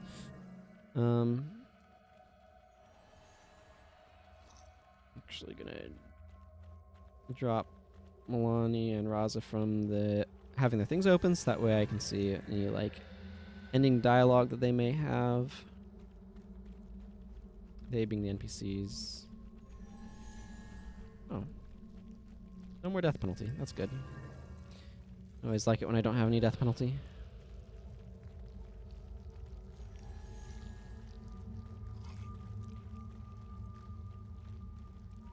.5. I mean, still like 2,000 Lightbringer points away, but pretty good progress if you ask me.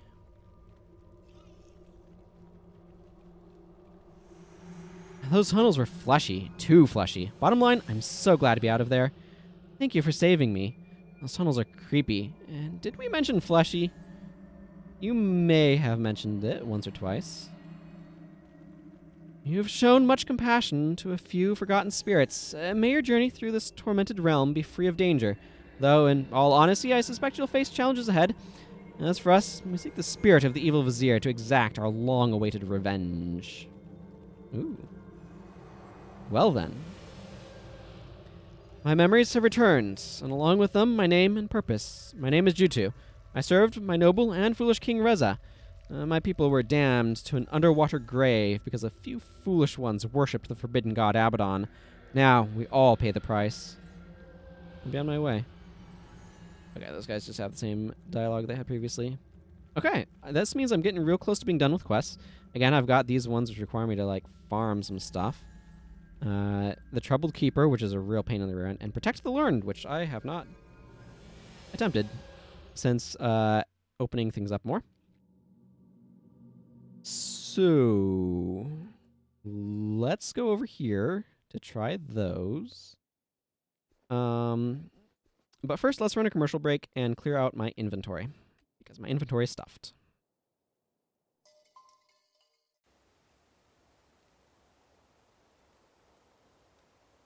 Very stuffed.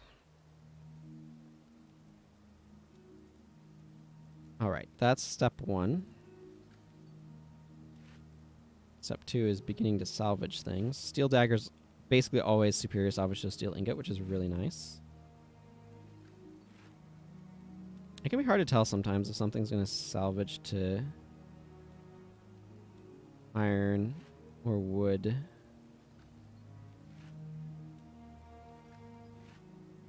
Right, I don't care about that mod. I think the air staff might actually go iron. Nope, it went wood. Okay, I'm just going to assume the rest of the stuff kind of goes directions I don't care about. Ooh, what did I get here? Tormentors. That's got some value to it. I don't care about cloth, so I'm going to just ID that.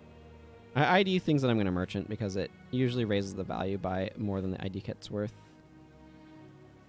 Not always, but often enough that I think it's worth it.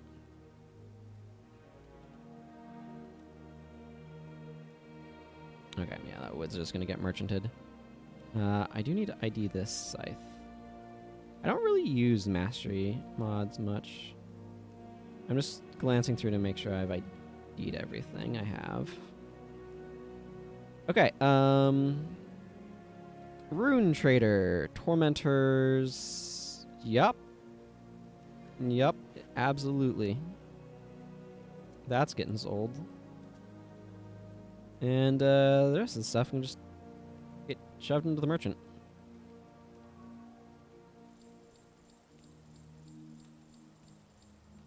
Like so. There we go. Slowly working my funds back up. I'll get a jump up too when I fill in this book. I've already done one of these. Okay, leave Guildhall. Probably Poken's Passage because that one's really easy. Right, so let's go see how this goes. It can be pretty rough. I may want a different skill than Signet of Synergy here. I'm kind of considering that. I don't think I need Energizing Chorus. Ballad of Restoration is fine. Blazing Finale could be alright. I could just put an Anthem of Flame again. Let's use Blazing Finale. Let's try that. It seems like it could be fun. That is not the direction I need to go. I need to go this way. So this may or may not go well. It may go very poorly, in fact. This particular quest, I want to try to complete it. It may take a few tries. You have to protect this group of scholars from 12 groups of Margonites, and they all seem to spawn at once. From what I can tell, this Vabian scout will not give me the time of day. I am too impressive for him. It's rare that someone from Easton takes an interest in Vabian politics. Nice to see you making friends. Yeah, that's because I'm a Castellan. It's too awesome. Ooh, I am almost relatively speaking, almost to enough to get Defender of Kurzix. That's cool. Those titles are really hard to max. I'm like less than a fifth of the way to max. You need like 10,000 or 10 million points, I guess. It's not faction transferred because it's a little bit more complicated than that. Some things give you double rewards in that, like buying amber chunks or jadeite shards gives you 1 point. Buying skills and just donating it to your guild gets you double points. So like if you're donating it to your guild and you donate 5,000 to your guild, you'll get 10,000 points towards that title track. If you are let's see. Yeah, I need to talk to the scholars. If you are, on the other hand, buying amber chunks with it, you'll get just the 5,000 that the amber chunks cost. All of these dialogue bubbles make a lot more sense in the context of like actually having gotten the quest going properly. I have to talk to all of the different scholars in the map here, and then the demons will spawn, so they're not actually here yet.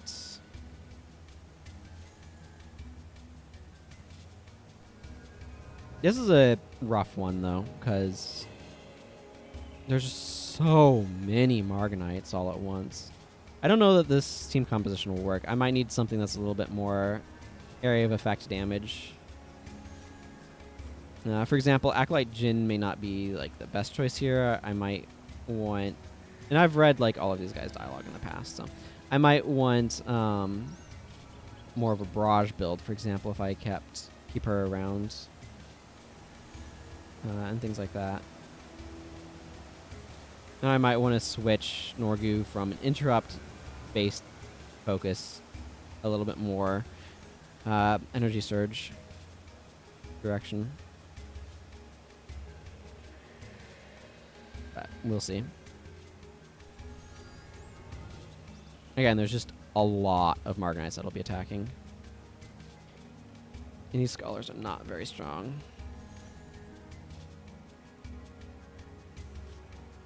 But the first thing I need to do is I just need to go tell all of the scholars, and then that will get them running off. Librarian Aratimos. Fun name.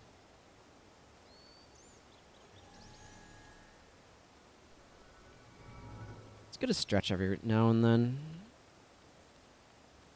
Here's a scholar. You have to keep the scholars alive. If the scholars die, what's the specific number? It'll tell me once I start doing the quests.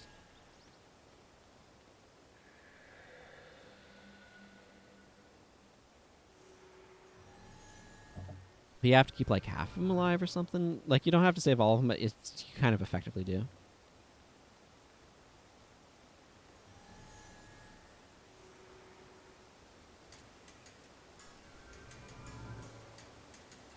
We'll see how it goes now that I'm a rank 4 Lightbringer and have been through the Realm of Torment and have not trying to use henchmen.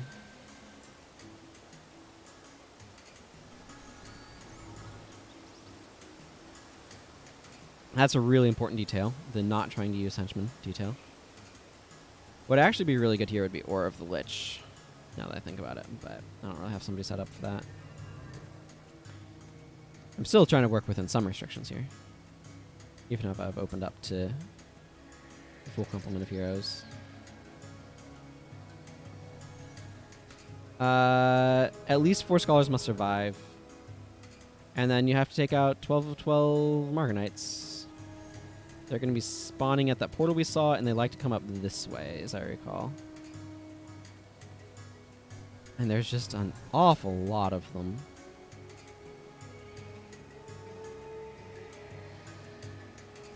Yeah, you can see the Vabian guards.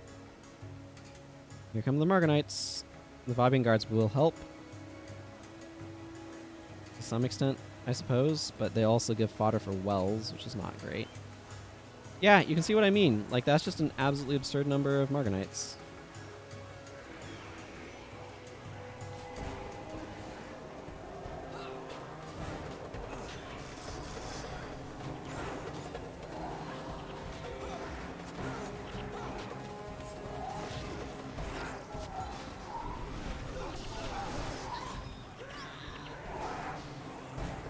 I don't know. I don't know what you're supposed to do about this. This is absolutely ridiculous. Look at this. So you have 12 groups of Marganites. And like I said, they all spawn at freaking once.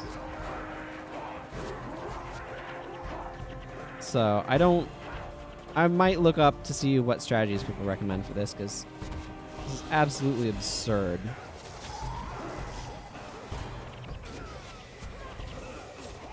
To think that you can take down this many Marganites.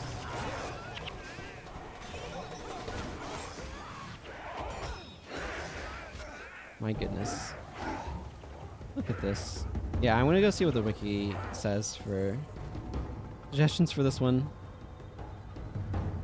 Because I think we're losing here. That's not...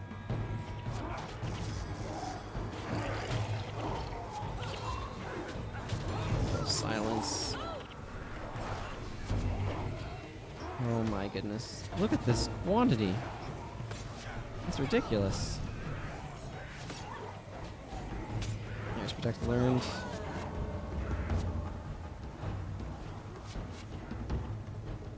Oh.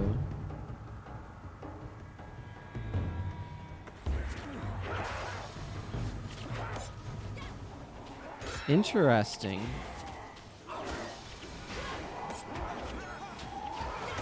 So there's... I see. Devious. Okay, well, we're probably failing here. I'll give us a chance to actually do so, but it seems somewhat inevitable to me. Our death penalty is absolutely absurd.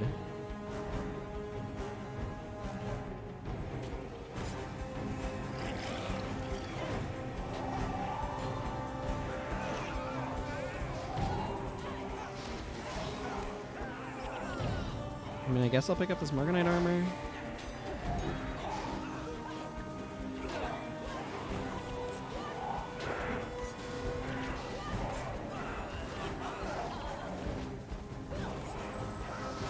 Like, there's no way they're not going to just kill off all the scholars.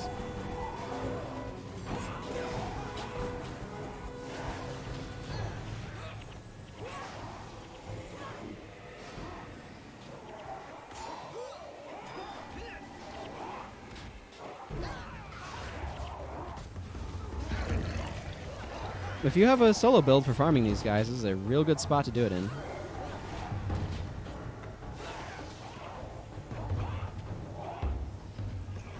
Okay, I'm confused about how the scholars aren't dead yet. It's possible that, given my position, they're just kind of like off map and haven't triggered things. That can happen. There's weird compass interactions, is what I'm saying. I mean, we're at like 60% death penalty, but you never know.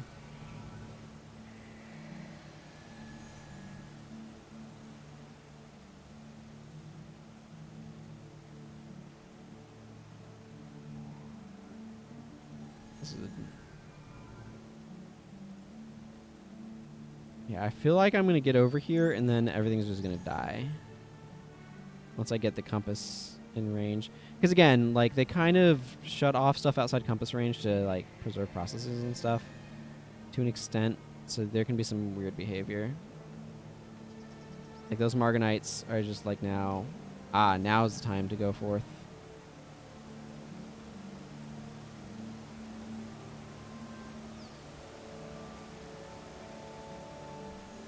I have taken out 4 groups of the Marganites.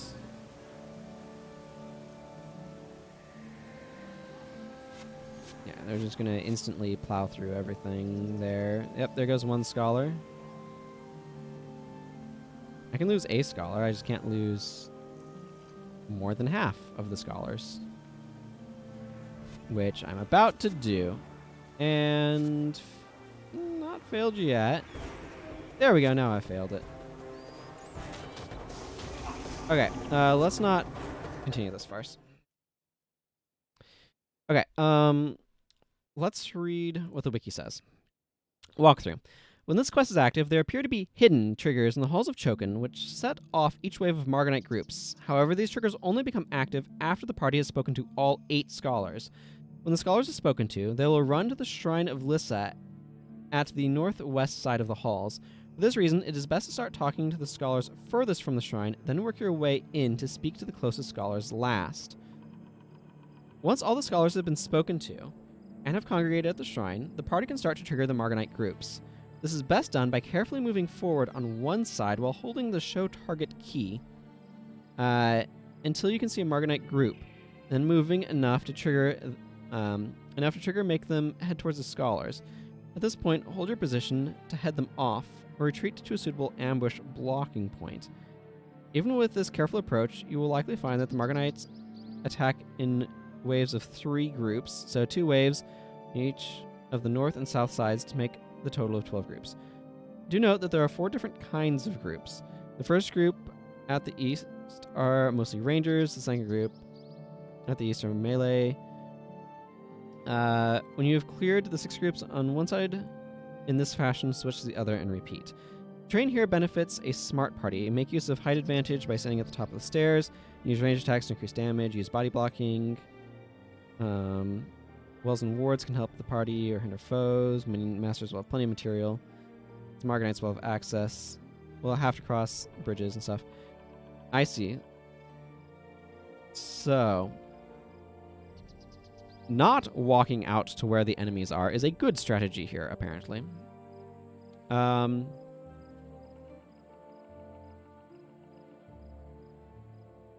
Let's see. I think I want to switch Master of Whispers back over to this one. Okay, so what it sounds like what's happening is, because of the way that I'm going in to this mission, if I run all the way back out, it spawns all of the Marganites. If I do not run all the way back out like I've been doing, it does not spawn all of them. So I actually need to stay back near the scholars, and this is where I'm getting myself ruined, is because I'm not trying to protect the scholars. I'm trying to kill the Marganites, which is a subtly different mindset. I'm being too aggressive and triggering all of the groups to spawn at once instead of holding back and having them spawn wave by wave. That's what it sounds like is going on here.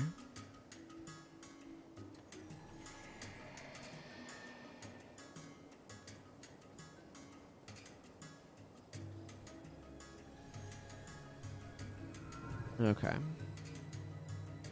So this should be more doable if I'm not being so aggressive. We'll see how this goes.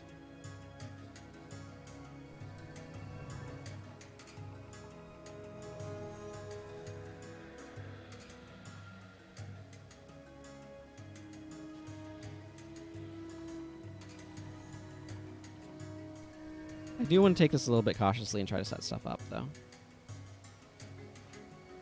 Centurions. Ooh, that's got some value to it. I don't care much about Centurions.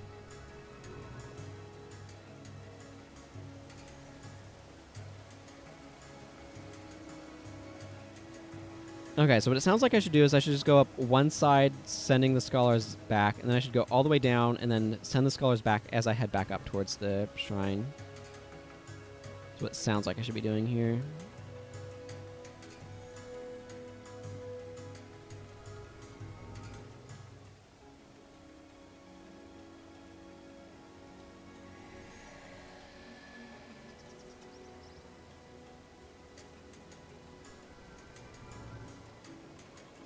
Sakutila.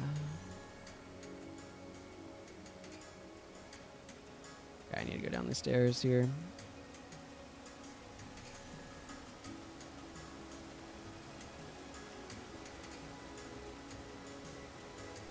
Galagahesh.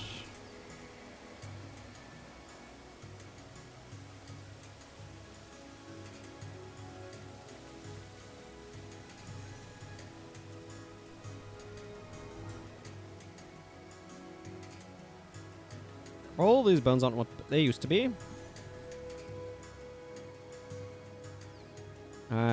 Drink more milk? Well, get more calcium anyway. There's many sources of calcium other than milk.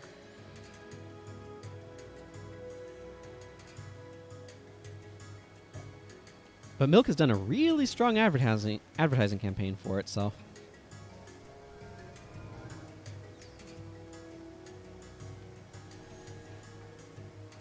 And hide, that's all right.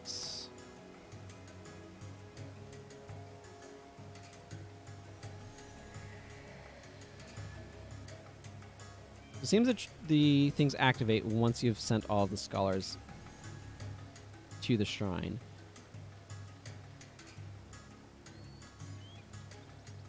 So what that means is I kind of want to go in reverse order to maximize the time I have to get back to not trigger the waves of dudes. Okay, so it's like there. I'm trying to count scholars here. Skull and Madoc. And then, is there another one? Yeah, okay. Scholar Ike. This is the one I want to start with. So then I can do this.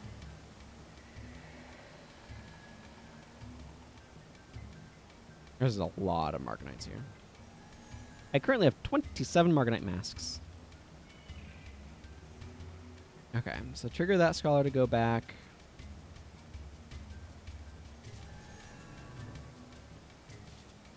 I don't know what the pathing was doing there. My goal is to outrun them and don't need to follow up behind them or anything.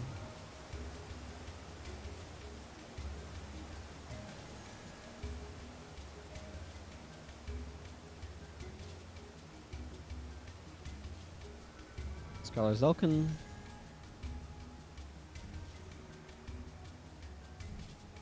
You have to see a guy about a thing. About as ambiguous of a statement as you can make.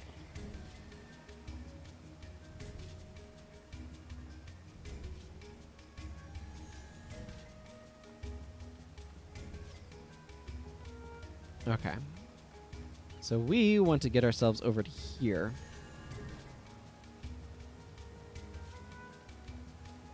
And then once all the scholars are here, this will trigger the ability for the enemies to start spawning. After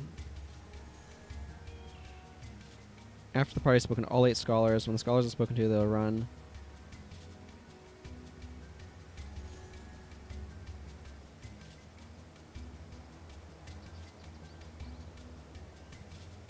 Hopefully I've done this alright. Then, by carefully moving forward on one side while holding the show target's key until you see Markanite group, moving enough to trigger them.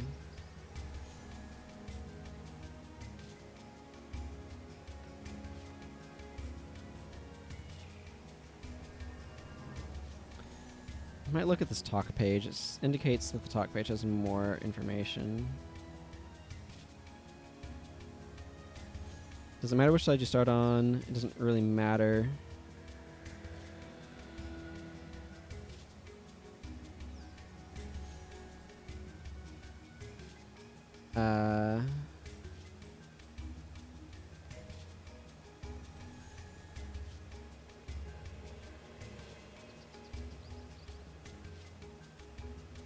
Don't try to talk at all to all the scholars.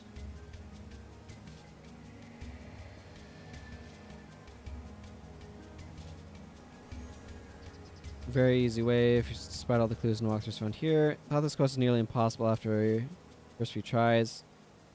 Playing a Mesmer and mainland domination. Haven't found anything suitable. Tracking with all 8 scholars. Take the useful blessings. Head west. It doesn't really matter if you push forward and aggro all the groups at once.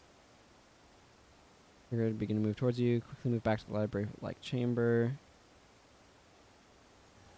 Inside the chamber. Oh, yeah, I see what it's saying. Is to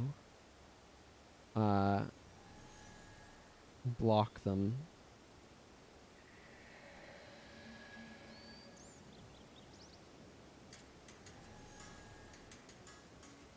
Okay.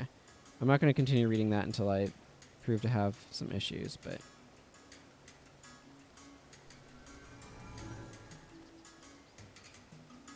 I should have more of a sense of where these triggers are.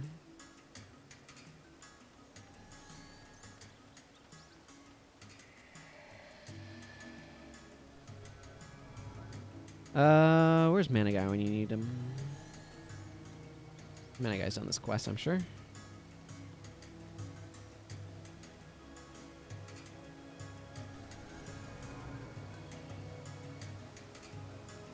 Oh, there's Marganites.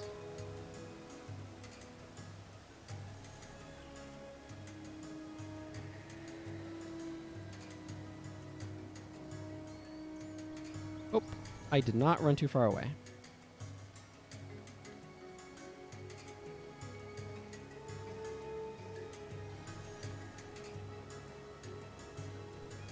Yeah, because there's some Marganites coming up over there now.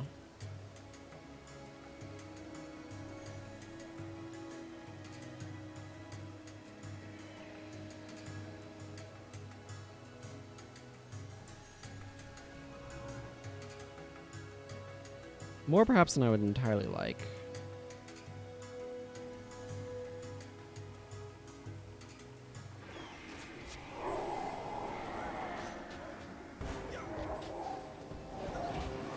That to Milani.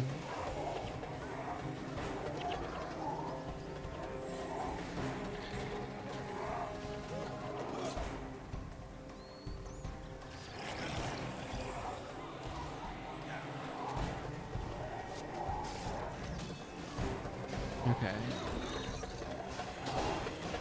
I want to make sure I'm keeping the flames up on her.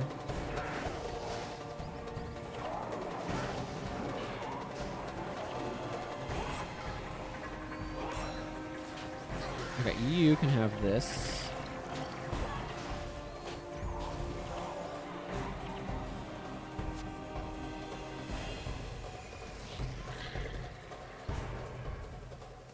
Hopefully I didn't trigger any on the other side. I'm not quite sure what's going on here.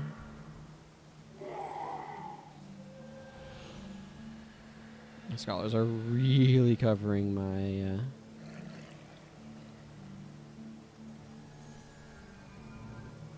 my compass.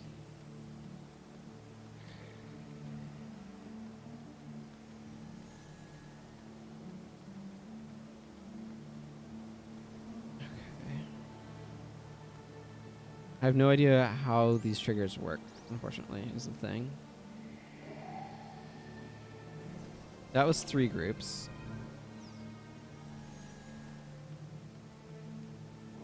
I can see further here than the compass, just by a little bit.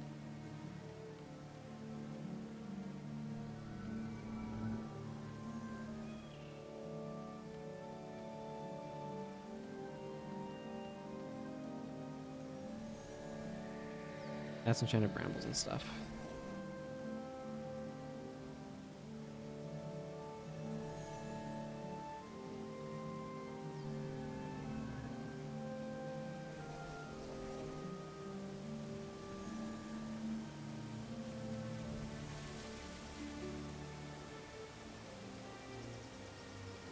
I have no idea. The thing is, like, they're not saying where these hidden triggers seem to be. So I'm kind of just, like, nervously walking forward. Okay. There's some more Marganites.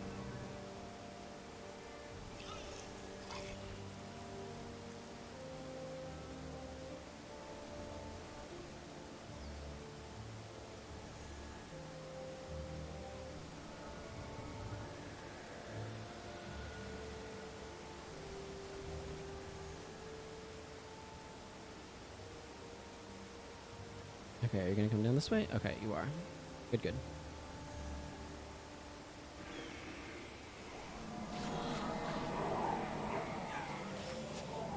Milani this, so she can start setting things on fire more.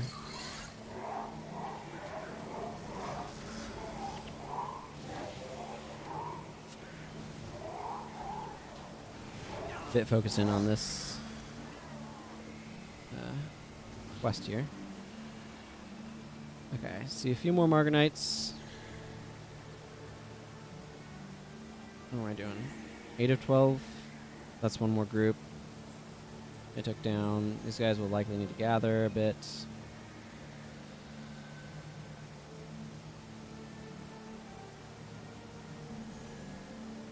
Okay, I see a bunch back there. Let's back up a little bit.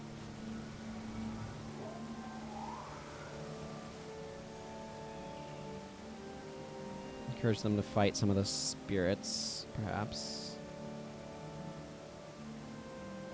Pretty good sized group. It sounds like you can get one side at a time.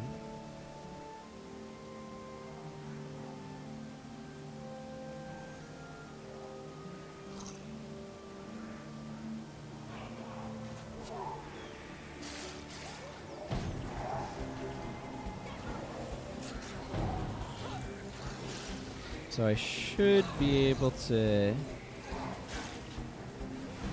punch through all of the Margonites on this side.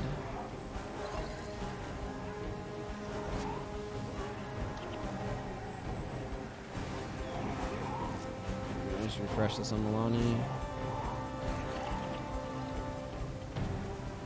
Okay, how are we doing?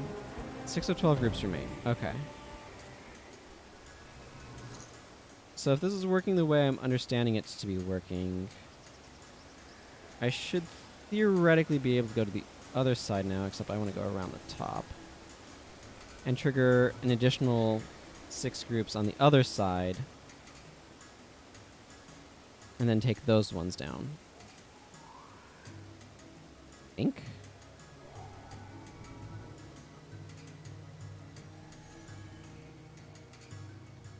Like, the group sizes that I'm getting now are much more manageable. The group sizes I was getting earlier were way too big.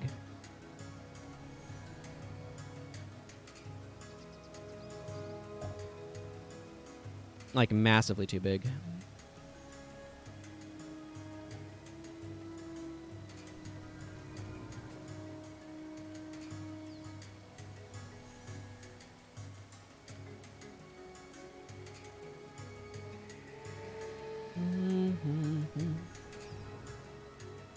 So let's see then if I can get a more manageable group over here. You'll hear about the archivists. They can archive things all they want without any trouble.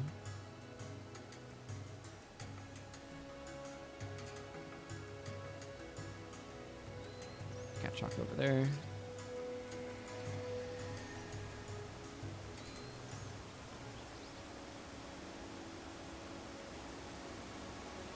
Okay, there's a Margonite Reaper. Here we go. They're moving out. I'm going to drop Signet of Spirits now. Give them the old welcoming party that way.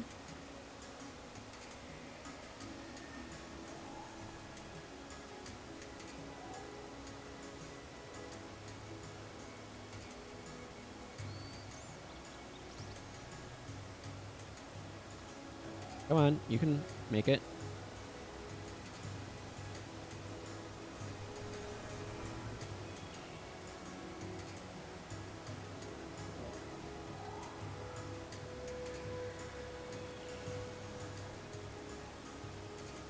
Here they come.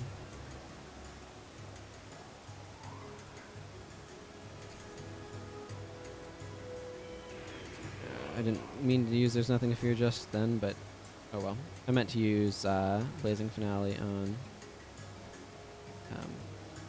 Tal'Kora.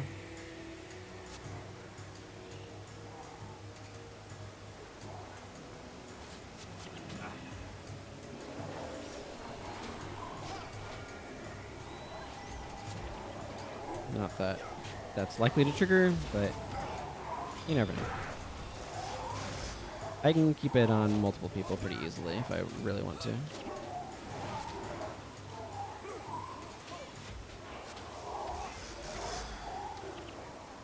Although clearly I need to reapply it to one Milani.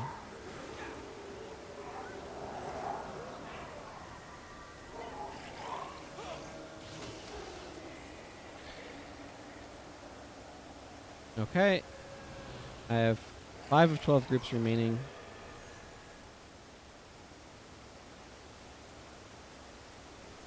Okay, how did I have so many more coming down that side? I'm going to try to make sure this doesn't go badly.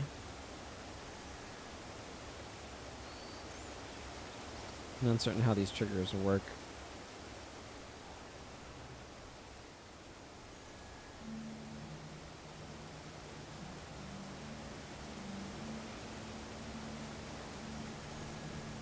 I guess I'll go a little bit further this way, because theoretically I killed all the ones coming from the western side, I guess?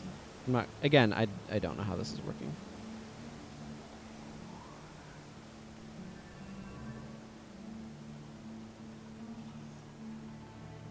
Are they everywhere? Okay, there's a bunch.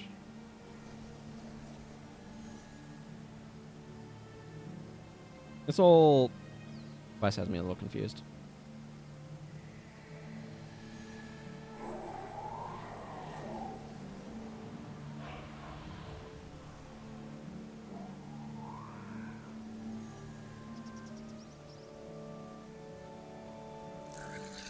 This is a fairly large set, so I think we got several in a row here.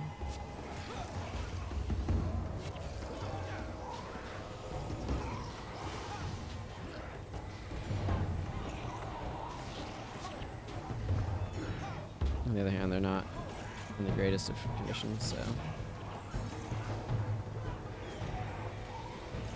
Like, this is not nearly as bad as the massive horde that I was facing previously, so...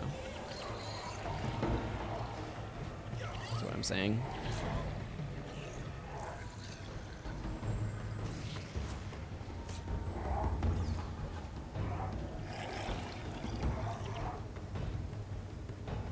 Okay, 3 of 12 groups remain. I'm not too worried at this point, I think.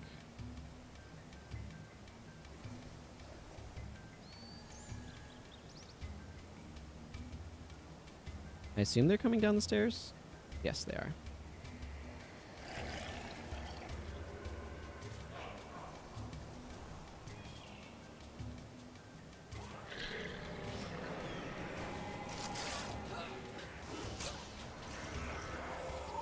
Alright.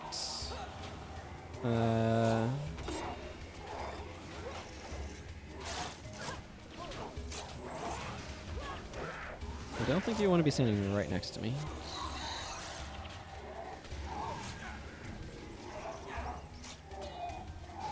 Refresh Milani's Blazing Finale. I should be down to 2 groups. Okay, 2 groups I'm not too worried about, so I'm going to just walk up here.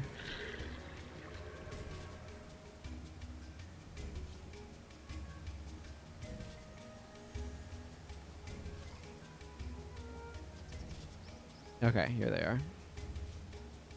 That looks like a lot more than 2 groups.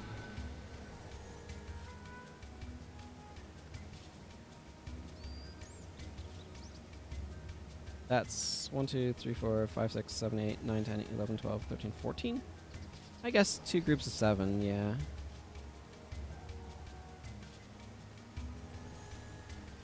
Do you want to come forward? What triggers this group? These groups actually set out. They might be the other side. Let's go to the other side. See if that makes them move at all. Because if I don't need to bum rush 14 Marganites, I'd rather not. Seems a bit risky.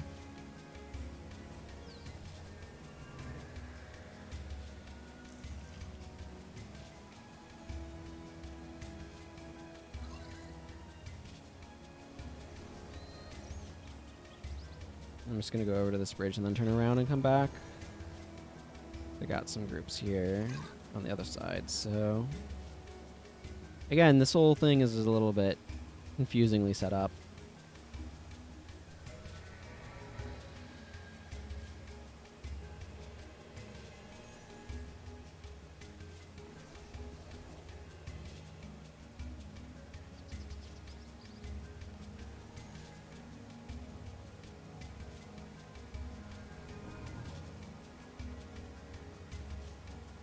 No, looks like they're all still just chilling there. Oh, all right then. I guess I guess I'll just assume I did something weird and everything's wonky, and let's go get some attention.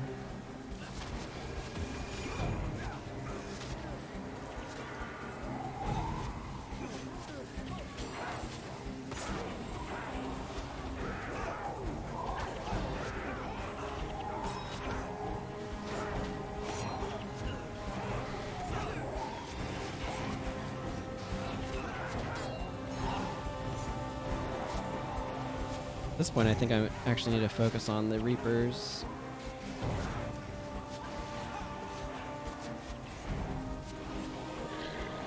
There's an awful lot of them.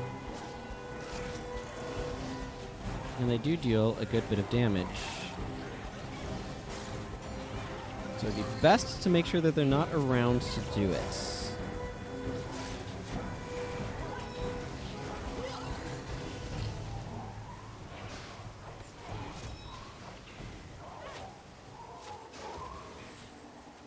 There we go. I'm mostly unconcerned at this point. Some Marganite bow casters is not a huge deal.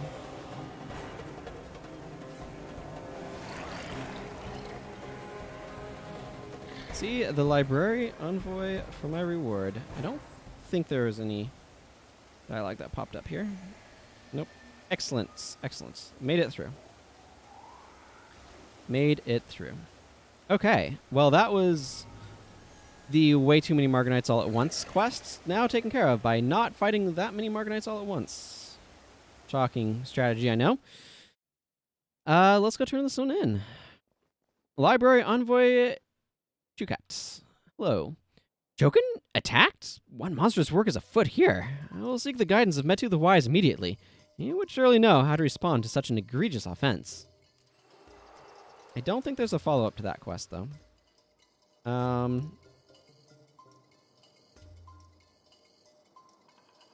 Yeah, it doesn't have any sort of follow by. Whereas the Search for Enlightenment has a follow by. Okay. I think at this point I've done almost all of the quests. I just have the man, there's so many primary quests in East Town. Crazy. Okay. I think I just have these 3 left, plus one that I can maybe get randomly as a spawn in Matani Keys, and I don't want to rezone a bunch for. And the Troubled Keeper, and then yeah. Last of the breed. I'll go ahead and breed the there is one that I need to get to the Crystal Desert to be able to do, but last of the breed. The reward dialogue says, "These are perfect. It pains me to think that the only ones left belong to the undead survivors of this race. Ah, who am I kidding? The glitter of gold helps me forget the guilt. Oh, here, take this as a symbol of our appreciation." That seems about right, yeah. And Sticks and Stones says, upon closer inspection, I can see these glowing shards feature curious inscriptions. Perhaps we have what we need to unravel their origin. I see.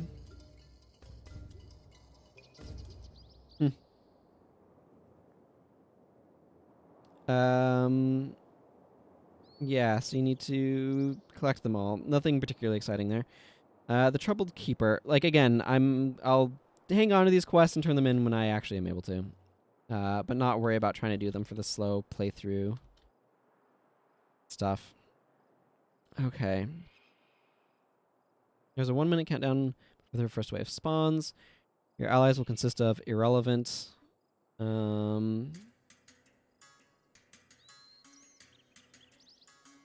So it says, one way of completing the mission with heroes and henchmen is to use a tank on one side, while the rest of the team defeats the group on the other side. Switch places after the enemies on one side are dead.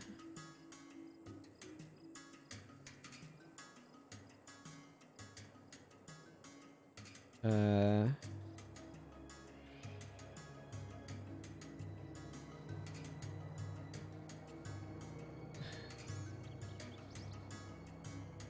Let's see.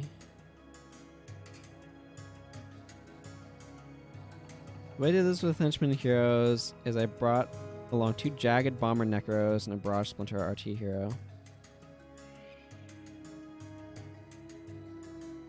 It sounds like this quest is pretty difficult.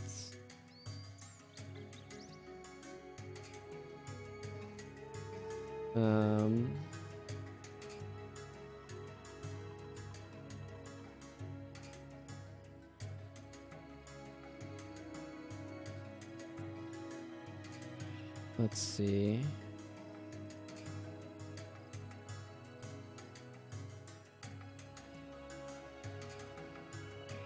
Yeah, so it looks like they're using Minion Masters. Okay, so a bunch of spirit spamming.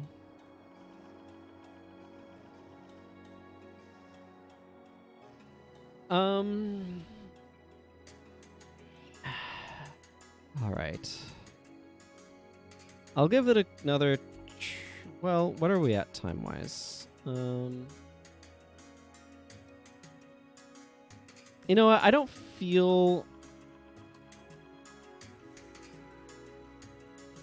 No, I guess I'll go in there, and I guess what we'll probably be trying to do for the end of the stream is finish this quest. We'll see how quickly it goes, or doesn't, as the case may vary, and be, and whatnot. I don't want to worry about maintaining Blazing Finale. I'm just going to. You know, I'm just going to slot in Area of Zeal and do that, I guess, maybe? You know, no, I'm just going to use Zealous Anthem. I want to restore some of my own energy. Whatever. Okay, Norgu.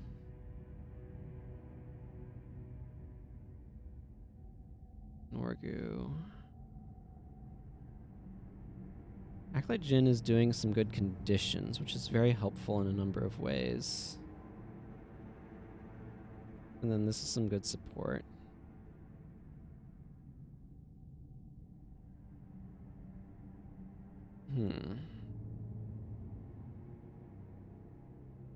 I'll just try this team comp. It's been modified a few times, so let's just see how this does to start.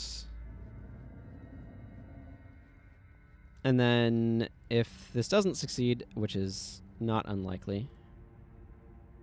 Actually.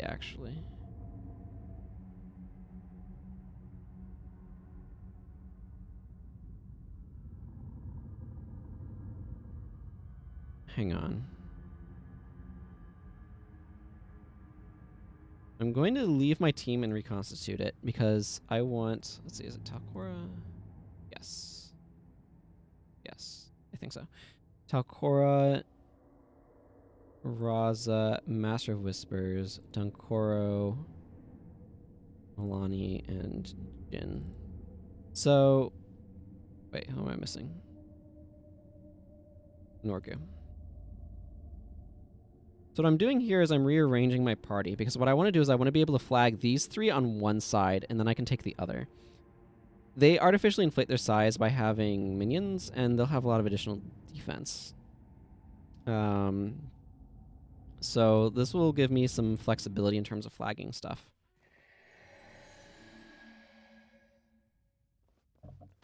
So I'm going to try flagging these 3 over there. Takora may be a little further back. And then the rest of us can come over here on this side and try to defend over here. Then perhaps I can kind of go in between a little bit. I'm going to just recast these. Doesn't really matter that much, but a little bit will help. I don't know how well Razah is going to use Splinter Weapon, but we'll find out.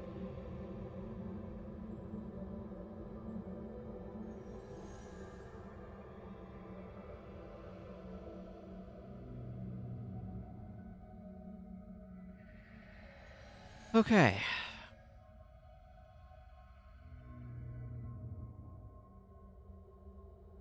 Refresh that at least.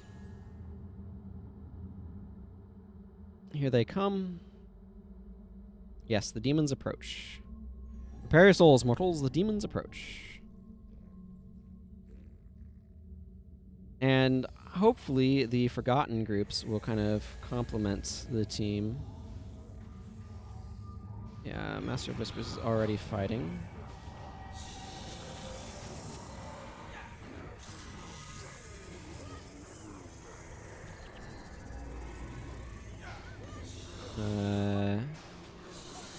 This cleric is maybe a priority target for our side of the equation.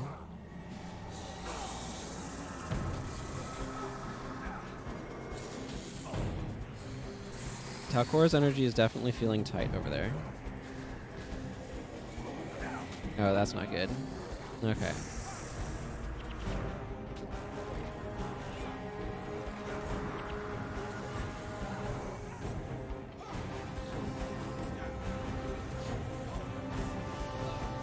Looks like Talcora must be maintaining fairly well with the, Well, there she goes. Okay, let's go to the other side.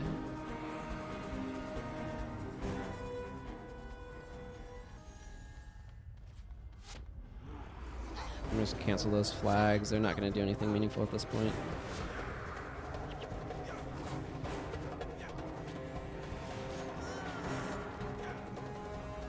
Act like Jin, you've not been doing as good of a job as I expect you to be doing.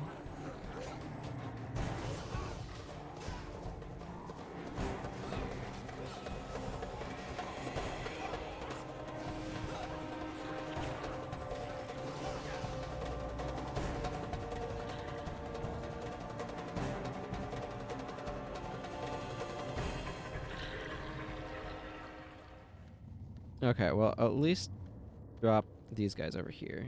Actually, Talcora more like here.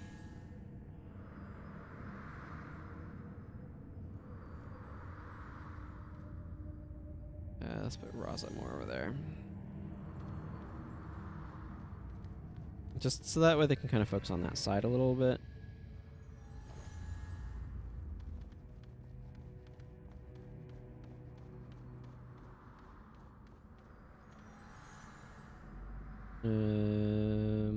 Maybe put her over there. I don't know. This probably doesn't matter that much.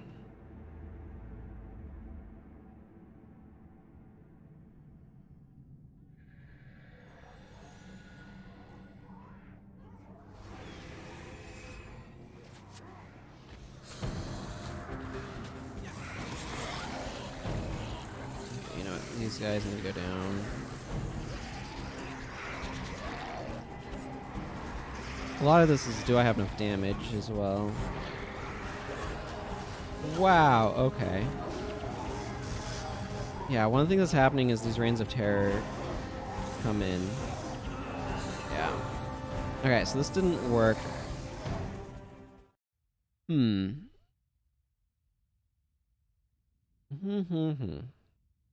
Okay, let's look at some stuff here. Mesmer. Okay, I have a Mantra of Frost.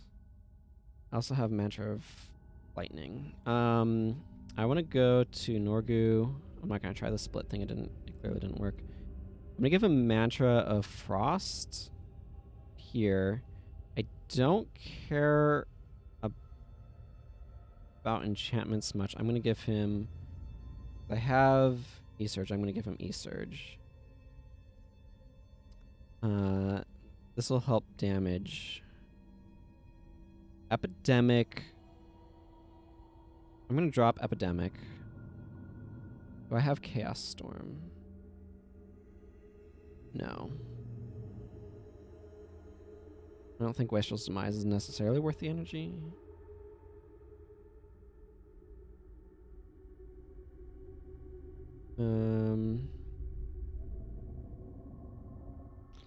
Give him Leech Signet. I do have that right here. So this will help reduce the damage he takes and give him more damage. Part of it is we need better offense. I like you, Acolyte Jin, but I think I need to kick you. Okay, I'm not going to worry about these things too much. This is fine. The weakness is more important than the cracked armor. Yeah, I'm okay with this bar. I'm okay with this bar. Is there something I can be doing different with the monks that would make sense? Not really. Yeah, I think I'm okay with what they're doing. Milani. I'm going to kick Milani as well. The problem with Milani is she has to get up to the enemy, and I'm just going to like re-add Norgu so he's not weirdly positioned. I think I'm going to add Olias here. And Zed? Probably? Zed set up as energy storage. I'm going to need to do some stuff with Zed. Okay. Elias doesn't need blood magic. He needs death magic and soul reaping.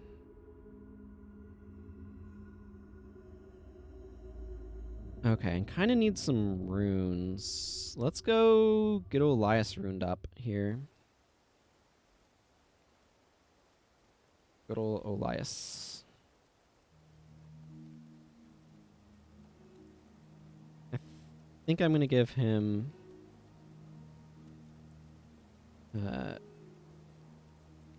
minion mastery type stuff, perhaps. Where's... Yeah, Soup Death is nice and cheap. That's all he needs right now. Other stuff could be nice, but that's what he needs. Okay, Zed is currently rocking superior energy storage. I'm gonna pull that off because I don't mind having one of these around, but I don't want it on him right now. And instead, I want Soup Earth for him. Okay. I'll just withdraw a little bit more funds. Did I have somewhere? At some point on somebody. I think it might have been Giru that was carrying that around. I'm looking for a minor energy storage rune because I feel like I had one lying around on somebody. And I very well may have, but it was not this guy, so. Earth. I like to make Zed earth magic. I don't know, it's just habit.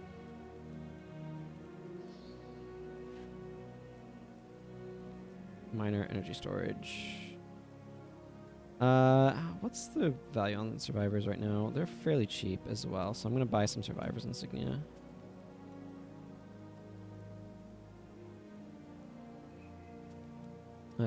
For Zed here, just to boost his durability a bit.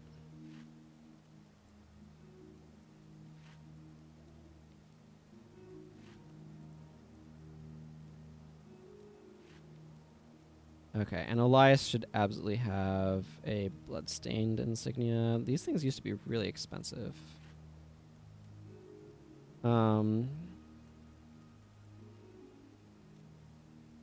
Well, this equipment could be better, but I'm not worrying about it right now. I'll put this Tant hideaway, though. Okay. There. That should be better sorted. Okay. Skill bar. First things first.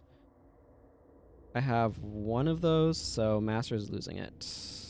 I'm happy to have him have Animate Bone Fiend. I have 3 copies of Animate Bone Fiend, so I can run it on both Necros. Signet of Lost Souls can go over here. Actually, you know what? I'm going to stick it on Master of Whispers instead of on Elias. So I only get the 1 copy. I'll give him Signet of Sorrow, though. That seems fine.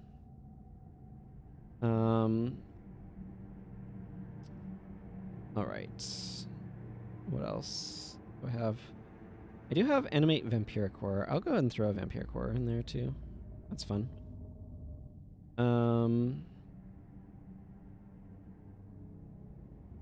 Blood of the Master, Death Nova. Let's go Blood of the Master, Death Nova.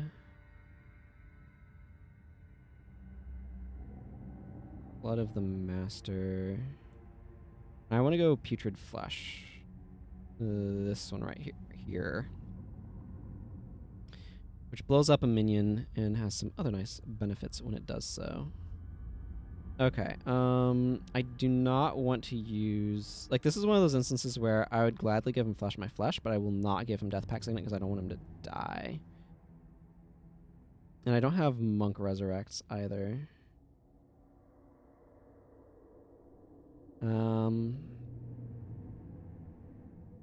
I have just the one Renew Life that I'm using. I don't have Restore Life. I don't have... Like, I have Resurrect, but Resurrect is really bad. I also don't have Vengeance on this guy. Interesting. I think I'll just give him a Res Sig. Okay. And now I think I only have one copy of... Yeah, Splinter Weapon. So, that's not what's going on over here. Get this out of here. Let's see, 1, 2, 3. That's fine. Quantity-wise, then.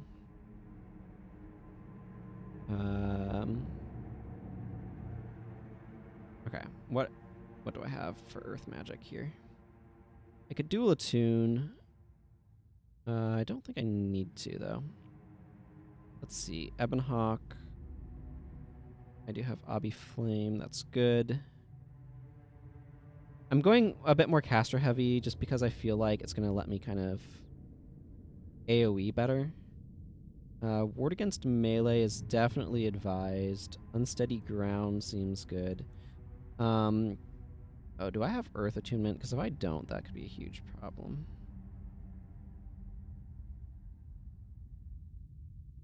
Yeah, I'm not seeing it. Air Magic, Armor of Earth, Ash Blast. Yeah, okay. Okay, I can't run that because I have to run Elemental Attunement. I think I'll run Elemental Attunement or of Restoration. I can run Churning Earth. Churning Earth is maybe not a bad idea. Yeah. There's a bunch of skills that I would like to have and use here, but that I just don't have. Where's Churning? Churning. Here it is. Right under my cursor. Okay, we'll try the blow up disease minion route. Do I like what I'm doing, or should I be doing something different? I feel like what I'm doing is alright. I like having the damage orientation with my bar.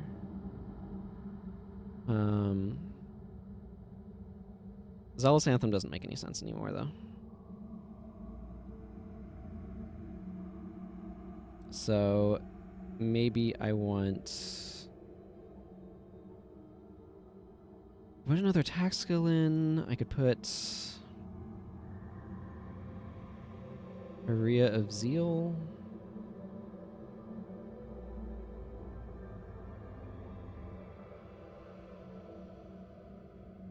Aria of Zeal is definitely a possibility. I could put the angelic thing on. There's Comfort doesn't seem to make much sense. Signet of Return. I could throw a point in command and go for the Resurrect there.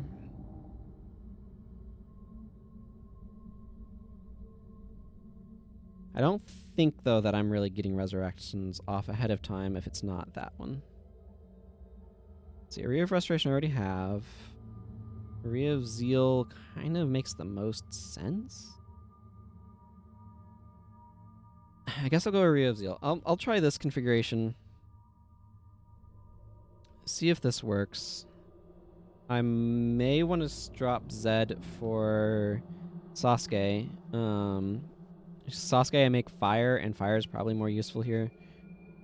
But we'll see how this goes. Part of it is I just need more damage to kill enemies more rapidly, and that's part of what I'm running into as a problem here. And then like I'm trying to bring more minions. So if I set those 3 down over there.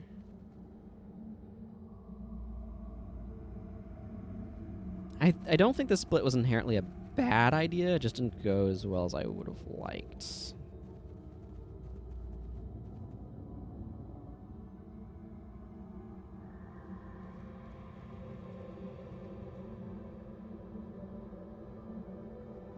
Maybe I want them a little further back. At least these two. I'm going to set a little bit further back. Gonna go ahead and get the spirits up. And pull Razah slightly back as well. Try to let the Forgotten take a little bit more of the brunt of things. It's definitely a rough one. The demons approach, as to be expected.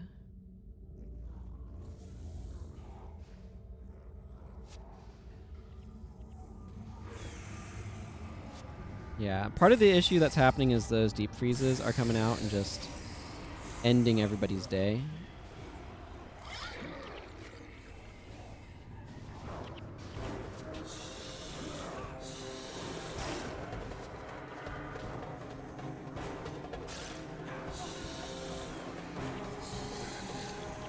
Okay, the other group is definitely suffering. Not that I can get over them very easily with my deep wound, but or my snare that I'm dealing with, but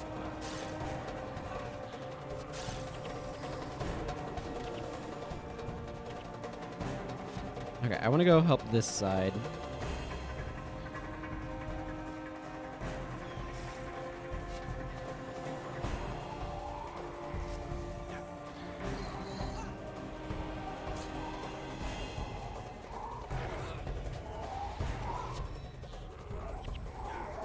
And then the Smarganites. Good. And then we can come back to this side. And it's just a cleric. I bet even the Forgotten could take care of that. Okay, that's a good start. That's a good start. All of the Forgotten are dead on both sides, so we'll congregate more in the middle again.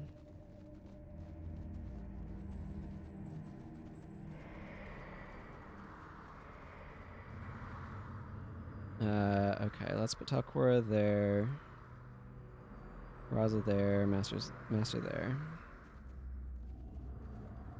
This is where things start to get difficult. The first round is not bad, but the problem is it's 6 waves. I don't know why they say 3 of 3 attack groups remain when they should say 5 of 6 remain, but I'm not the one in charge of naming things, so here we are.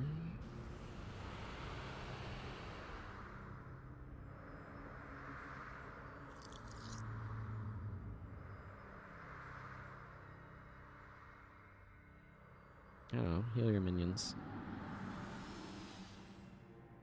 Okay, here comes the next round.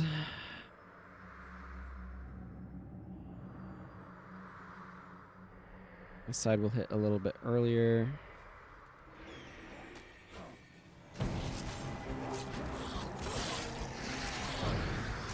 This side is maybe a little more dangerous.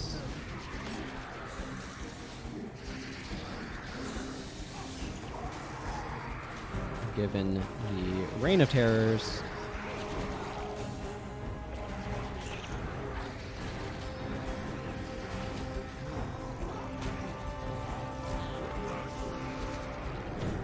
Okay, we need to take out the sides as well.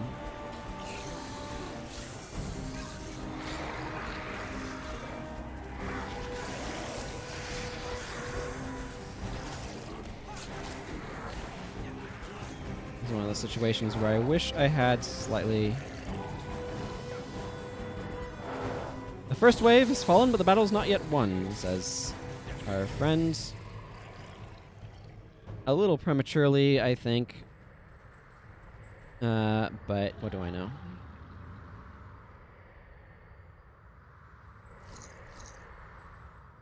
"12 minions. Some of these minions are better than others. You can tell because there's a slight height difference. That one's level 18, that one's level 13. But still, having an army of minions will certainly help here.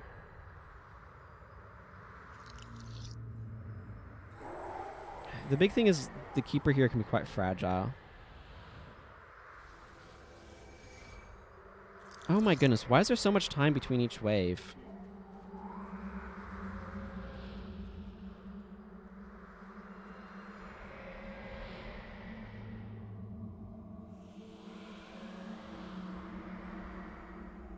Must be slow walking from like the far end of the maps, or the far corners of the map. I remember when Sundering used to be 10% chance of 10% armor penetration, and everybody agreed it was not very good then. It boosted up to 20%. 20%. Like, see, here's the thing, is I don't know why Sundering isn't just, like, 5% armor penetration. Just all of your attacks have 5% armor penetration. Or 4% if you want to get the average of 20%, 20% of the time. That's a fifth of the time, so... Here they come, finally.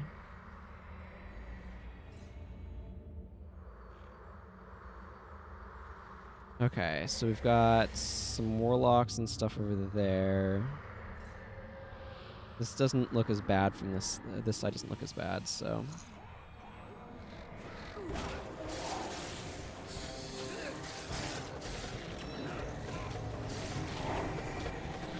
I want to take out their warlocks.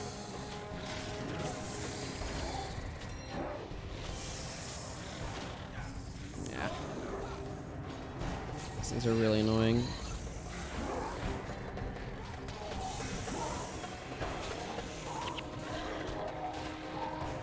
Yeah, I know there's not enough energy because I keep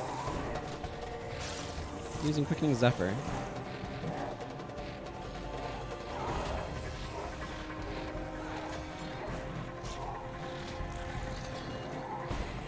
Like, this is not a particularly threatening wave, it's just a very annoying one.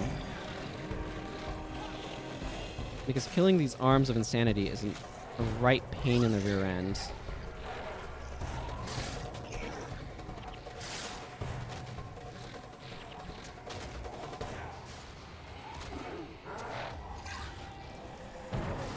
At least for me. The rest of my party doesn't care as much, but...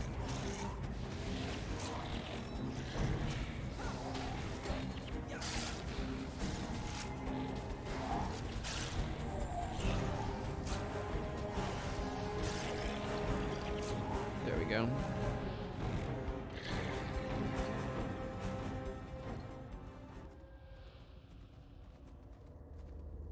And collect my loot. Don't like going down to 7 minions. I liked being at 12 better, but what am I gonna do? I wait so long between waves. I don't know why. I'm halfway through.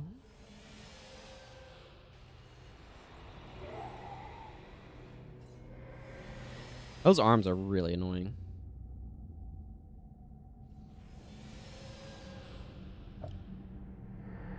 Elias is... Okay. I'm not seeing... Okay, there's the group coming from that way.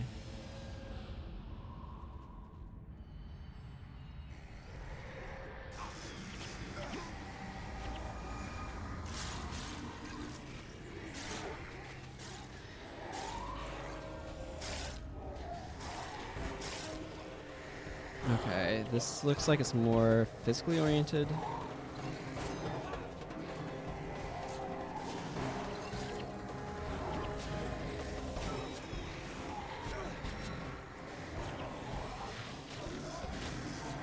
More arms and stuff.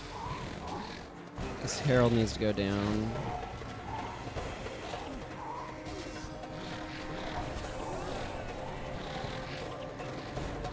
Fucking Zephyr is causing me all kinds of problems. Yeah, and there goes the Keeper.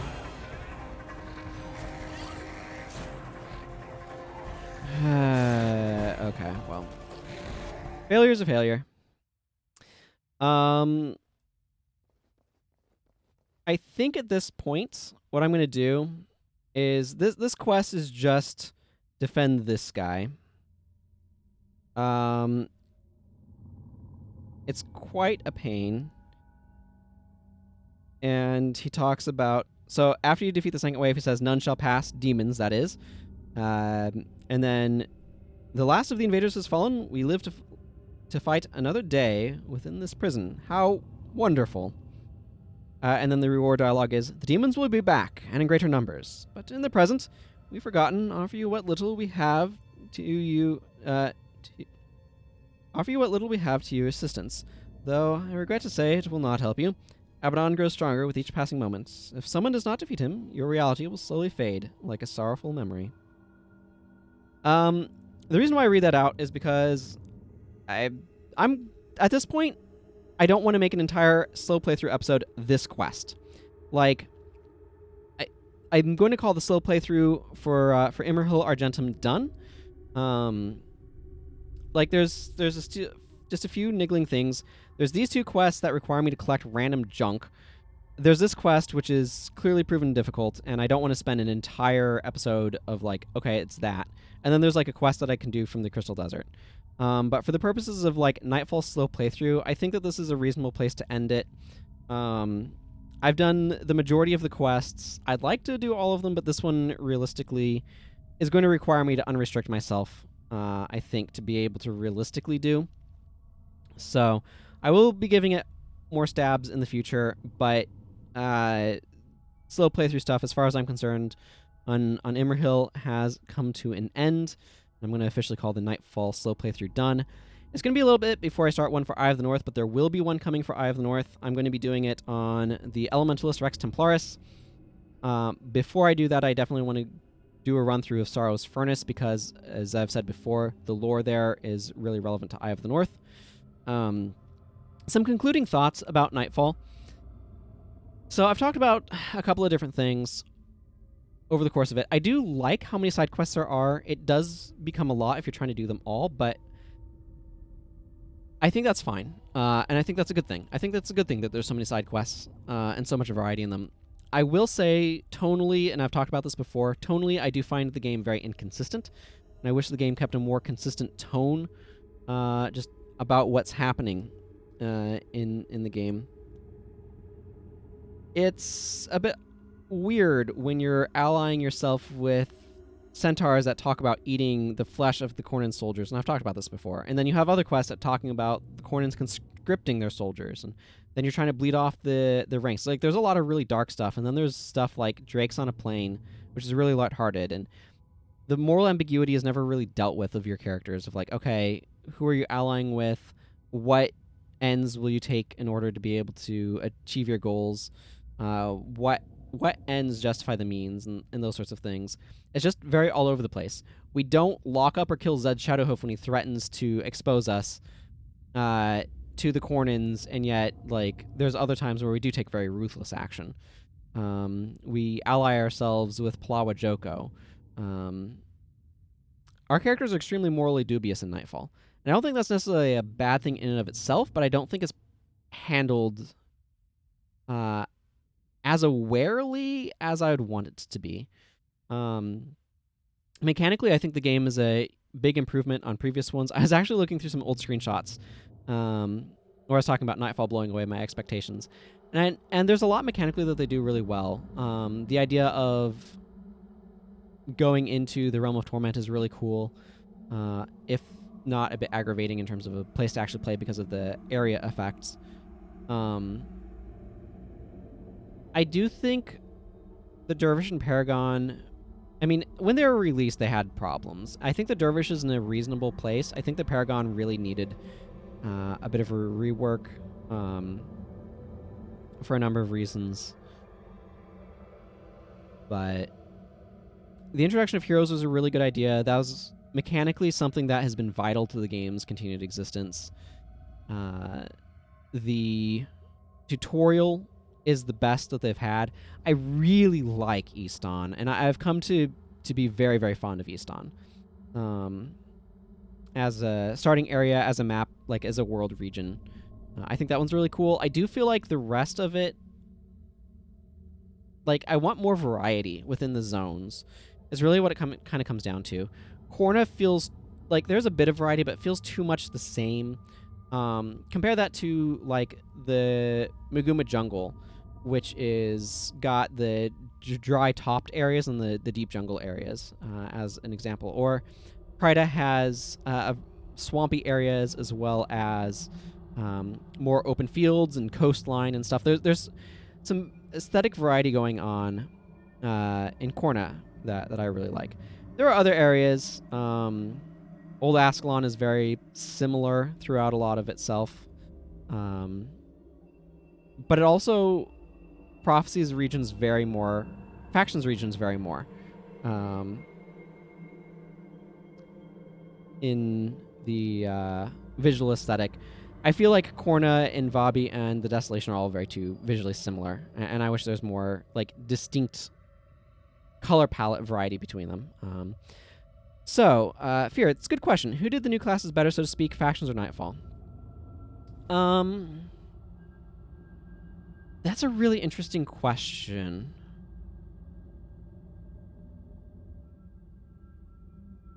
The big starting point is like, how do you qualify doing the new professions better? I feel like I'd have to give the edge in that to Factions. I think Factions did like all. So, Ritualist, Assassin. No, it's like Ritualist and Paragon have some skill type problems. Shouts, Chants, and Echoes being impossible to remove is a huge problem. It's the same issue with item spells and weapon spells, although item spells I think are inherently more balanced. Weapon spells are in a weird place. I think that they are like mostly balanced based upon the fact that the really powerful ones just kind of wear themselves off fairly quickly. Splinter Weapon having set charges and being the strongest easily. The Spirit mechanic is a bit more inherently balanced because you can attack them. So there's more routes to deal with them. And if it weren't for like Soul Twist and the increased activation time in PvE, they would be in a fine spot if a little weak, in fact. Significant Spirits is just inherently an overpowered skill. But that has nothing to do with release. So what I'm kind of thinking of here is at release, critical strikes and spawning power haven't had to be changed. The fundamental, like, does this work? I feel with Assassin, like what Assassin does with dagger chains and that sort of stuff works. There are some balance issues, but it works. The Ritualist idea of like summoning spirits and stuff works. The Dervish didn't, like, it was overpowered initially, and then they did tweaks and stuff. Dervish's primary attribute was completely reworked.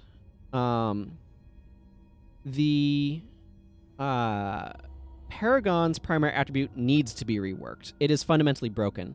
So I feel like from the standpoint of like the amount of refinement that they needed, I feel like more refinement would be needed to get them into a good spot for the Nightfall professions. The Dervish got that. The Paragon needs it. The Ritualist and Assassin did not, like, they needed refinement as well, but they didn't feel like they needed refinement to quite as deep of a level. So I feel like from a conceptual place, or like the initial implementation, Factions was a bit better. Now I'm going to read your comment. You can judge them on several points, for example, personal enjoyment, uniqueness and usefulness, diversity in the class itself, usefulness as a new secondary, and all of that. Yeah, so it's like, from a release standpoint, like at release, I will say, like, the Afflicted muddle the issue with Assassins, and as I recall, the, like, from a raw new release standpoint, Nightfall did it better because the Ritualist and Assassin were underpowered at launch, as I recall. That's where I remember my impression being. Whereas the Paragon and Dervish were overpowered at release, which I think is a bit preferable because you have everybody making the new professions. I think you want it that way their initial impression of those new professions is at a high note where it's like, oh, this profession is amazing, rather than, wow, this sucks. Why did I buy this campaign? So from that standpoint, I think Nightfall did things better. Of course, Assassins are super overpowered now. Dervishes are at a, like, I feel like Dervishes are at about the right power level of they're kind of strong, but they don't feel quite as ridiculously OP. From a personal enjoyment standpoint, I mean, I like both the Dervish and the Assassin. I enjoy them. Paragon has some interesting concepts to me, but they're inherently extremely limited, which means that I feel like build diversity is a bit lacking on them. I have the same issue with the Elementalist, to be fair. Melee just felt, melee is bad in factions because of the Exploding Afflicted, and it is just straight up worse on Assassin because of how flimsy they are. Plus, a lot of people didn't know how to play Assassin when things were released, so they would shadow step and overextend like crazy and just get killed and then complain.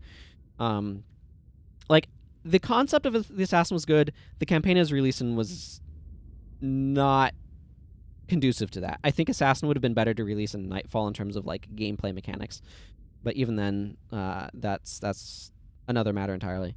The Ritualist, my problem with the Ritualist is it's very scattered and it tends to be very on rails for building.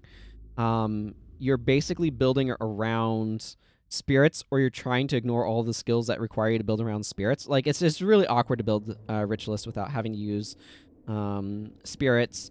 They don't have enough synergies with weapon spells. They don't have enough synergies with item spells. And Ritualist is just trying to do too much. I think it needs to be simplified.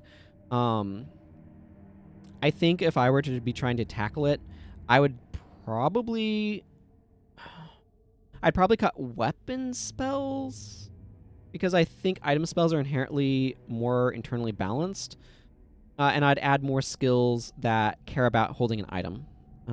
But there's just too much going on there. Uniqueness.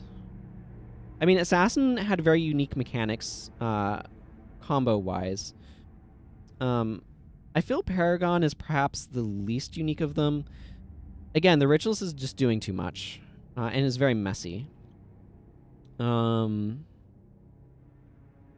Assassins and Ritualists are super useful these days. Paragons can do some good stuff. Dervishes are like fine everywhere for the most part, but they're not like... I wouldn't say there are stuff where it's like, oh, I have to bring a Dervish or I have to bring a Paragon. It's just like fallback chaining is just really, really useful. Yeah, I've talked some about the diversity. I feel like Ritualist is trying to do too much to the point where it only has a couple of actually good things to do, and otherwise it's just like a bunch of gimmicky, weak stuff. The Assassin, I feel like you can do a good bit with the Assassin just because, like, there's a lot of options, but the problem with the Assassin is it has a couple of extremely powerful skills that just overshadow everything else it can do. Paragon has a few linchpins that you absolutely have to bring, and if you're not bringing them, it becomes a very awkward profession to play, and it's just very awkward in a lot of different ways. I feel like Dervish is probably the most like versatile, which is probably why my main at this point, if you can call any of my characters main, is a Dervish, just because you can build them so many different ways. They have the energy regen necessary to do stuff. They have more durability from their armor and their primary attribute. I feel like they're extremely flexible. They remind me kind of like a melee version of Necromancer, where Necromancer, because Soul Reaping is such good energy management, can kind of do whatever caster role it wants to an extent. So, like, Dervish feels extremely flexible. I don't know. I do feel like there's a decent amount of variety conceptually in Paragon's, like, motivation and command, but the skills are not quite strong enough to kind of express that, and I don't think there's enough variety in Spear Mastery. Any other particular thoughts? The tonal stuff is a big thing. Saturday morning cartoon issue villain with Varish. I really need to know Varish's motivations better. I personally like what it does with exploring, okay, here's Abaddon influencing the world at large. I wish that they had been able to seed that a little bit better into the previous games. It feels kind of retconned in. I don't dislike it. I kind of like what it does, but I can also see it being something where people didn't like it. I feel that enemies are relatively enjoyable to fight. Or at least they challenge you in decent ways. Definitely with Eye of the North, we'll be talking about dumb mechanics. I personally don't like the Realm of Torment's negative effects. It feels a bit too much like they're, how do we nerf the player so they're not as overpowered? So, I don't know. That's a variety of thoughts. Do you have any other good questions to ask for thoughts? Overall, I feel like Nightfall also has the problem of they continue to feel that they had to support the assassin and the ritualist, which is an unsustainable road.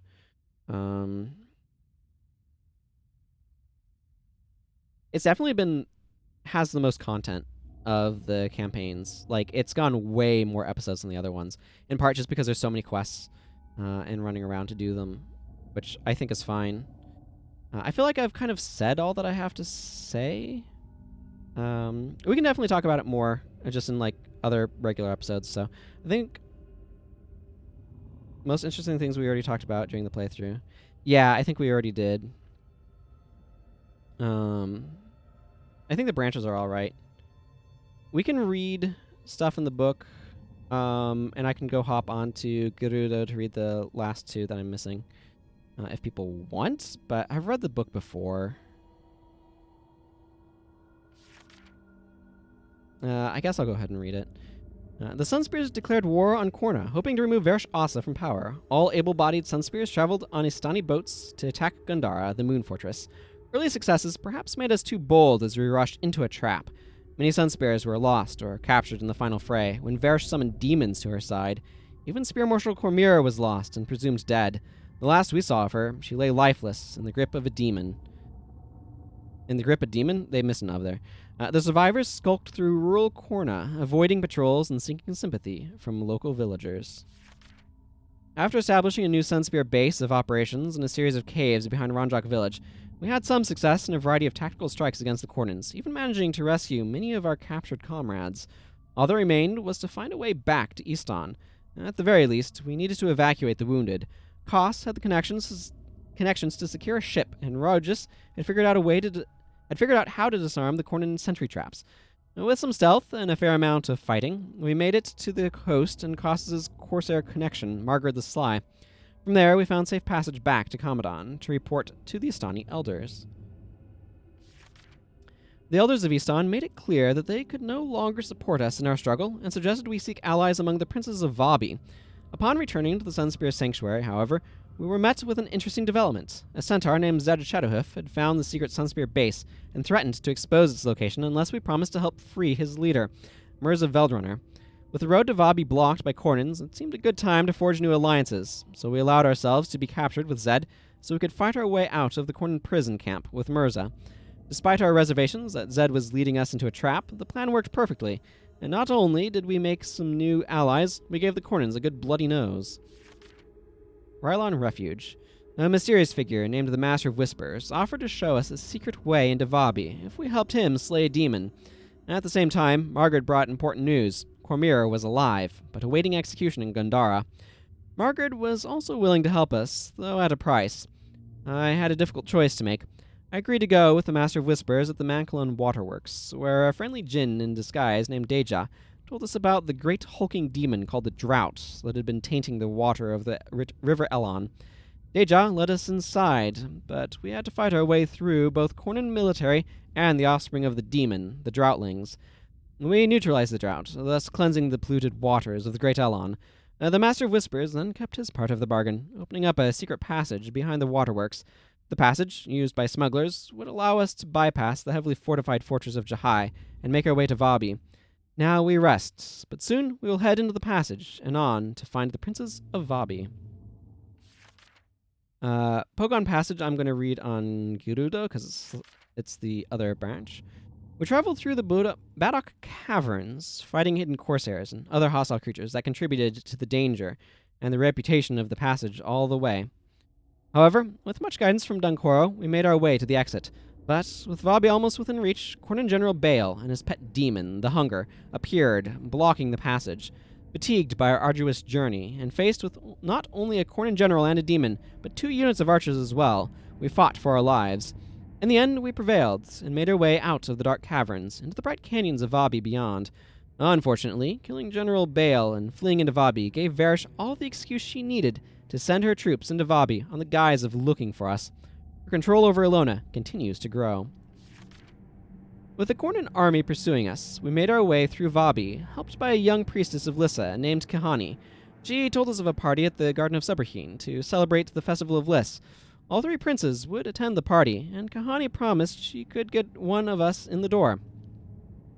By mingling and participating in the revelries, I endeared myself to all 3 princes, but they refused to believe that Varish had ulterior motives for moving her forces into Vabi. Before I could press my case against Varish, scree harpies attacked the party.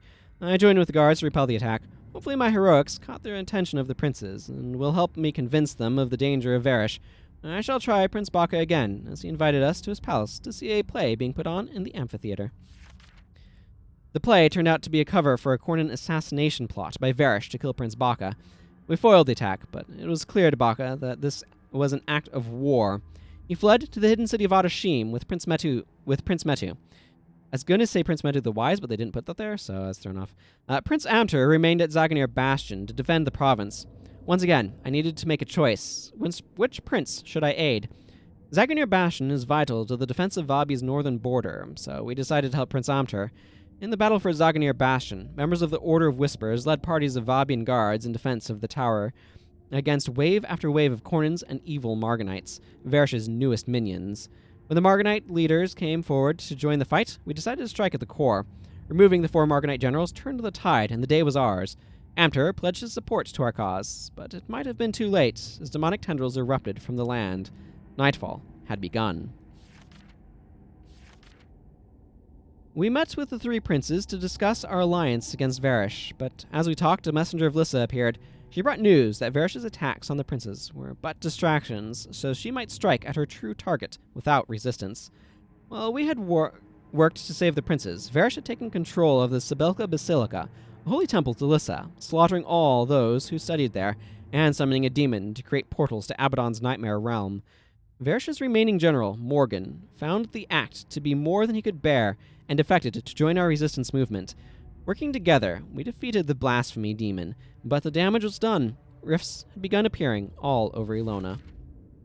As Abaddon's rifts appeared throughout Ilona, some of us wanted to return to Korna to defend Ranjak from the rift demons, while others felt we should head to the Garden of Seberheen to rout the demons infesting that place. The choice, once again, fell to me. We traveled to the Garden of Seberheen and destroyed the Harbingers of Nightfall, building a stronghold there.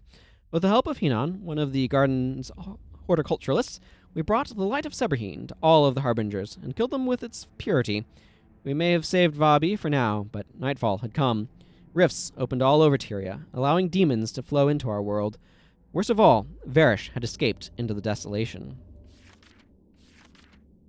The coming of nightfall seems to weaken the bindings, holding an old foe of Ilona imprisoned for generations. Shortly after a rift opened and sucked Cormyr into the realm of torment, Palawajoko, the scourge of Vabi, escaped from his prison and fled the area. There was no time to worry about the spear marshal. We had to follow Varish into the desolation, and Palawajoko was the key. With the help of Zed's tribe, we tracked down the undead despot and formed a wary alliance with him, as he alone knew how to cross the desolation. Palawajoko showed us how to tame the great Janundu worms of the desert, which can carry a mortal safely through the wastes of deadly sulfurous gas. All we had to do was defeat the Queen of the Janundu to gain her respect. A horrible battle against all manner of undead behind us, we sped across the desolation. We caught up with Varish on the very spot where the gods threw Abaddon down into torment, but found that she had already begun the ritual to summon her Dark Lord. We could not allow Varish to release Abaddon from his shackles and bring torment into the world. Our forces fell upon her with righteous fury. The battle raged on for what seemed hours, but was actually just minutes. Just as we thought we had destroyed the Cornin war marshal, Varish transformed into something no longer human. Without a thought for our own safety, we engaged this demonic Varish once again. In the end, Varish fell, her ritual left incomplete, but the wheels were too far in motion to stop, and the mouth of torment opened beneath our feet, sucking us all into Abaddon's realm. Abaddon remained shackled, but the door between worlds had been ripped open. This door goes both ways, however, so we now have a way to take the fight to the god himself, and perhaps find Cormyr, who had been lost to the realm of torment. We needed to find some way to weaken Abaddon. With the help of the Forgotten, trapped here to watch over the imprisoned god, we set about to do as much good as we could in the hope that some allies or a powerful weapon would present itself to us. We found Cormyr, who now acted as our guide. Our exploration of the Torment realms led us to a great river of souls, trapped and tormented by Abaddon and his minions. We followed it to a dam that stopped the souls from continuing on. By destroying the demons, holding the souls captive, we freed them and destroyed the dam. This not only greatly weakened Abaddon, but allowed Dunkoro to finally come to grips with the loss of his son. However, we were still not strong enough to go up against a god. Cormyr brought us the answer. We must journey to the Temple of the Six Gods and pray for their favor.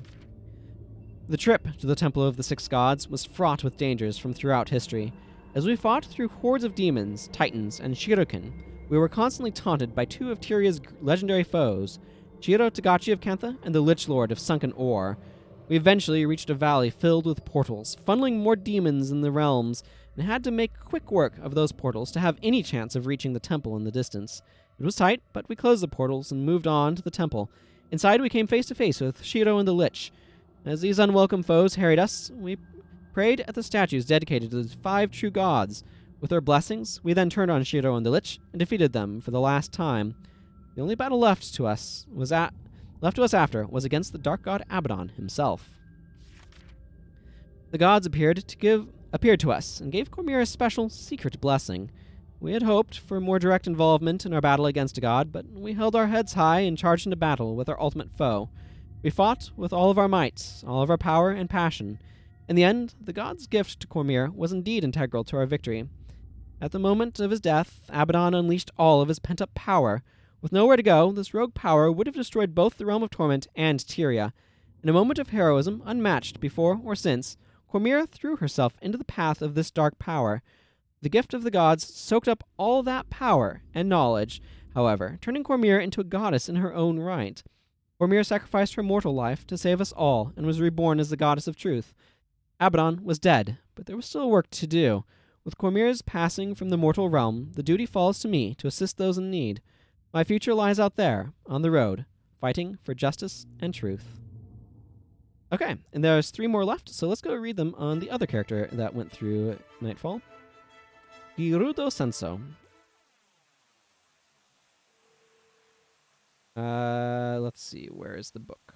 Here it is. So we have Pogon's Passage.